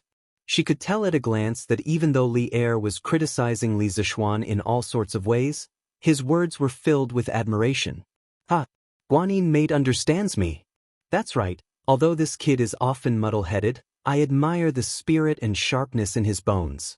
In the future, when I am old, the generals of this generation will not be able to lift their swords. I hope that this kid Li Zishuan can take up the heavy responsibility and help Chengqian well. Just like the title I gave him, Yong, protect the Tang Empire forever." Li Zishuan naturally did not know about the conversation that happened in the palace. Li Er also did not know that his precious son was being tortured fetching water in Yanhuang College. If he knew, his conversation with Empress Zhongsun would probably be to scold Li Zishuan and not praise. Speaking of which, Li Zishuan was busy going to Chang and City in the morning to send gifts to the big shots. In order to keep smiling, his face was a little stiff from smiling, Antsin. And then he went to the workshop to teach Faubert's rubber, ants. Unexpectedly, just as he was about to leave, an uninvited guest came. An uninvited guest with unprecedented strength. It was a middle-aged man who was nearly 7 feet tall, which was over 2 meters. He had a 3-inch beard on his chin, which looked like it had not been tidied in a long time. It was messy and a bit disgusting. His appearance was ugly, and there was a scar on his face. Although his facial features were sharp and angular, no matter how you looked at it, he looked like the reincarnation of an evil spirit. He was abnormally ferocious. Children would probably be scared to tears if they saw his face. These were not important. The most important thing was that Li Zishuan felt a very majestic and turbulent power of flesh and blood from this man, indicating that this man's physical cultivation had reached a very terrifying realm. In his impression, only the golden body of Arhat of the Shaolin Temple could be comparable to it. What was worse was that the moment this man stood there, Li Zishuan felt an extremely heavy pressure. This meant that this person's martial arts realm was far above his. If they were to compare, even Zhao Song at his peak would not be a match for this man. At first glance, Li Zishuan determined that the man was a master at the peak of the master stage, or even a half step into the great master stage. His strength was not inferior to his martial uncles in Longhu Mountain. If they were to fight to the death, perhaps only his genius youngest martial uncle would be able to fight him. Wouldn't you be nervous if a ferocious-looking man with terrifying strength was blocking your door? The true qi in Li Zishuan's body quickly began to revolve, and he raised his guard to 120%. If this person really wanted to attack him, he should be able to escape with all his strength, but could he escape? Behind him were his father, mother, wife, and sister. Not far from where he was, there were hundreds of teachers and students from Yanhuang College. If such a powerful devil was allowed to wreak havoc, no one in Yunshan would be able to keep him in check. When did a monster with such a terrifying cultivation appear in Chang and City? Did this man come with ill intentions or was he looking for something? Li Zishuan's heart was filled with vigilance and doubts. "Senior, may I know your honorific name? Why have you come to Yunshan?" Li Zishuan stepped forward slowly, saluted and cupped his fists. Previously, Li Zishuan was sizing up the man. In fact, the man was also sizing up Li Zishuan. At this moment, when he saw Li Zishuan step forward and salute, he narrowed his eyes and smiled instead of answering. "You are Li Zishuan, right? The last disciple of Taoist Ling Su of Celestial Master Sect in Longhu Mountain? Not bad, not bad. Little boy, you have guts. You have not disgraced the name of Spiritual Master Ling Su." Li Zishuan's heart moved slightly. This man knew his master? This should be easy to handle. Generally speaking, as long as someone knew his master, they would give him some face. He had to admit that the name of Spiritual Master Ling Su was very useful. "Senior, since you know my master, then you are an old friend. Please come in and have some tea."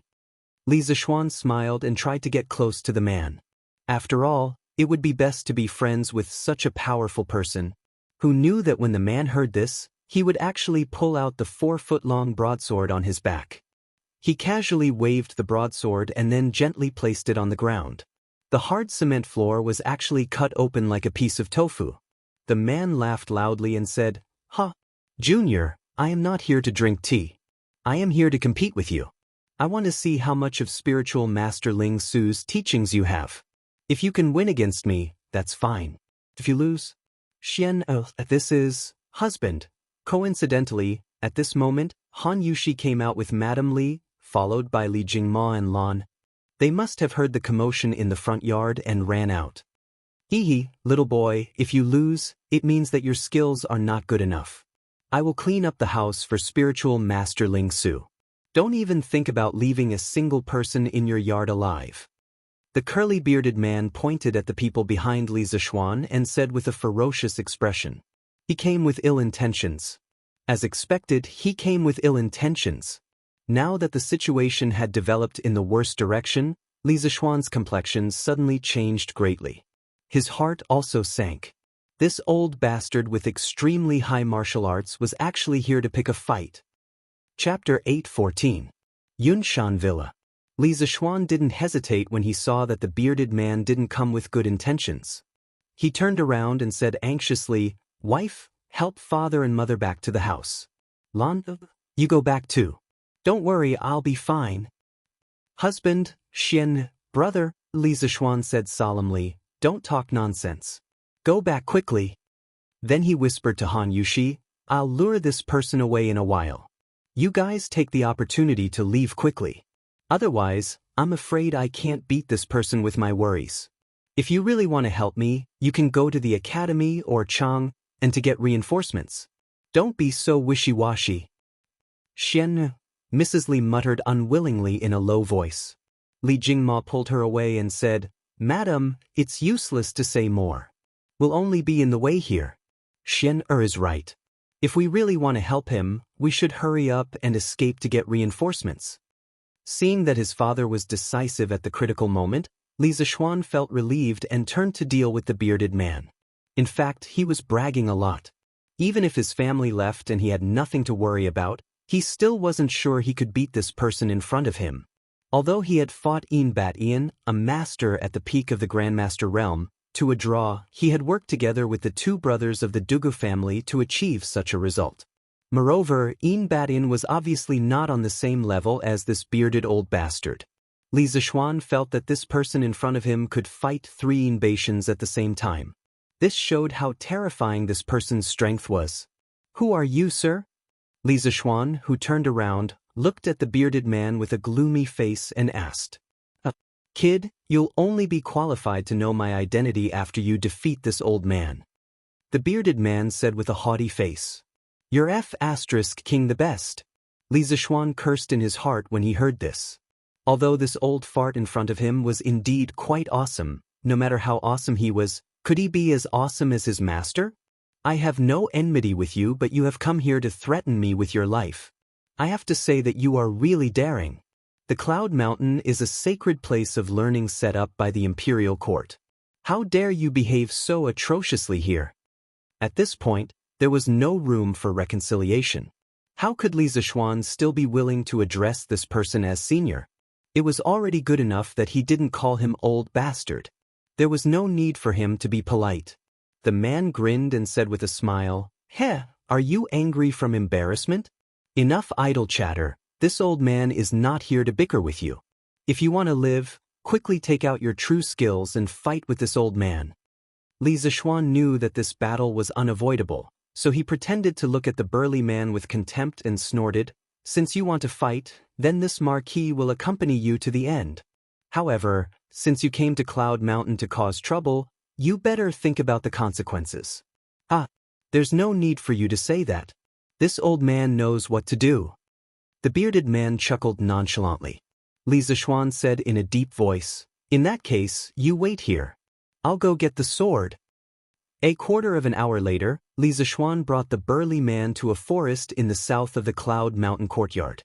The two stood face to face, and a bleak atmosphere began to fill the forest. Both of them were accumulating power at this moment. Boy, show me what you've got. This old man won't bully you. I'll suppress my realm to the early stage of the supreme power realm and fight with you. If you can beat me, then everything will be fine. If you can't, heh. The bearded man stood about 30 meters in front of Li Zishuan with his hands behind his back and said with a smile. This old man wants to suppress his realm to fight with me? This was really a surprise because if this old man went all out, he really had no chance of winning. However, if they were at the same realm, then it was hard to say. After hearing the second half of the old man's words, Li Zishuan's heart sank again. Although the old man wanted to suppress his realm, he could only suppress the amount of genuine qi, but not his experience and reaction. In other words, he was facing a master at the early stage of the supreme power realm with the experience of a half-step to the supreme power realm. He did not have the advantage. Old man, since you want to suppress your realm, why don't you seal part of your meridians? Otherwise, I'm afraid that if I beat you until you cry, you'll be shameless and forcibly raise your realm to make trouble for me. Li Zishuan figured it out. It was better for the old man to suppress his realm than not, but he was afraid that the burly man would contradict him. In his impression, there was indeed a way to seal part of the meridians in Jianghu, so he said so. Boy, you're so arrogant. Well, I'll seal it. This acupoint can be maintained for an hour. In this hour, whether I want to or not, I'll only be at the early stage of the supreme power realm. But even at the early stage of the supreme power realm, you're not my opponent. The bearded man sneered. Then he used his right hand to tap on his own body 3 times, and his aura suddenly dropped. The first move of 9 Taishen swords, ride the wind to the 9th heaven. When Li Zishuan saw that the bearded man had finished sealing his acupoints, he took advantage of the fact that the bearded man was unprepared and used the first style of the 9 Taishen swords to launch a surprise attack. At this time, he didn't have the time to talk nonsense with this old thing. 9 Taishen swords? You deserve to be his last disciple. Immortal Lingshu actually taught you the supreme sword skills derived from Taishen Sutra? But your master certainly doesn't want you to use these sword skills to make a sneak attack, right? In the face of this sudden sword from beyond the heavens, the bearded man's face did not show any signs of panic. He sneered and unhurriedly lifted up his enormous scimitar from the ground. His entire body skyrocketed, and his large scimitar fiercely chopped towards Li Zishuan's unexpected sword. Seeing that the man's scimitar had been formed in the blink of an eye, Li Zishuan knew that it was not good, because the man's reaction speed was far beyond his expectation. Moreover, the man's scimitar was obviously powerful and he could not take it. Moreover, his wind-chasing sword might be damaged because of this. At this time, it was too late to withdraw the move. Li Zishuan had an idea. He lifted his long sword and changed his move temporarily, using pushing the boat with the current. The expected collision between the scimitar and the sword did not happen. The wind-chasing sword was like a magnet and firmly sucked the scimitar in the bearded man's hand. Then, Li Zishuan's wrist moved slightly, and with 2 twists of the sword, the tyrannical force on the scimitar was immediately deflected. Sacrificing oneself to follow others, failing to lead in, pulling 1,000 pounds with 4 tails. That's right, this guy changed his move to Taiji sword at the last moment. Using this method to fuse 9 Taishen swords and Taiji sword together, one had to say that this could be considered as learning and applying it flexibly.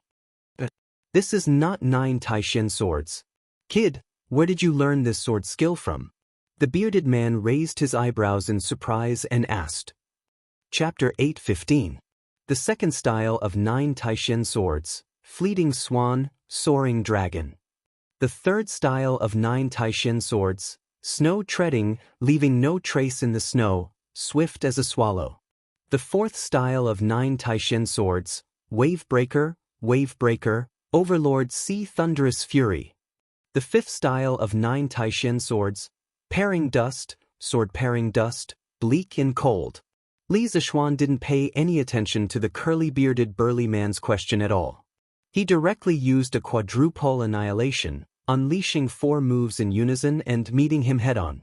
In his opinion, the old man in front of him was here to destroy his entire family. In a battle of life and death, he would not hold back.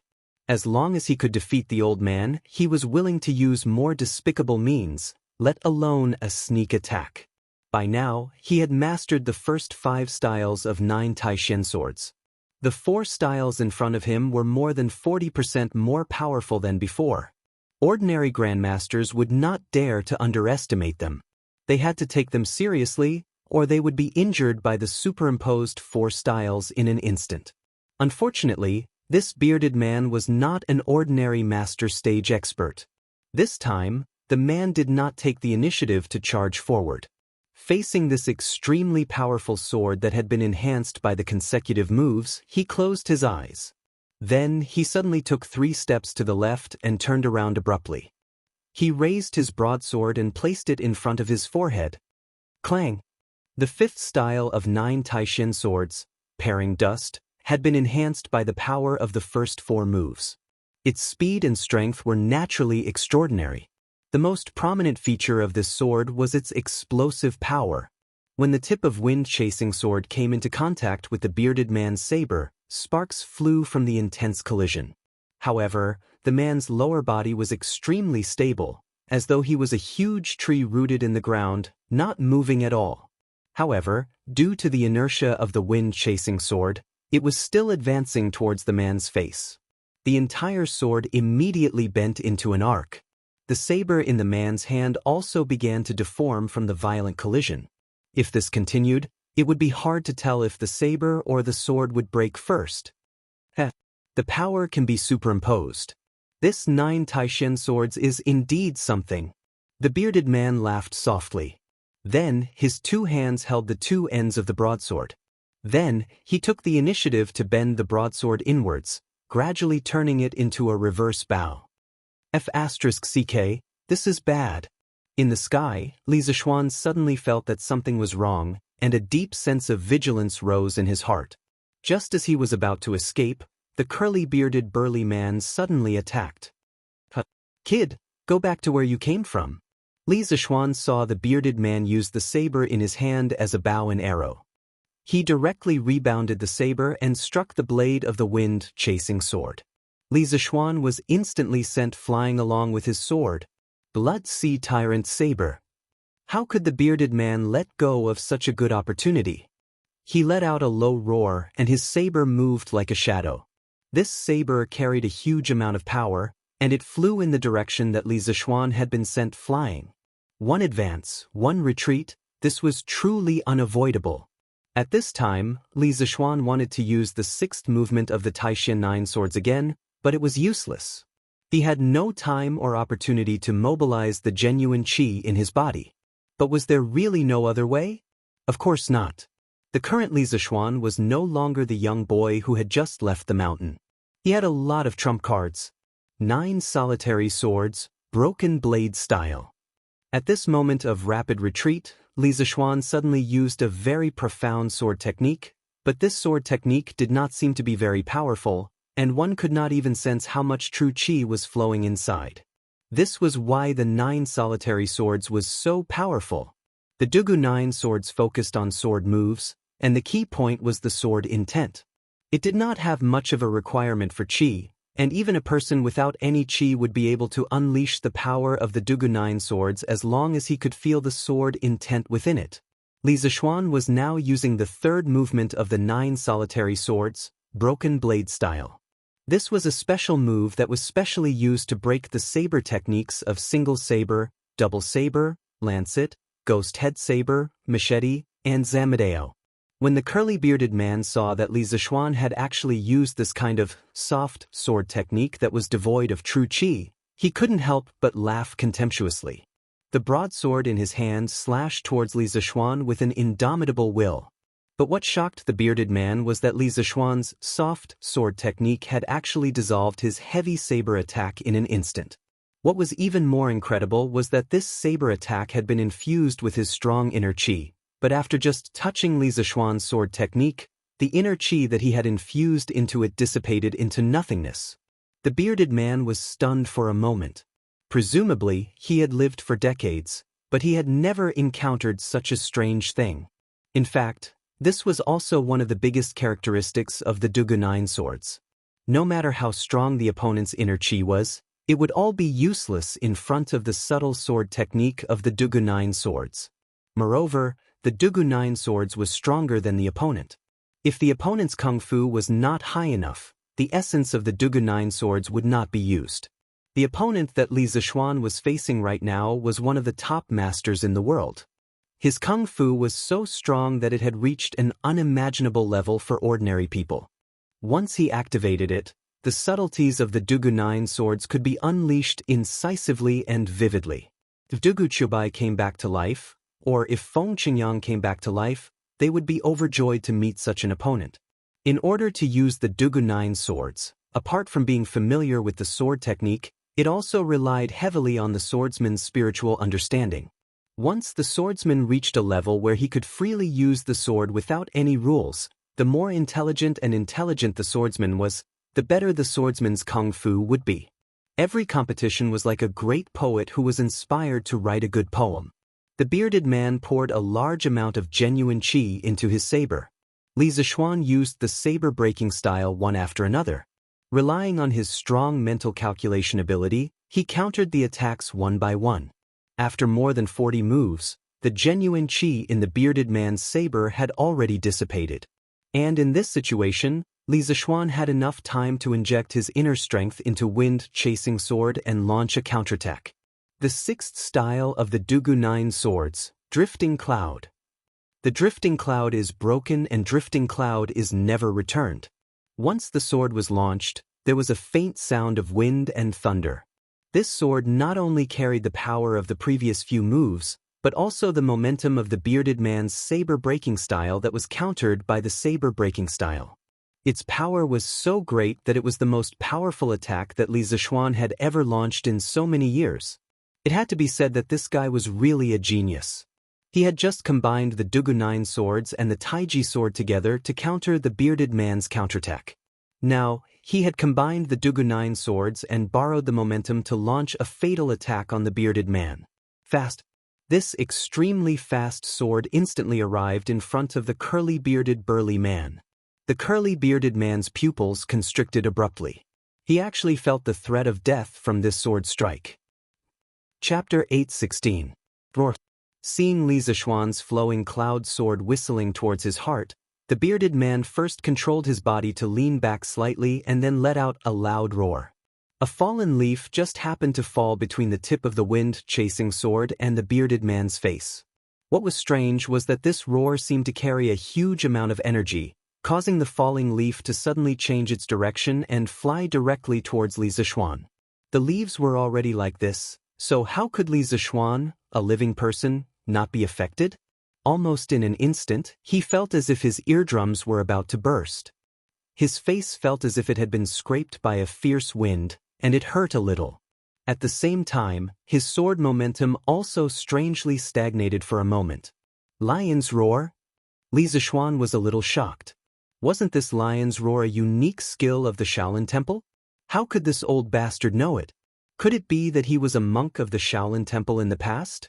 Damn it. A monk who had returned to the secular world actually dared to behave atrociously in Yunshan.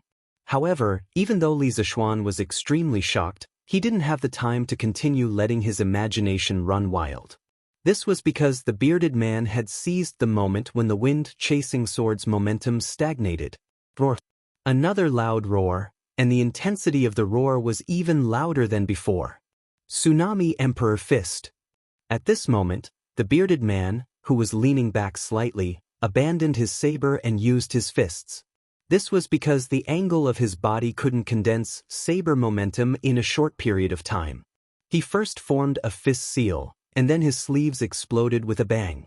His arms and fists turned bronze in color, and the veins on his arms bulged. His hair fluttered even though there was no wind, and he looked like a mad demon. Tsunami Emperor Fist. When Li Zixuan heard the name of this fist technique, his heart suddenly jolted. He thought to himself, just where did this curly-bearded burly man come from? Emperor Fist, Emperor Fist. In this era where imperial power reigned supreme, to dare to add the word emperor to a technique was like lighting a lamp in the toilet, Courting death. Why did this curly-bearded man dare to give his fist technique such a tyrannical name? The bearded man definitely didn't know what Li Zixuan was thinking. He snorted and his aura suddenly changed. Then he waved his fists and charged towards Li Zixuan's sword. The wind-chasing sword was spiritual master Ling Su's personal sword. It was forged by the world's #1 swordsmith, Jianghu, using extraterrestrial iron. Its sharpness could cut through iron like mud. Moreover, the wind-chasing sword was reinforced with large amounts of internal energy from Li Zixuan. It wasn't an exaggeration to say that this sword could pierce a hole in the city wall. At this moment, the bearded man was actually using his fists to catch the sword. No matter how one looked at it, he seemed to be seeking death. However, Li Zixuan didn't think so. He suddenly realized that something was wrong, but he couldn't figure out what it was. In this split second, the burly man's fists had already collided with the tip of the wind-chasing sword. However, the scene of the sword piercing into his body did not occur. On the contrary, the collision of the fists and the sword produced an illogical sound of metal clashing. Clang! With a boom, the enormous amount of internal energy that Li Zixuan had poured into the wind-chasing sword was completely repelled. The enormous internal energy backlashed and sent him flying. He crashed into a tree with a bang, but this tree couldn't stop him from retreating. With a kacha sound, the thick tree cracked and broke. Li Zixuan's body then crashed into a second tree and landed heavily on the ground. Pooh! After receiving such a large impact, Li Zixuan's body instantly fractured in several places. A heart-wrenching pain came from his wrists and back. What was worse was that this enormous internal energy backlashing caused him to spit out a mouthful of blood. Moreover, his internal energy started to become chaotic. It would be difficult for him to have the strength to fight again in a short period of time. F***, you old bastard. You actually broke through your acupoints on your own. You said that you would suppress your realm and fight with me, but now you went back on your word and launched a sneak attack. Are you still a F*** king man? Although Li Zixuan was well aware of the terrible condition of his body, he still couldn't help but point at the curly-bearded man and scold him. Even if he was going to die, he had to scold him to his heart's content. Only now did he realize what was wrong just now. It turned out that the bearded man had used his internal energy to break through his acupoints at the last minute. He had completely unleashed the strength of a peak grandmaster. Oh no, it should be the strength of a half-step grandmaster. Li Zixuan was now very sure that the bearded man was a half-step grandmaster. The difference in strength was too great. Moreover, the bearded man was not like Badian, who came from a small sect. Although his realm was high, his strength was low. The bearded man's skills were all top martial arts in the Jianghu. He definitely had the guidance of a famous master. Li Zixuan knew that he had lost. The bearded man's strength had now recovered to the peak. If he attacked him now, he wouldn't be able to resist at all. His internal energy was still in disorder. If he didn't immediately sit down cross-legged to recuperate, he would definitely run the risk of qigong deviation. The bearded man had already put away his fists. It was impossible to see how he moved his legs. With a series of movements, he appeared in front of Li Zixuan in an instant. Unexpectedly, in the face of such a good opportunity, he didn't kill Li Zixuan. Instead, his old face turned red. Yes, that's right, his old face turned red. Li Zixuan didn't know why this big man's tanned face would turn red. Was it his imagination? Cough cough. Boy, you're really good. The Central Plains is indeed full of talents. It's been decades since someone pushed me to this point. The bearded man stood in front of Li Zixuan with his hands behind his back and said with the posture of an expert. It was just that there was a hidden awkwardness under his expression. It was just that others couldn't detect it. Bah, old bastard. With your cultivation, you actually went back on your words. You F***king have an unfair advantage. The man coughed twice again. He didn't answer Li Zixuan's words. Instead, he asked calmly, Boy, the sword techniques you used just now, it seems that the 9 Taishen swords is not the only sword technique, right? There seem to be 2 other sword techniques mixed in with it? Hurry up and tell me. Li Zixuan didn't know what kind of medicine this old bastard had taken, but he was actually dawdling with him. Li Zishuan simply sat cross-legged on the ground and began to regulate his breathing. In any case, he couldn't beat him. If this old bastard wanted to fight, then let him fight. At this time, when he heard the question, he couldn't help but open his eyes. He rolled his eyes and said coldly, "You want to know?" "Of course." The bearded man nodded. "You want to know? Call me Grandpa and I'll tell you." Chapter 8:17. Grandpa? Regardless of whether this curly-bearded man had the intention to kill Li Zishuan or not, after hearing these words, he couldn't help but fly into a rage. "Bastard Junior, this old man is already someone of your grandfather's generation, yet you are so disgraceful." Li Zishuan continued to scold, "Hey, who was the one who called me Grandpa just now? Was it you?" Regardless of whether he was going to die today, he had to be mischievous before he died. Who asked his big brother to be the Leather Knight?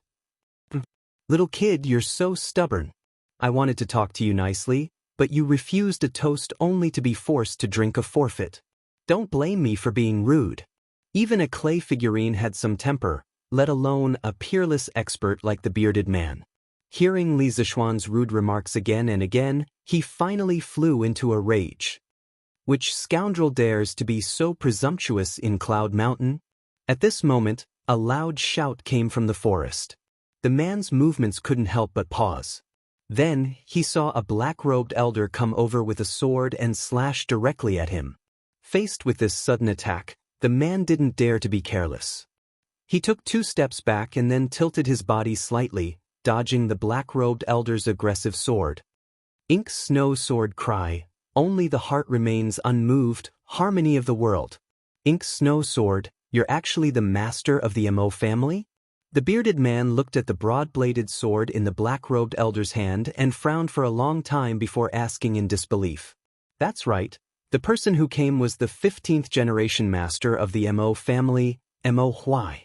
Previously, Li Zishuan had fused 3 types of sword intents and used an unparalleled might to beat the bearded man into a fluster.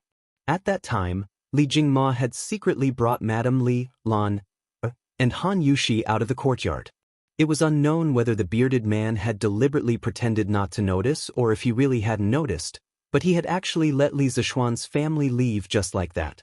The first reaction of the 4 who had escaped was of course to get reinforcements, but where could they get reinforcements? Chang'an City? There were many masters there, and Li Zishuan was familiar with the crown prince. After explaining the situation, he could ask the imperial army to help. But Chang'an was too far away, and Li Zishuan didn't know how the battle was going. The longer they delayed, the more dangerous it would be. Thinking of this, Li Jingma decisively brought Mrs. Li and the other 2 to Yanhuang College. The guards of the academy naturally recognized Li Jingma and the other 3. Furthermore, Pang Feiji was also in the academy. He had been working as an instructor in the academy and had been living in the academy's dormitory. Although he was Li Zishuan's personal bodyguard, ever since Li Zishuan moved to Yunshan Villa, he could no longer stay by his side. That was because there was no place for guards to stay in the villa. After hearing Li Jingma's explanation, Pang Feiji turned pale with fright. He hurriedly called for his subordinates, Mo Zhong, Mo Yun, and the rest of the followers of the school of Mo. He wanted to rescue Li Zishuan together because he knew that the strength of these followers of the school of Mo was much higher than that of the martial marquises. However, Mo Zhong shook his head and asked him to wait here. Then, he ran into the academy's Guanghua building. Just as Pang Feiji was scolding Mo Zhong for being a coward, ungrateful and cowardly, Mo Zhong walked out behind Mo Huai. Pang Feiji's eyes widened. He wanted to pull Mo Zhong over and ask him why he had brought a weak old man here. However, Mo Huai urged, "Let's go. Brotherly, tell this old man first, where did the mountain elder get into trouble?" Li Jingma naturally answered truthfully. However, everyone only felt a gust of wind blow past them, and then Mo Huai's figure disappeared. Pang Feiji and the other martial marquises could not help but be stunned. None of them had thought that this seemingly ordinary little old man was actually a hidden martial arts master. It was simply too unbelievable. In the small forest, At this moment, after hearing the words about the inky snow sword from the bearded man, Li Zishuan, who was sitting cross-legged on the side, was even more surprised. He thought to himself, it's fine if this old man is extraordinarily powerful, but the Mo family has been living in seclusion for 700 or 800 years. How did this bearded man know about Mo's keepsake, the inky snow sword? This old man knows too much, doesn't he? Just based on his knowledge, he is definitely not an ordinary person. Of course, compared to this, what surprised Li Zishuan even more was that Mo Huai was actually a martial arts master at the peak of the Grandmaster stage. It was not that he had not thought that Mo Huai, as the head of the Mo family, would definitely have superb martial arts skills. However, Mo Huai had been in the academy for so long and had not revealed his talents. Furthermore, he had secretly tested him and concluded that Mo Huai did not know martial arts. However, the scene in front of him clearly told him that Mo Huai was not only skilled in martial arts, but was also a great master at the peak of the Grandmaster stage. It was simply shocking. Humph! No matter who you are, since you dare to come to Cloud Mountain to cause trouble and harm the Yamacho of Yanhuang College, you must give an explanation. Mo Huai was not surprised that his attack missed. He slowly turned around, holding his sword in front of his chest, and looked at the bearded man coldly. The corners of the man's mouth twitched slightly, and he could not help but say, "Nonsense. I just want to forget it. I have traversed the world. Why do I need to explain my actions to others? I didn't expect that the Mo family, which had been in seclusion for many years, would suddenly appear. What's more, I didn't expect that the head of the Mo family would actually help a 14 or 15-year-old child on Cloud Mountain. Interesting, really interesting. Li family's brat, this old man has underestimated you. Head of the Mo family, you're not bad. Fight with me for a few rounds. It's been a long time since I had a good fight. Roar." Without waiting for Mo Huai's reply, the bearded man used the lion's roar technique again. However, this time, he released it at full strength, and the momentum was several times stronger than the previous 2 times. Li Zishuan, who was sitting cross-legged on the ground, could not help but interrupt his breathing and quickly cover his ears. This old fellow was really deadly when he roared crazily. Blood Sea Saber.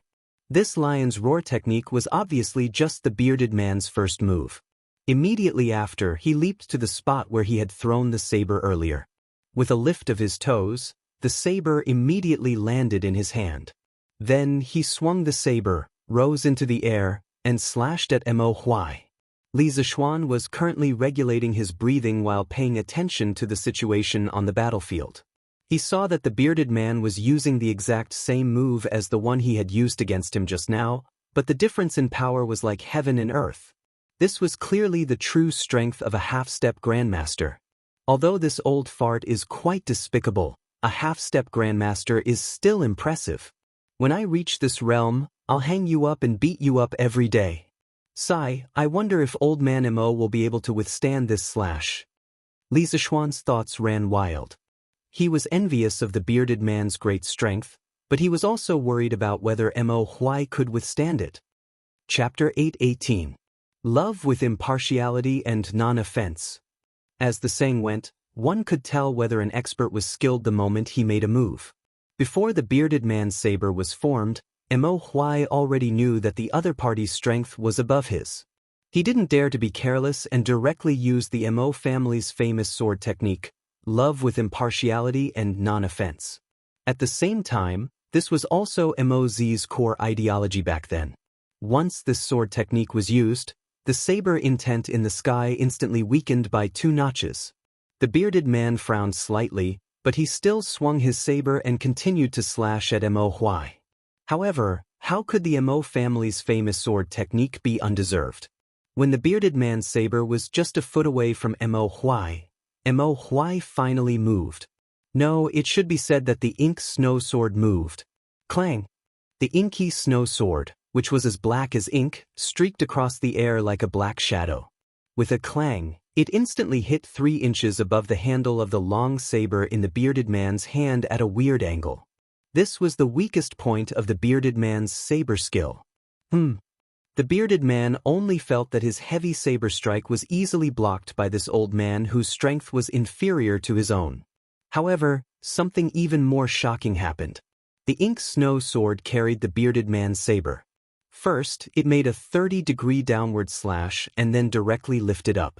One saber and one sword, directly slashing, stabbing, at the bearded man's face. This was somewhat like the meaning of Tai Chi, borrowing strength to fight strength. Li Zishuan, who was at the side, was stunned. Love with impartiality and non-offense.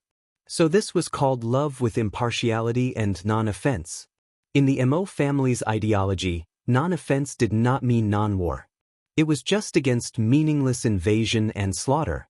Those who should not be killed should not be killed, and those who should be killed should still be killed. This was fundamentally different from the Buddhists' foolish theory of not killing. The basis for determining whether to kill or not, attack or not, and fight or not was love with impartiality, heaven's will, bright ghost, and so on. The bearded man was shocked. He hurriedly circulated his true chi and used the strength of a half-step great grandmaster to forcefully shake off the ink snow sword. Clang! The saber and sword clashed for less than a breath's time before they separated. Both of them took 10 steps back. Obviously, they were actually tied in the first round. What an inky snow sword! What a great love with impartiality and non-aggression! The bearded man let out 2 loud laughs before he raised his saber and charged forward. Emperor's tsunami blade. When Li Zishuan heard this, he almost peed his pants. Wasn't the punch that had severely injured him just now the tsunami imperial fist? How did it become the tsunami emperor blade? What kind of education did this old thing receive? Could it be that he was educated by the sea? Otherwise, why were all his moves related to the sea? Ma's sword art, blood ink galloping. Mo Huai pinched his sword fingers and also used his killer move. When he saw this, Li Zishuan was slightly relieved. He understood that even if Mo Huai couldn't defeat the curly-bearded man, he wouldn't be defeated in a short period of time. Moreover, he could take advantage of this time to quickly heal his injuries. Thus, Li Zishuan hurriedly calmed his mind and began to concentrate on regulating the true qi in his body. In fact, his previous conditioning had already calmed down the chaotic true qi by 70 to 80%. Now, the main thing to do was to heal the injuries in his body. After about 10 minutes, Li Zishuan finally smoothed out all the true qi in his body, and the injuries on his body were almost healed. He let out a long sigh of relief. When he was about to get up, he suddenly seemed to realize something. What do you mean? Li Zishuan suddenly felt the true qi in his body become restless. It was not as chaotic and restless as before, but a kind of hunger and thirst. Yes, it was hunger and thirst. He had encountered this kind of feeling before. Am I going to break through again? Li Zishuan looked happy. He hurriedly calmed his mind and ran the 6th level of Taishin Sutra with all his strength. The true qi in his body quickly turned into white cyclones and danced happily in his meridians.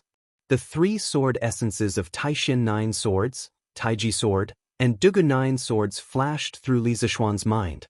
Today's battle was the first time he tried to fuse the 3 sword techniques. He also gained a lot. In response to the call of the true qi in his body, all the pores on his body instantly opened and began to absorb the spiritual energy of heaven and earth crazily. There were spirits in heaven and earth, and everything was born. In the past, Li Zishuan didn't think so. But ever since he inexplicably came to the Tang dynasty of more than 1,000 years ago and inexplicably obtained a body of shocking power, he slowly began to believe that there really was spiritual qi in the world. It was neither fantasy nor cultivation. He didn't know what spiritual qi was, but he was sure that there was such a substance in the air. Human beings couldn't survive without oxygen in the air. But water could carry a boat, and it could also capsize it. Without oxygen, human beings couldn't survive for more than 2 minutes. But if there was too much oxygen, it would also have a negative effect on the body, because the aging of the human body was directly related to the oxidation reaction. The so-called spiritual qi, could it be a kind of gas in the atmosphere that had the opposite function of oxygen and could make the human body full of vitality? He didn't know why, But Li Zishuan's mind suddenly had such a strange thought. In his previous life, he had seen such a report on the internet. Billions of years ago, oxygen didn't exist in the Earth's atmosphere. This was because oxygen was very unstable and prone to chemical reactions with other substances, such as iron, copper, and other metals, forming rust and verdigris. In today's Earth's atmosphere, there was basically a stable 21% oxygen near the sea level, so this oxygen must have a continuous source. If we look back at the history of Earth, we will be surprised to find that the origin of life had nothing to do with oxygen. The origin of life on Earth didn't rely on oxygen. The general idea of this report was that oxygen was a chronic toxic gas that human beings had to rely on. His argument was mainly that oxidation would cause more and more lipids, proteins, DNA fragments, and other key components of cells to be damaged, and eventually damage the tissues, organs, and even the body's functions. Starting from birth, gradually growing up, and in the process of aging, the oxidation in the body has always been damaging our key components, until our body can no longer take it. But at present, human beings haven't been able to find a product that could replace oxygen to prolong life. Oxygen's negative effect on the prolongation of life was still the least. Thinking of this, Li Zishuan suddenly felt his mind clear. He entered the legendary state where he forgot about everything. The amount of spiritual qi in his body was constantly increasing. His hair was moving without wind, and the tattered clothes that were torn in the battle just now also began to dance. It made him look like a celestial being from heaven. There was a spirit in heaven and earth, and he wanted to take the spiritual qi in it. Chapter 8:19. Just ahead. Hurry up. In the forest, Mo Huai and the curly-bearded man were in the midst of a fierce battle when they heard a flurry of footsteps coming from the northwest. The curly-bearded man's expression changed. It wasn't fear in his eyes, but a trace of impatience. Yes, it was impatience. A trace of joy flashed in Mo Huai's eyes because he was not confident that he could hold the man in front of him back if the battle continued. At this time, he glanced at Li Zishuan, who was sitting on the ground, out of the corner of his eye. He was so scared that he almost dropped his inky snow sword. Forgetful? Is Yamacho going to break through again? Mo Huai was really doubting his life at this moment. Li Zishuan's godlike advancement speed had caused the martial arts worldview that he had maintained for so many years to collapse. Wanna leave? Ma's sword technique, stick to the rules. However, Mo Huai noticed that the bearded man wanted to escape. How could he let him escape? The sword moved with the shadow. Mo Huai waved the inky snow sword like a black whirlwind, covering the area of 1 foot around him and the curly-bearded man without leaving any gaps. Cheesh. I just don't want to trouble you. Juzi, do you think I'm afraid of these guards? The bearded man sneered and said arrogantly, "What if I join in?" At this moment, Li Zishuan had already dashed over to them with the wind-chasing sword in hand. You've broken through to the Grand Master middle stage? You're wrong. The bearded man pointed at Li Zishuan in shock at first. Then, he seemed to find something unusual in Li Zishuan, and his shocked expression suddenly turned into confusion. Yamacho, you've broken through? Mo Huai stopped his sword and looked at Li Zishuan. His face was full of surprise and a little complicated. Yes, thank you, Mr. Mo. Li Zishuan politely cupped his fists at Mo Huai. Logically speaking, if it wasn't for Mo Huai's timely arrival today, even if he didn't die, he would probably be beaten up even more. Therefore, he was very grateful to Mo Huai. Of course, what made him even happier was that there was now an additional Grandmaster overseeing Cloud Mountain. In the future, he wouldn't have to be afraid of some Jianghu people coming to the academy to cause trouble. As for him, he could be even more at ease as a hands-off shopkeeper. As for his current realm, he was indeed at the Grand Master middle stage. But in addition, he felt that there was another change in his body. His limbs and bones were full of endless vitality.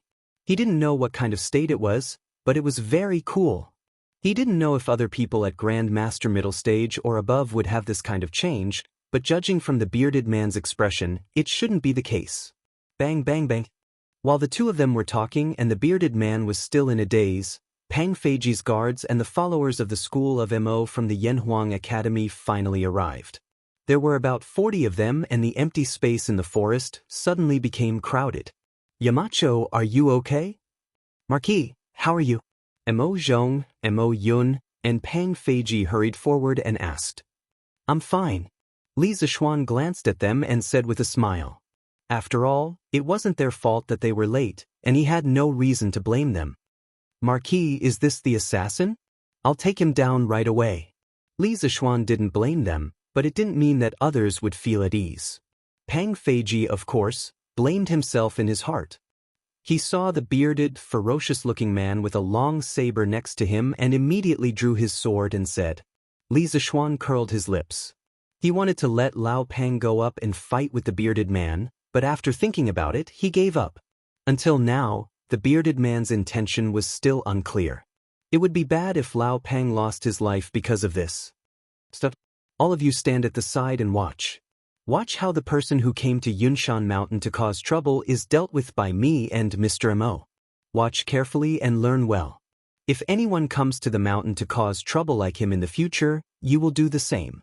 Do you understand? Li Zixuan stared at the bearded man, but his mouth was speaking to Pang Feiji and the others behind him. Yes, Margaret. Although Pang Feiji was unwilling, he still obeyed the order. These few days, the military training wasn't only for the students of Yanhuang College, but also for the instructors.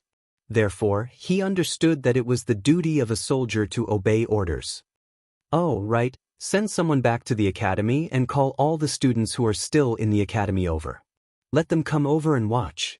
No matter how powerful they are, there is only one outcome for them if they come to Yunshan Mountain to cause trouble. That is, they will be beaten up until their mother, even their mother, can't recognize them. Let them know that the academy has the ability to protect their safety.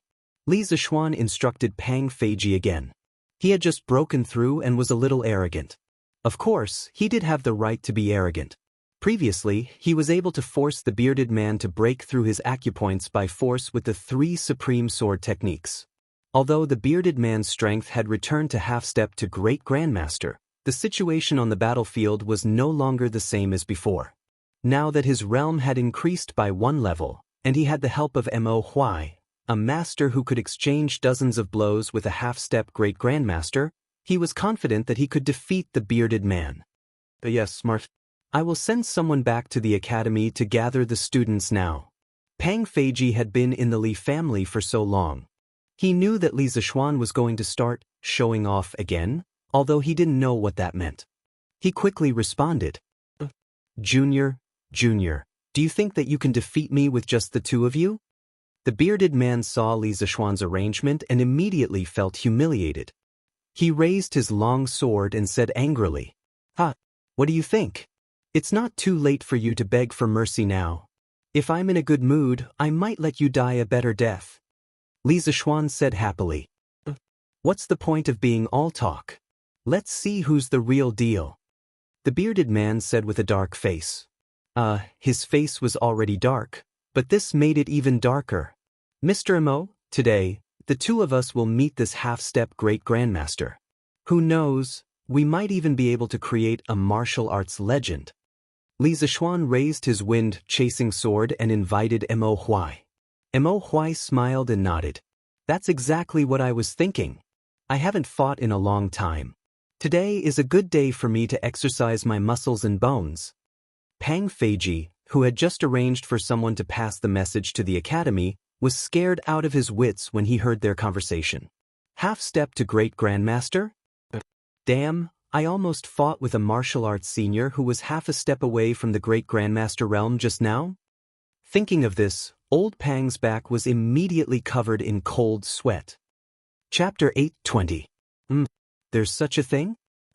This Zhang Zhongjian is too presumptuous. Ganlu Hall.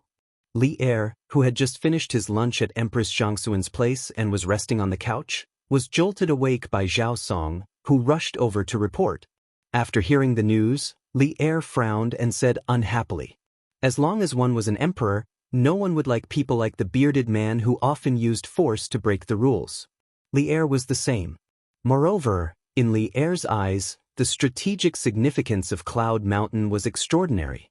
How could he not be angry that the bearded man came to Cloud Mountain to cause trouble? As for how Zhao Song found out about the news, was there a need to ask? Li Er valued Yanhuang College so much, how could he not leave some backup plan in Cloud Mountain? Your Majesty, in my opinion, this Zhang Zhongjian should have no ill intentions towards the Marquis of Yong. Otherwise, with his strength, he would not have delayed for so long. Zhao Song lowered his head and said softly, "Oh, how strong is Zhang Zhongjian?" Li Er raised his eyebrows and asked. Zhao Song thought for a moment and replied, "Your Majesty, he had already reached the peak of Grandmaster 10 years ago. His strength must have only increased now. The Marquis of Yong and had just entered the Grandmaster realm not long ago, so it would be difficult for him to be a match for Zhang Zhongjian.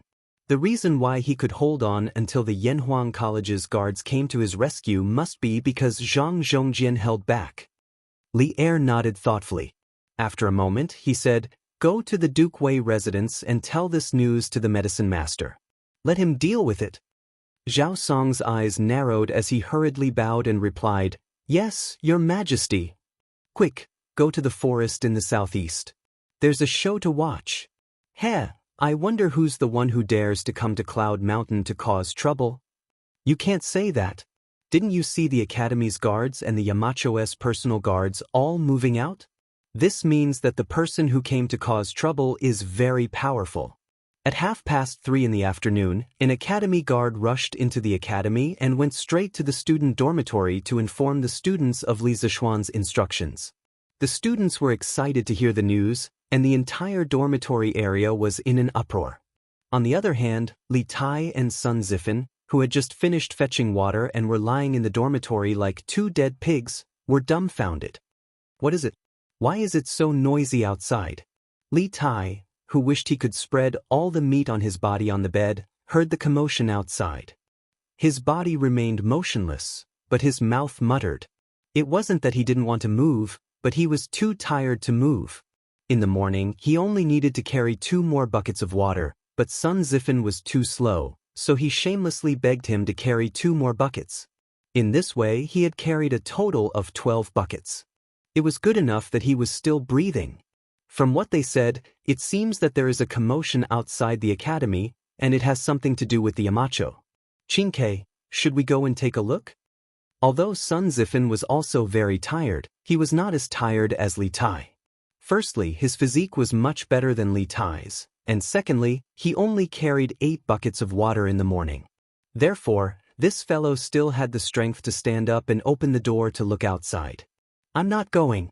What's there to look at? I want to rest." When Li Tai heard this, he refused without hesitation. Sun Zifan didn't persuade much. He went to the inner room to drink 2 mouthfuls of water and went out directly. After waiting for a long time, he didn't see him come back. Li Tai couldn't help but scold this guy for not being loyal. He said he would leave. Who knew that at this time, Sun Zifan actually came back? "Why are you back again?" Li Tai glanced sideways at Sun Zifan and snorted. In fact, the little fatty's mood was obviously much better after seeing Sun Zifan come back. What do you mean by back again? I didn't even leave, okay?" Sun Zifan looked at Li Tai strangely and then said excitedly, "Hee, Qingke, I just went out to ask an instructor for information. There is really a big commotion in the forest southeast of the academy right now. The Yamacho and Mr. Mo are working together to fight against a Jianghu master. Let's go and take a look. If we're late, we won't be able to see anything." Taiji Sword Technique 19th Move, Green Dragon Out of Waters.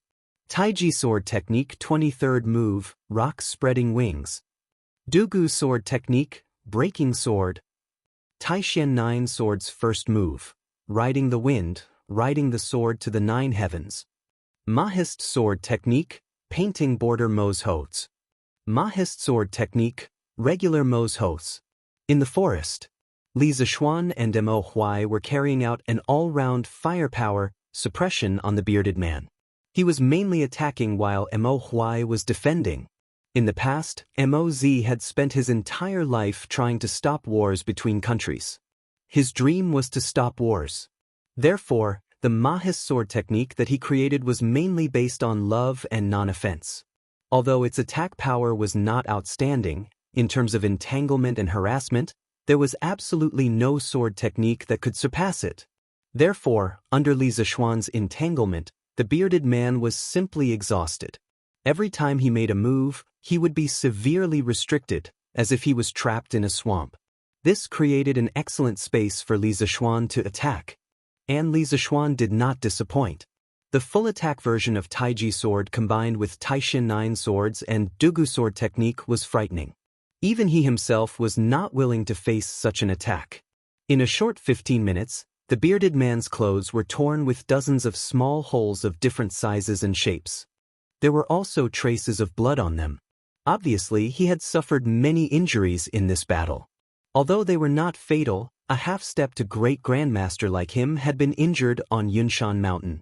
This was enough to shock many people. After all, in this era where great grandmasters were declining, a half-step to great grandmaster was already considered the top martial force in Jianghu. The shadow of the sword flew, and the light of the sword flashed. This was a feast for the eyes. At the same time, it was also an excellent learning opportunity for Pang Feiji and the rest. After all, the world was at peace now. Such a top martial force duel was really something that could only be encountered by chance. Stop. Stop. I am Zhang Zhongjian. Today, I am only here to test your martial arts. You can stop now. No one would have thought that the previously majestic and insufferably arrogant bearded man would actually call for a stop at this moment. He even introduced himself and the purpose of his visit. No matter how one looked at it, it seemed as if he was admitting defeat. Zhang Zhongjian? Li Zishuan was still using his sword, but his mind was spinning rapidly. He felt that the name Zhang Zhongjian was very familiar. Feng Chen 3 heroes, Zhang Zhongjian? While Li Zishuan was deep in thought, Mo Huai, who was beside him, stopped his sword and asked. Although the Mo family had been living in seclusion these years, they had always been paying attention to the major events in the world. Chapter 821. Yes, it's me. The bearded guest was on the verge of tears. To think that he, an expert of the 4 seas, the great island master, would actually be defeated in a small place like Cloud Mountain. Furthermore, he even took the initiative to admit defeat. If this happened 2 hours ago, he wouldn't have believed it even if he was beaten to death. However, he had no choice but to admit defeat. From the start of the battle until now, the more he fought, the more unbearable he felt. After all, the combination of Mo Huai and Li Zishuan, one defending and one attacking, was really a bit of a bug. He felt as if his hands and feet were tied up and he was at the mercy of others. The most frightening thing was that the more he fought, the more his vital energy depleted. On the other hand, Li Zishuan fought more ferociously as if the vital energy in his body would never dry up. It was really unimaginable. If this continued, he might really end up like what Li Zishuan said earlier. He would be beaten to the point where even his own mother wouldn't be able to recognize him. How could this be? As the island master of the 72 islands, Zhang Zhongjian also wanted his face, all right? Hence, he took the initiative to reveal his identity. Actually, the reason why Li Zishuan was getting more energetic the more he fought was mainly because of his previous breakthrough and enlightenment. More accurately, it was related to the heaven and earth spiritual energy that he had just captured. He had already named the unknown gas in his body as heaven and earth spiritual energy. Although he didn't know how to use heaven and earth spiritual energy, this thing in his body could make his limbs more flexible and full of energy. Furthermore, during the battle, every sword move he released would consume less vital energy than before. According to Li Zishuan's understanding, the so-called spiritual qi of heaven and earth was like the lubricating oil in a machine. With the lubricating oil, the friction between the various parts of the machine would be reduced. When the machine was operating, under the premise of doing the same work, the consumption of fuel would be less. Similarly, he was now in a very fuel-efficient state. His endurance time was longer than the bearded guest's. This could be considered his unique trump card. It was very difficult for others to reach his level of achievement. Because no one understood the chi of heaven and earth better than him, and no one was more scientific than him. At this moment, Li Zishuan, who was in the middle of the battle, couldn't help but be shocked when he heard the conversation between the two. Zhang Zhongjian, the curly-bearded guest. This legendary hero who had left his mark on the Great Tang's history had actually been defeated by him? Oh my god, why is this so unreal? Of course, Li Zishuan had heard of the bearded man's story in his previous life. There was even a period of time when he regarded him as his idol. After all, not only was this guy's martial arts extraordinary, he was also the first person to carry forward the pirate cause and make it the strongest. In the end, he became the king of the sea. What a carefree and unrestrained life. What a carefree life. Any man would be envious. And now, his former idol was actually beaten down by him. Li Zishuan found it hard to accept for a while. However, Li Zishuan was instantly enraged when he recalled the scene of the bearded man blocking his door. Testing his martial arts skills? Is it necessary to use the lives of my family to test my martial arts? The safety of his family was Li Zishuan's bottom line. No one could touch it, not even his idol. If I didn't say that, why would you try your best? If you didn't try your best, how could you have broken through to the middle stage of Grandmasters? Speaking of which, you should thank this old man properly. The curly-bearded man fumed and glared at Li Zishuan, making him sound like an ungrateful and heartless lover. In fact, the curly-bearded guest also felt that he had been wronged. Initially, he thought that he would lure Li Zishuan out for a duel and then use his superior martial arts skills to intimidate the latter. Then he would casually give a few pointers. Li Zishuan would be so grateful that he would shed tears. Then he would bring up the matter of the sea map. Wouldn't that be a sure thing? Who would have known that the final outcome would be like this? All the actors didn't follow the script. Even if I want to improve my martial arts skills, I don't want to use such a method. Li Zishuan didn't appreciate it at all. In the end, it was the curly-bearded guest who had blocked the door to start the duel and threatened his family's lives that had buried a thorn in his heart. If he didn't take the opportunity to remove it, it would be difficult to resolve the hatred in his heart. As soon as he finished speaking, the 30-second move of the Taiji sword technique, White Tiger grabs the tail, smashed fiercely toward the curly-bearded guest. Kid, don't push your luck. Otherwise, don't blame this old man for being impolite. He was humiliated by a 14 or 15-year-old junior. It would be a lie if the curly-bearded guest said that he wasn't angry. However, when it came to fighting, was it really useful to be angry? He was just angry because he was powerless. So what if you're impolite? This old man will still hit you. Li Zishuan snorted coldly and continued to press forward. Seeing this, Mo Huai hurriedly used the Mahis sword technique and rejoined the battle. Wow. There really are martial artists who came to Cloud Mountain to cause troubles. Damn. Mr. Mo is actually a martial arts expert? This is unbelievable. Yeah. I didn't expect the usually gentle and weak Mr. Mo to be so powerful. Looks like I'll have to study hard in Mr. Mo's classes in the future. Otherwise, who would be able to withstand this attack? At this moment, the Yanhuang College students who were watching the show finally arrived. They couldn't help but exclaim when they saw the people flying up and down in the arena. Whether it was the students who knew martial arts or those who didn't, this was the first time they had seen such a top-notch martial arts duel. Therefore, most of them felt that it was very novel. I've heard that Yamacho was a martial arts expert before. Now that I've seen it with my own eyes, it's really amazing. Yeah, look at that bearded guy. He's being beaten up so badly by Yamacho that he can't even tell north from south. Yamacho is mighty. Yamacho is mighty. Although many of the students didn't quite understand, they could still see that Li Zishuan had the upper hand. Therefore, they cheered in private. Huff, we're finally here. At this moment, Li Tai and Sun Zifan finally caught up with them. Perhaps because they ran too fast, the two of them were panting a little. Well, look, Mr. Mo and Yamacho are fighting together. This fight is so King exciting. Sun Zifan glanced at the situation in the arena and immediately tugged at Li Tai's sleeve and exclaimed, "Gulp! Needless to say, Li Tai also noticed the three people fighting fiercely in the arena. Although he was a prince, this was the first time he had seen such a scene in the pugilistic world. In shock, he couldn't help but swallow a mouthful of saliva. So Shushan, Yamacho is so powerful. Even Mr. Imo has such skills. Damn. What kind of academy did this prince enter?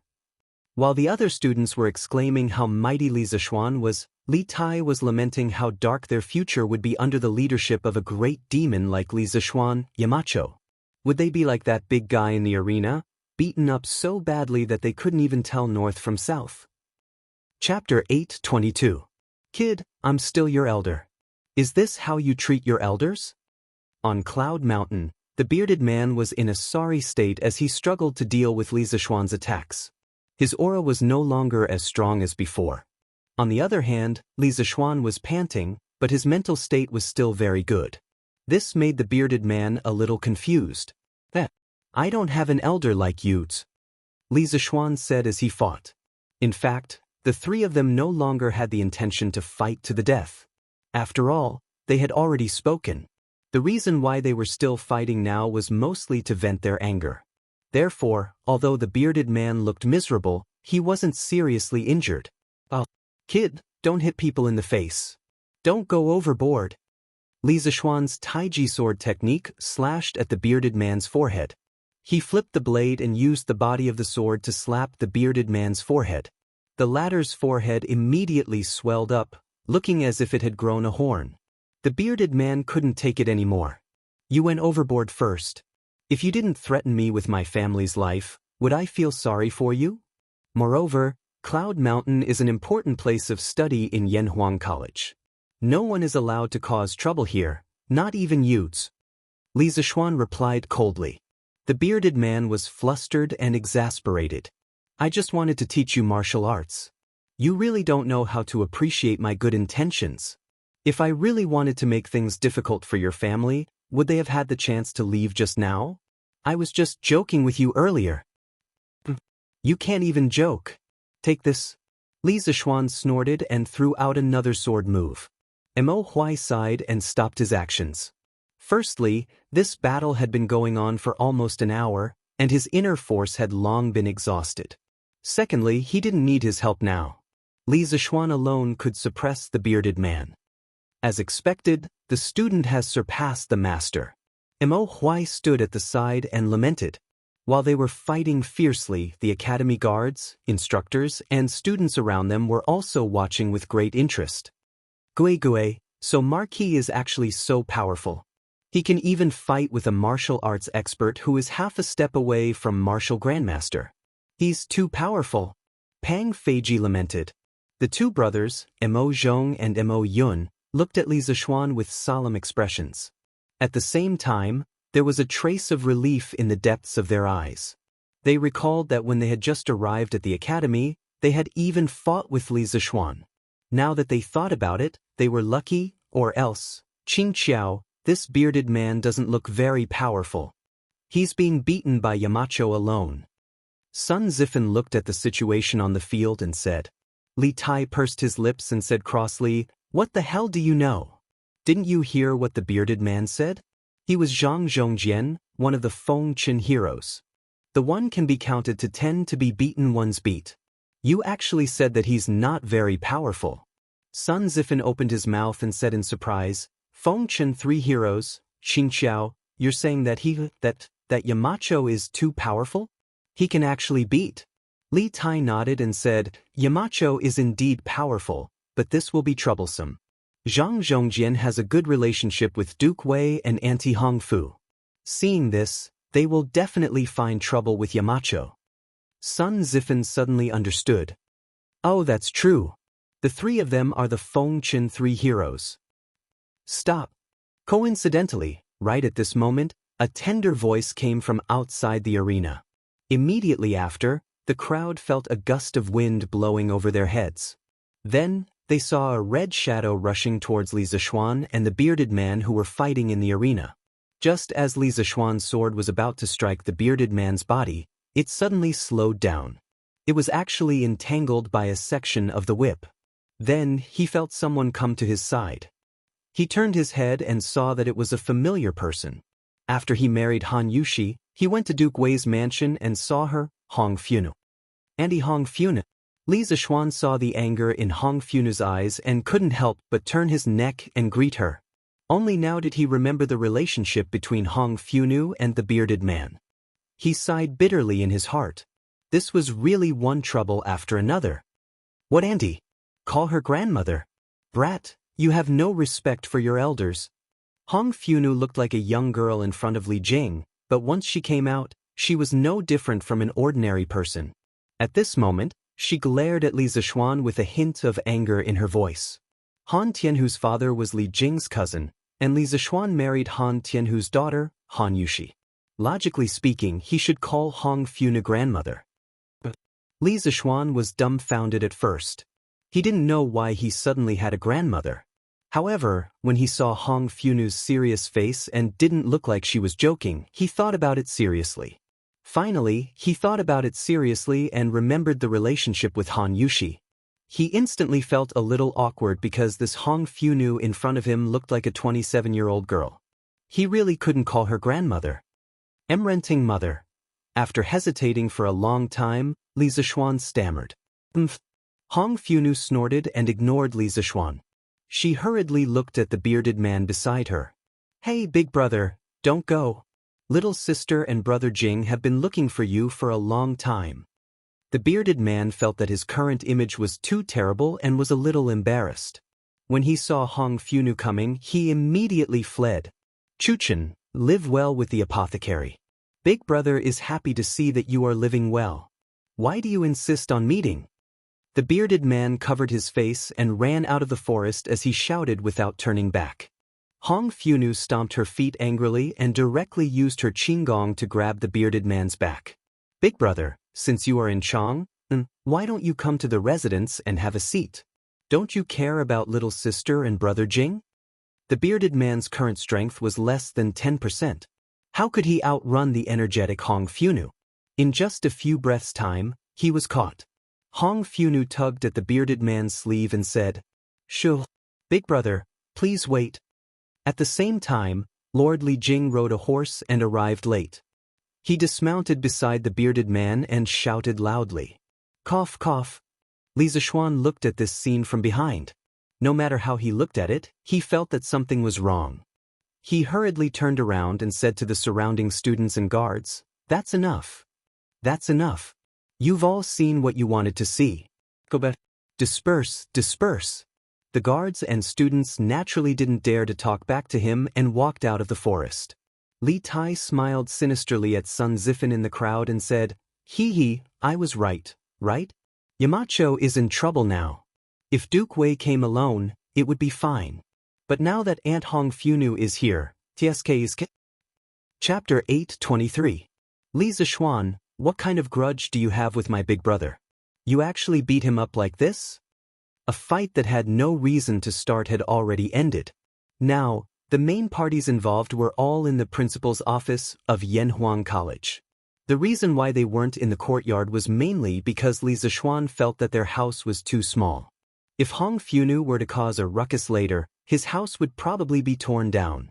At this moment, Hong Funu sat beside the bruised and swollen bearded guest and said angrily to Li Zixuan.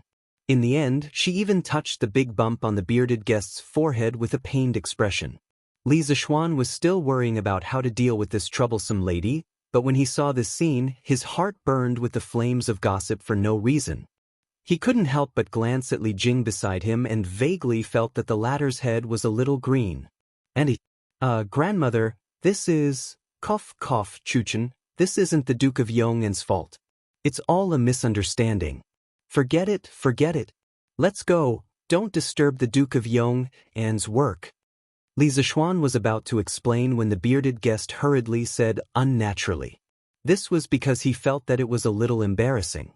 This scene was just like when he fought with other kids when his parents went to their house to ask for an explanation. I can't just let it go like this.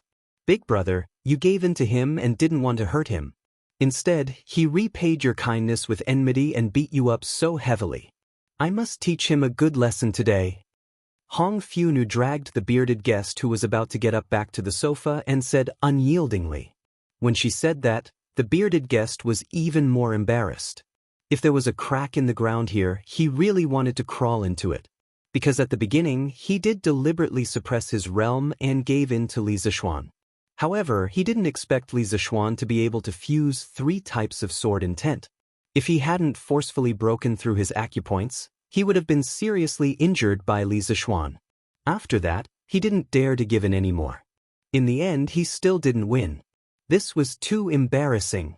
In the words of modern people, he failed to act cool and was beaten up by Toxistomia girl. Don't forget it, Chuchen. This injury has nothing to do with the Duke of Yong. Did that mean the Mo family's big son could beat him? I'm going to settle the score with him right now. Hong Funu glared and was about to go out to settle the score with Mo Huai downstairs. The corner of Li Zishuan's eyes twitched, and he couldn't help but observe a moment of silence for old man Mo. If Hong Funu really wanted to make a scene, there was nothing he could do. After all, women were unreasonable when they made a scene. Moreover, this woman in front of him was his grandaunt. Fortunately, the bearded man pulled her back. Don't, Chuchen. This has nothing to do with Mo Juzi. Let's go back first. Big brother wants to see how you and Apothecary have been doing all these years. The way they pulled each other made them look even more like a couple. Li Zishuan couldn't help but look at Li Jing worriedly. In his heart, he thought that if he wanted to live a good life, he had to be cuckolded. Even the great Tang army's god of war was no exception. In the records of later generations, when Li Jing brought Hong Funu out of the city from Yang Su's house, they met the bearded man. At that time, the bearded man was shocked when he saw Hong Funu and fell in love with her. Later on, when he found out that Hong Funu was married to Li Jing, he could only become siblings with the two of them and give all his assets to Li Jing and his wife to help Li Shimin unify the world. He then left quietly. Sigh, I wonder if the actual situation is like this? Li Zishuan thought nosily in his heart. Cuff. All right, Chuchen, Big Brother is injured now. Let's quickly bring Big Brother back to recuperate. Let's not delay here. Li Jing, who had been silent for a long time, finally spoke. The bearded man heaved a sigh of relief and hurriedly said, Yes. Medicine Master is right. Let's go out first. Although Hong Funu was unwilling, after thinking about it, she still obeyed and helped the bearded man up. She said, All right, Big Brother, let's go back to the residence. I will personally apply the medicine for you. After saying that, she glared at Li Zishuan and helped the bearded man out. Li Zishuan wiped the sweat off his forehead. He didn't know if it was because of his own dirty thoughts or because of something else, but when Hong Funu said that she would personally help him apply the medicine, it made some bad images appear in his heart. Little Xian, I have understood the cause of the matter. My big brother is used to being free on the sea. Just now when he was here, he offended you. I apologize on his behalf. And Hong Funu's attitude just now. When Li Jing saw that Hong Funu had left with the bearded man, he came to Li Zishuan and said. Li Zishuan hurriedly waved his hand and said, Uncle Li, granduncle, please don't say that. I know that grandmother doesn't have any ill intentions. To be honest, Li Zishuan wasn't used to calling Li Jing and Hong Funu granduncle and grandmother. But what could he do? Seniority was there to control it. That was how helpless he was. In his previous life, he had seen a young man in his 20s or 30s call a child of a few years old grandfather. China was a country that emphasized clan and seniority. It had been so since ancient times. Hong Funu was just joking with you just now. You can address me like how you address Jijia and the rest. We will talk about seniority on our own terms. Seeing that Li Zishuan's expression was very unnatural, Li Jing understood after thinking for a while. He stroked his beard and laughed. All right, I will go back first. Don't take today's matter to heart. Big Brother might have done things the wrong way, but he didn't have any ill intentions.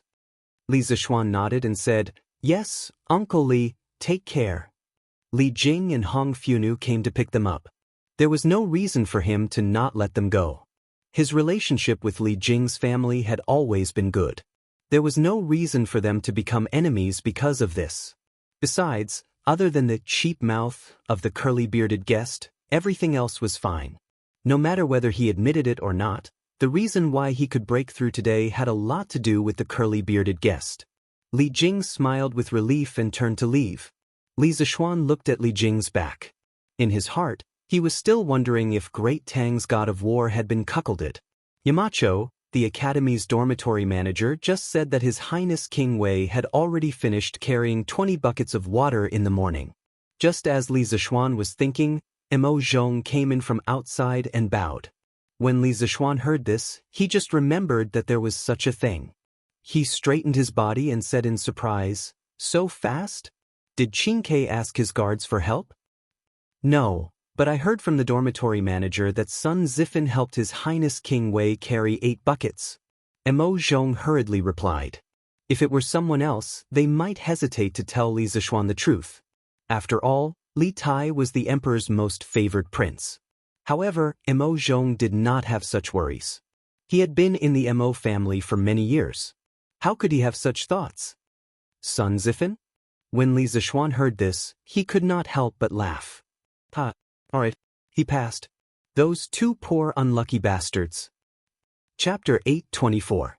After dealing with the bearded guest, Li Zishuan went home and planned to take an afternoon nap. However, he suddenly thought of something and couldn't fall asleep no matter what. What was the bearded guest's purpose in coming to Cloud Mountain? Li Zishuan wouldn't believe that this old fellow was here to give him pointers on martial arts and help him break through. There was no such thing as love for no reason in this world. Moreover, from what Li Jing said, the bearded guest had always been active overseas. Why did he suddenly come to Chang'e? Could it be that he came back with the imperial court's fleet? But that didn't make sense. He was a pirate leader. Why would he mix with the imperial court's army? Wasn't he walking right into a trap? Li Zishuan suddenly felt a headache coming on at the thought of this.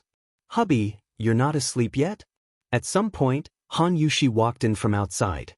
As the future matriarch of this family, she wouldn't sleep in at this hour. "Yes, there are some questions that I can't figure out. Wife, come and talk to your husband for a while." Since he couldn't figure it out, Li Zishuan simply sat up from the bed and said to Han Yushi. Han Yushi smiled, walked to the bedside and sat down. She said, "Hubby, what can't you figure out?" "Sigh, I'm thinking about what Zhang Zhongjian's intentions are in coming to Cloud Mountain today. I was only focused on beating him up earlier. When I wanted to ask him, Auntie Hong Fu came over again." Li Zishuan hugged his wife's slender waist and said regretfully. Han Yushi couldn't help but cover her mouth and laugh. She said, "I met Auntie Hong Fu at the entrance of the academy earlier. She looked very angry and said a lot of bad things about hubby to me." Li Zishuan touched his nose embarrassedly and said speechlessly, "You can't blame me for this. If you want to blame someone, blame the bearded guest for being too barbaric. Can't he just talk nicely?" Han Yushi calmed herself down before getting to the point. "I've heard of that senior. He was sworn brothers with granduncle and grandaunt a few years ago. After that, he went to the sea to roam freely. I heard that although he's a ferocious person, he's very principled in his dealings. He only snatches merchant ships from other countries at sea. Not only does he not snatch merchant ships from our Great Tang, he even helps us when we're in danger. Such a person is definitely not an evil person. Since he came to Cloud Mountain to look for you today, he must have a serious matter. As for what it is, he did not have the time to say it. He will definitely come again in the future. You will know his purpose when he comes. Why do you need to think about it?" Li Zishuan thought about it seriously, then nodded and said, "Yes, what my wife said makes sense. She is the female Zhuge of the present age." Han Yushi said angrily, "Husband, you're talking nonsense again. I'm just a bystander." Ha! Li Zishuan had planned to go to the workshop in the afternoon to teach Faubert and the others the next step of the rubber regeneration and molding process. However, such a big thing happened at the last minute, and the original plan was definitely ruined. He ordered someone to pass a message to the workshop to let Faubert and the others continue to refine the rubber latex in the workshop warehouse. Li Zishuan stayed in the courtyard to consolidate his martial arts realm. He had just broken through to the middle stage of Grandmaster, and his realm was still very unstable. If he slipped back because of slacking off, he would have no place to cry. At dusk, in the Ganlu Hall of Taiji Palace. Your Majesty, this is the secret memorial from Commandery Prince Hejin. Li Er was flipping through the account books submitted by the Ministry of Civil Affairs when Zhao Song walked over quietly with a booklet in his hand and said softly, "Xiaogong?" Li Er raised his head and muttered in confusion. Then he said, "Present it to me." Zhao Song handed the memorial to Li Er. Li Er took it and began to read it carefully. After a while, he closed the memorial, stood up, and walked down. "How is Yunshan now? Did the pharmacist go and take Zhang Zhongjin away?" Li Er asked with his hands behind his back. "Your Majesty, the battle on Yunshan has been settled. Duke Wei and his wife went to Yunshan personally after receiving the news and brought Zhang Zhongjin, who was covered in injuries, back to the residence." Zhao Song bowed and replied, "Covered in injuries?" Li Er was surprised when he heard that. "Then what about Li Zishuan?" "Your Majesty, the Marquis of Yong, and is unharmed." Seeing the surprise on Li Er's face, Zhao Song did not dare to keep him in suspense and quickly explained. According to the report, when Zhang Zhongjin was fighting with the Marquis of Yong, an Mo Huai, the master of the Mo family, rushed to help. His realm was actually at the peak of Grandmaster. The Marquis of Yong, and broke through and entered the middle stage of Grandmaster. He joined forces with the master of the Mo family to fight against Zhang Zhongjin. One attacked and one defended, and Zhang Zhongjin was beaten to the point that he could not fight back. When Duke Wei and his wife arrived, Zhang Zhongjin was already beaten beyond recognition. Li Er, who had always been calm in the face of changes, was surprised when he heard that. He broke through again? What kind of freak is this kid? He broke through 2 realms in a year. Was he born to be a martial artist? It was no wonder that Li Er was surprised. The strength of a middle-stage grandmaster was already at the threshold of becoming a famous general. The number of generals in Great Tang who had reached this level could be counted with one's fingers. If not for Li Zishuan's young age, with this strength and his relationship with the family of generals, even if he could not become the great general of the 16 guards, he could easily become a general of 1,000 bulls. Zhao Song smiled bitterly. "I have never heard of the Marquis of Yong and's talent in martial arts. His achievements in martial arts have already caught up with the martial arts seniors of the older generation. I'm afraid that I won't be able to catch up to him in this lifetime." Li Er pinched his chin and said happily, "I wonder why Mount Longhu did not force this kid to stay. This way, the imperial court will have another young talent." "Congratulations, Your Majesty, for finding such a talent." Zhao Song smiled knowingly. Li Er waved his hand. He thought for a moment and said, "Do you know why Xiao Gong sent the secret memorial?" "I don't know." "Plead for leniency." Li Er's face was expressionless as he slowly said, "Xiao Gong is pleading on Zhang Zhongjian's behalf. According to him, Zhang Zhongjin helped the imperial court when they were ambushed on the sea route back to the imperial court. Furthermore, Zhang Zhongjin protected him when they were in Fanio capital. He hopes that I will not blame Zhang Zhongjin for trespassing on Cloud Mountain on account of these 2 matters." Zhao Song's fingers trembled slightly, but he did not say anything. Li Er continued, "Fine. Seeing that this fellow did not cause any major trouble, and that he has received the punishment he deserves, I will not pursue the matter." "Your Majesty is wise." Li Er smiled. He had been having a good time recently. The imperial court now had money and food. Today, Li Zishuan's breakthrough made him sigh in admiration. "Remember to bring that kid to the imperial court the day after tomorrow." For some reason, Li Er suddenly ordered. "Yes, Your Majesty." Chapter 825. The Battle of the Pinnacle on Cloud Mountain only caused a stir in a small area, and not many people knew about it. For the ordinary people, martial arts were too far away from them. What they cared about on a daily basis was clothing, food, shelter, and transportation. Zuaxian Restaurant was the food vein of the entire Chang'an city. As soon as the century eggs were launched, its special taste immediately conquered a large number of diners and caused a very enthusiastic response in a small circle. The next day, as expected, There was an advertisement about century eggs on De Tong Daily. The words, fresh taste, refreshing feeling, and fragrant but not greasy, refreshing the mind, made many people curious about this new food. Coupled with the word of mouth of those who ate century eggs at Zuaxian restaurant yesterday, the sales volume of century eggs exploded directly on the second day of the market. At noon, the small window of Zuaxian restaurant, which specialized in century eggs and soaring prosperity, had already sold more than 2,000 century eggs. It was only a little more than 2 hours after the opening of the Western market. Not to mention that Zuaxian restaurant also sold a lot of century eggs, such as century egg tofu, century egg and lean meat porridge. Hey, it seems that the consumption power of the people is indeed huge. Now, you don't have to worry that we can't sell those century eggs that we saved a while ago, right? In the courtyard, Li Zishuan couldn't help but laugh after hearing Han Yushi talk about the sales volume of century eggs. Now, Han Yushi had begun to learn to take over the business in the mansion.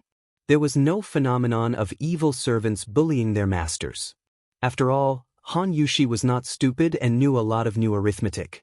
Besides, Li Zishuan was now marquis and had a great reputation. Which blind servant would deceive his wife? Han Yushi rolled her pretty eyes. She was already used to the strange words that often came out of her husband's mouth. Husband, I'm not worried that we can't sell the century eggs in the stock. Now, I'm worried that our stock is not enough to sell. According to the speed in the morning, we'll sell at least 5,000 century eggs today. Besides, the flaming yellow chamber of commerce that you set up last time, except for the East Palace and the Wang family, all the other families are asking if they can distribute century eggs. Li Zishuan rubbed his chin and thought for a while. This is a good thing. This was the only way to quickly solve the problem of the farmers not being able to sell their eggs. Since the supply could not meet the demand, then expand the scope of the purchase of eggs.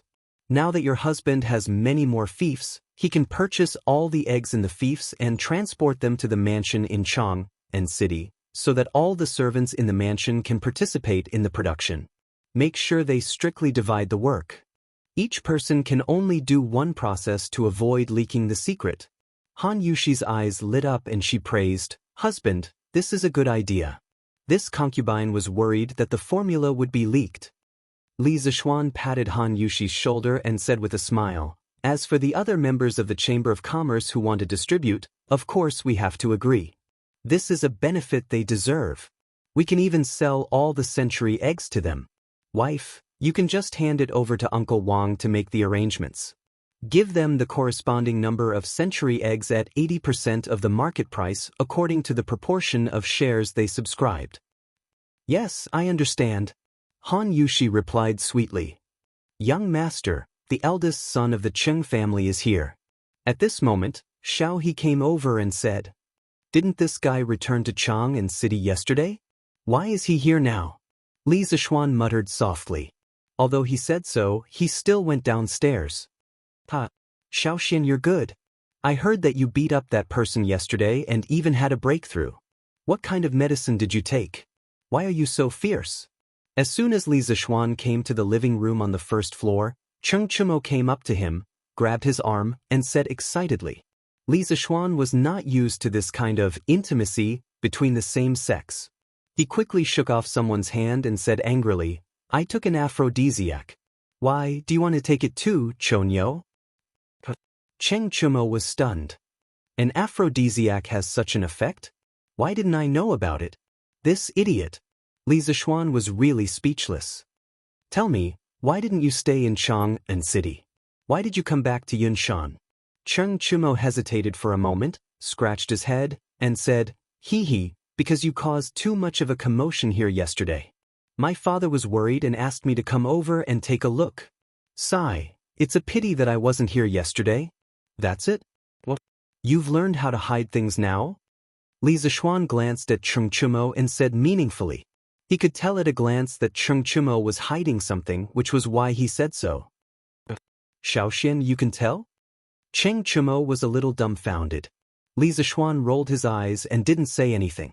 What he meant was, aren't you talking nonsense? It's like this. My parents want me to come over and ask you if you can bring along the 5 farms of my family when you collect eggs next time. My farm has a lot of eggs that can't be sold. Cheng Chumo explained the purpose of his visit embarrassedly. Li Zishuan came to a sudden realization. Back when he had been promoting the idea of raising chickens, the Cheng family had been his staunchest supporters. As a result, they had raised the most chickens among the court officials. No wonder there had been a situation where they couldn't sell their eggs. That's it? No problem, but it's too troublesome. Moreover, I have limited manpower here. Why don't I teach you the method of making century eggs? Your family will provide the manpower, material, and financial resources. Just don't spread the recipe. Li Zishuan thought about it and decided to rope the Cheng family in. The Cheng family had always been his staunchest ally. This could be considered as a form of repayment. Secondly, he did have limited manpower. The 2 farms under him had more than 100,000 chickens. There were also other farms in the new fief. It was even more difficult to get all the chickens. Therefore, he might as well rope in the Cheng family, who had a large business as well. Oh no. My father said that we can't take advantage of you. Because of this, my father scolded my mother. Cheng Chumo was shocked at first. Then, he shook his head repeatedly. Li Zishuan didn't want to ask about his family matters. He said directly, "If I say it's okay, it's okay. It won't make much money. Moreover, I really don't have enough manpower here. Later, you can ask the housekeeper of the Cheng family to come to my house to learn what assembly line work is. This can prevent the recipe from being learned by others." Seeing that Li Zishuan was determined, Cheng Chumo could only agree gratefully. Although this brother of his liked to trick him sometimes, he was still very loyal at critical times. Right, Xiaoxian, when will you help me to improve my realm? If I don't break through soon, my father will kill me.